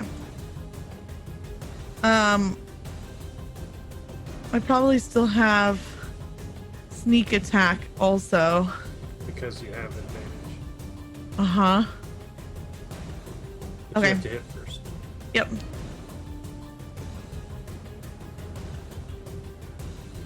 Let's go.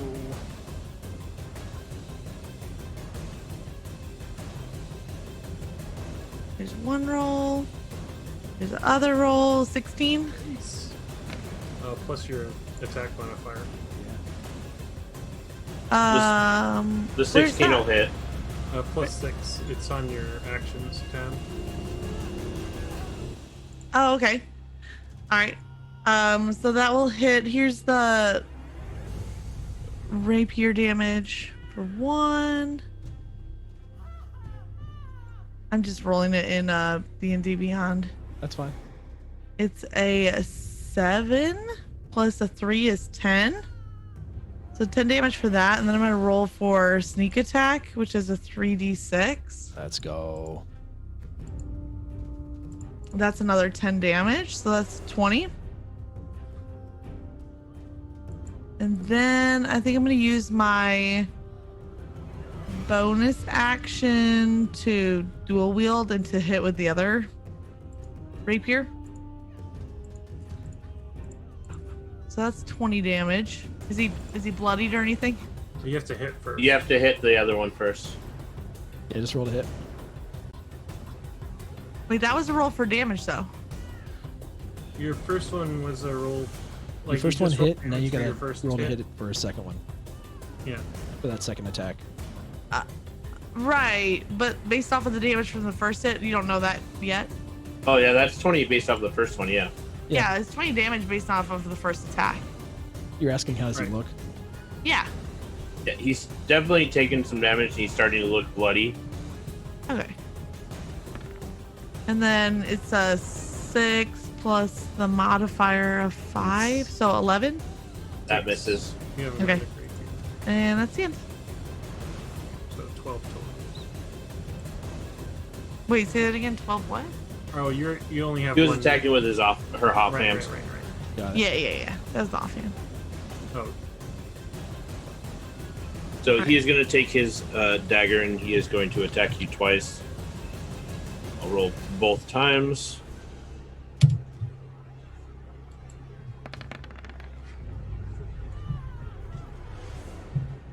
Does a 14 hit you at all? To who? You. You, Hope. A 14 is a tie. So 1 hits.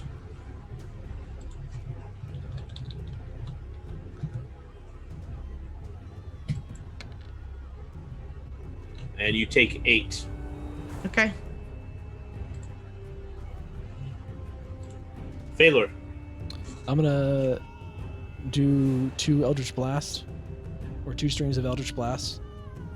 The first one at the enemy that Rit is damaged, and the second one at the one that Hope is damaged. So that's a 12 to hit. The first one. Okay. Does that hit or no? That does not hit. Okay. Wow, 12 again on the other one. Does not hit. Wow. Awesome. Where are the other 3 cultists? Or are they the ones? They're the ones that got stabbed.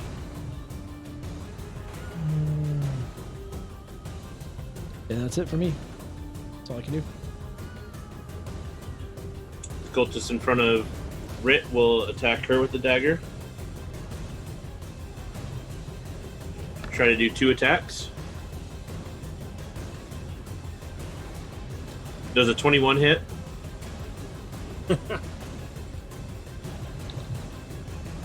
Yes. And she takes 4 damage. I was muted.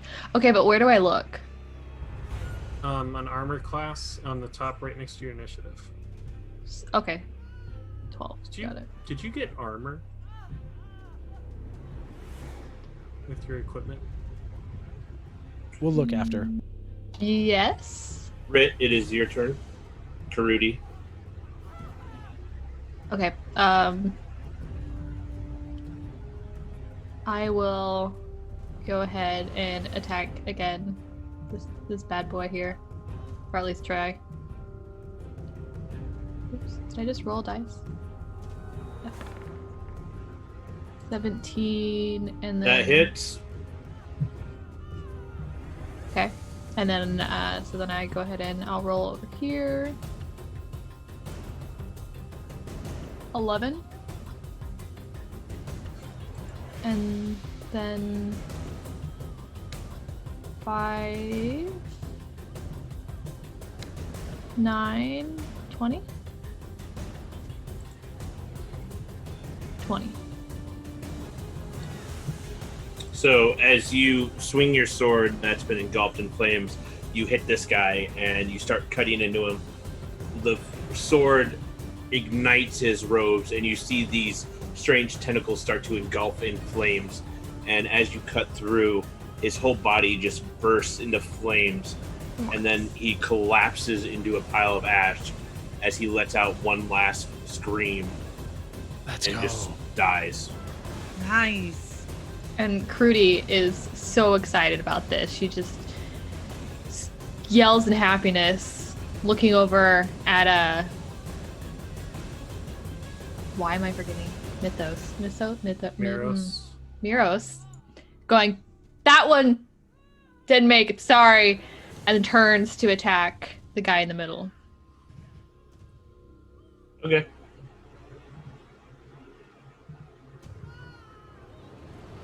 And fails.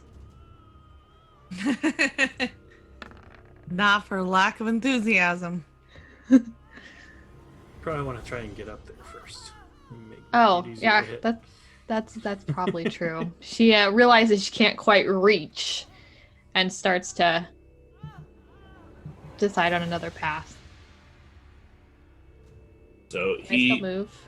Or does Yeah. the attack count as a move? No, you can move. Okay. 5, 6. Oh wait, 35. Oh wait, 30. Yes. Okay. Okay, and I'm done. You can probably crawl up there, depending on how tall that is. If you could hit him, you That's can crawl up on stage. Yeah, you could climb up it easily enough. oh, okay. Well, I'm gonna go this way. Well, actually, I would have attacked, so I would have gone that way. There you go. So he is going. The main one is going to once again try to Eldritch Blast both Miros and Phalor. Disadvantage. So the first 4 are going to be for Phalor. The second 2 are going to be for Miros.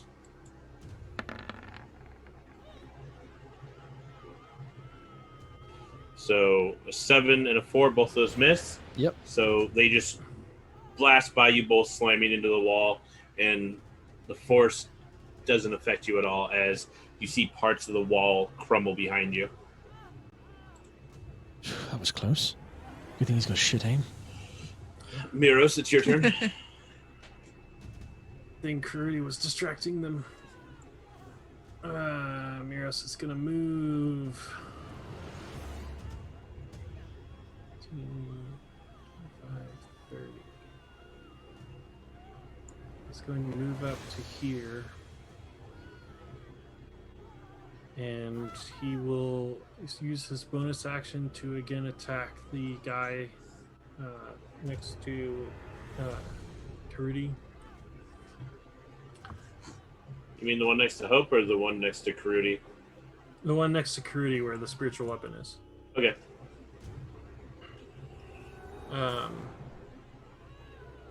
Let's see.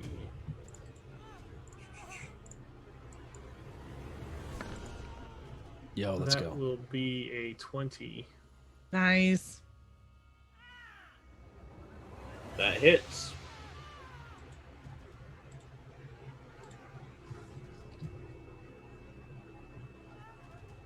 So that one will take another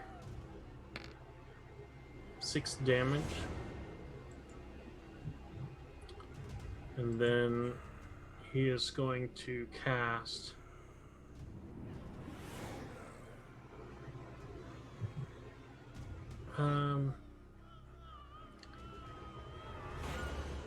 he is going to cast let's see. Yeah, he's going to cast Spirit Guardians.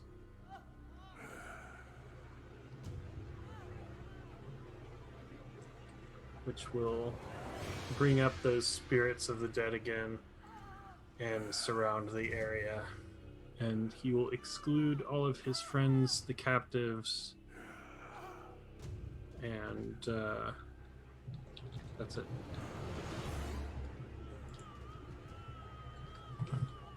And that will be his turn. Okay. Spirit Guardians, what all does that do again? Spirit Guardians. You call for spirits to protect you. You can designate any number of creatures you can see to be unaffected. An affected creature's speed is halved, and when the creature enters the area for the first time or starts its turn there, it must make a wisdom save.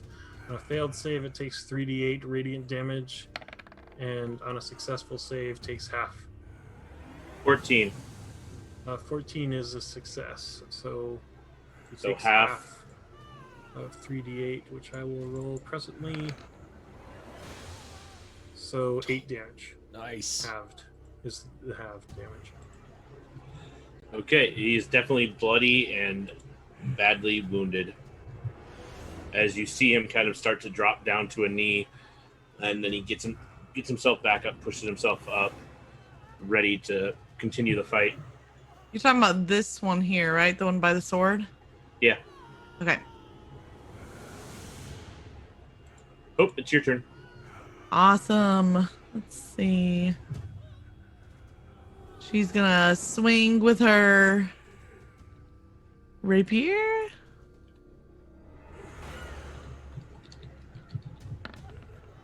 Uh, 7 plus 6, 13.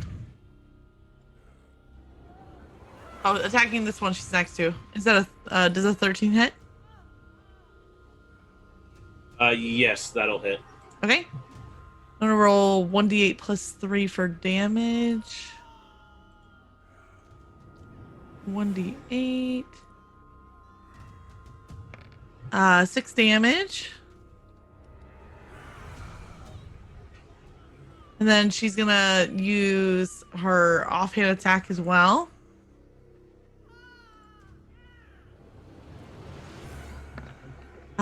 She gets a 24. Let's go. That definitely hits. So 1d8 plus 2 damage, so 4 more damage, so total of 10.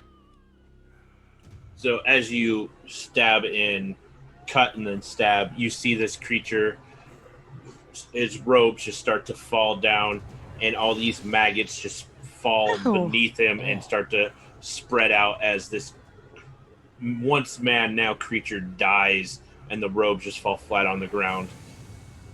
Sweet. Then can I can use my movement after the fact? Yeah. Yep. You can move at any time during your turn. She's just gonna go right there. Hey, Larry, Actually- your turn. Actually, yeah, I don't want to block. You're fine. I'll go right there. You're fine where you were. Okay. Valor's just gonna call forth 2 more blasts of Eldritch Blast at the last guy and try and light him up.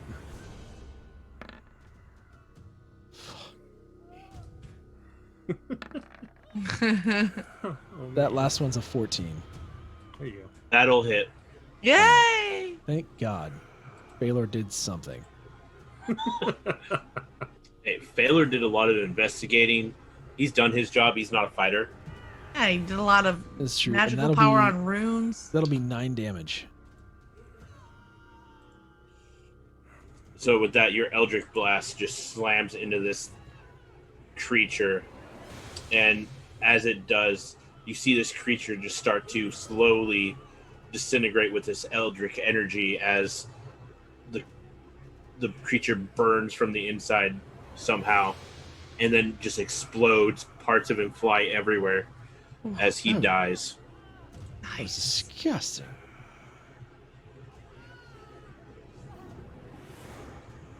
Beautiful. You've done it. Is everybody okay? Been better, but I've definitely been worse. Let us go get the lady and get the hell out of there. Multiple. Aren't there multiple survivors here? Yes, there I mean, are 3. Everyone, including the lady, and get the hell out of here. Are they conscious? They are not. All right, I'll grab one and I'll haul her out of here. Can I make a medicine check to see what is wrong with them? Yep. Are you muted again? Rit? Yeah, You're good. but I'll take the lady. That'll be a 13. So you start to use your medicine, your healing ability to check on them, looking at them. And as you do, you draw near one of them. And you just hear them say a word. But they're still asleep, and you don't know how. Then you move to the other ones, check them. They all just seem to be unconscious. You don't know why. They don't seem to be harmed. And as you check out the other one, they bolt straight up. And they say, "Me, up." Then you go finally check on the last one. And as you do, you just hear that within all of your heads. Someone just screaming for you to wake up.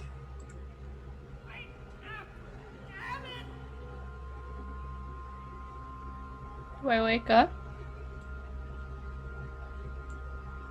So loud. Are you hearing this? I don't understand. Have we been asleep this whole time? Where did we? What the hell's going on? I don't understand it. And as you guys are questioning this, the room just starts to shake. It's not me this time. Promise. And Good to some hear. strange creature just manifests behind you.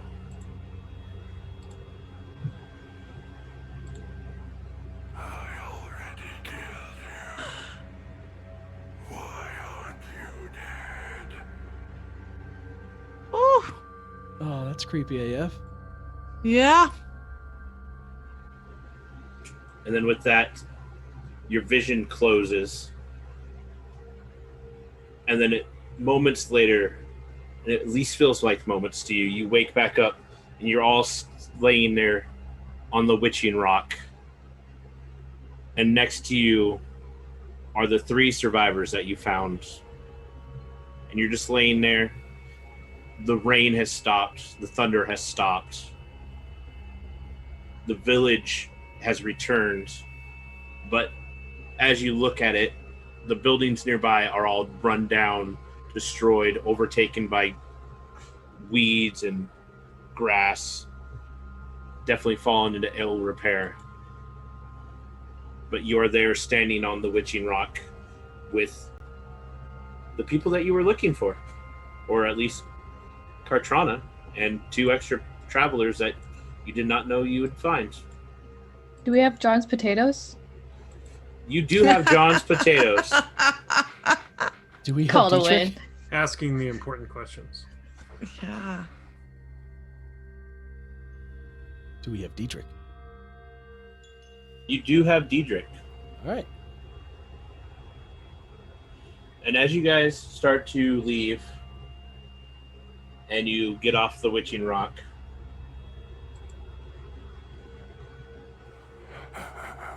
Xandalas dies and I am free. Free to kill. Free to kill you.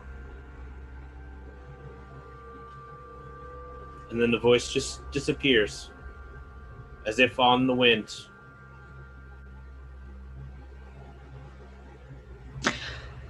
So I say we leave Diedrich and we run. Phalor's Wait, I dig the Dietrich's lady. here. Dietrich's here. Yeah, Phalor's going I mean, to he's tied up. very curiously take his lantern and shine it on the witching rock to see if the runes are still repaired or not. The runes are repaired, and they seem as if more of them are repaired, but you see new cracks starting to form in some of the other runes. But they aren't damaged enough. They still seem to work. And Hope's gonna take her dagger out of her boot and just untie Diedrich. Oh, thank you. I didn't like being tied up wherever we were, and well, I like being tied up even less now with strange voices in my head. You all heard that, right? Can I try and wake up the other 2 or the other 3? Yes. They will easily be able to be woken up.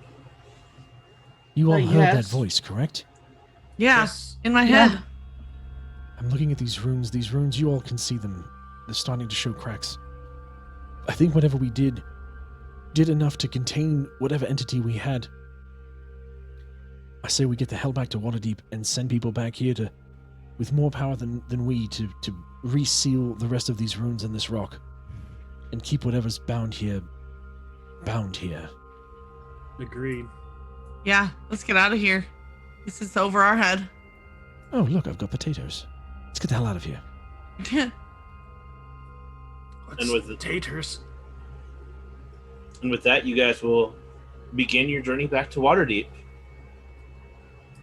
And as much as I would love Yay. to get back with Lauren Rydwald, we're going to call it there because we are over time. Geigen, that was Definitely. awesome, dude. Oof, that was good. I'm not gonna Nice. lie, kind of got a little distracted with some of the RP. I actually had a whole sequence where when you first entered the dream, it would be a dream within the dream, Oh, and Oh, you'd run into that guy, and no matter what you do, he'd instantly kill whoever tried to face him. oh, And Oh every my. single time one of you died, a message would show up either on your body or blood would be splattered, showing a Oh, this is message so freaking cool. What message? to wake up and to save. And there's gonna be save me. It was Kartrana, Ah. asking you to save her. Creepy. That's so cool. I would have Creepy. been dead because I definitely, Hope would have faced him, so I would have been dead. Margie, thank you so much for the follow. Appreciate you. Diedrich was probably going to be the first to die because he would have ran in panic. Is that why we brought Diedrich along as the, Yes. the pawn? Oh, And then I The ruined it. fodder. you saved him, Cody. You fodder. saved him.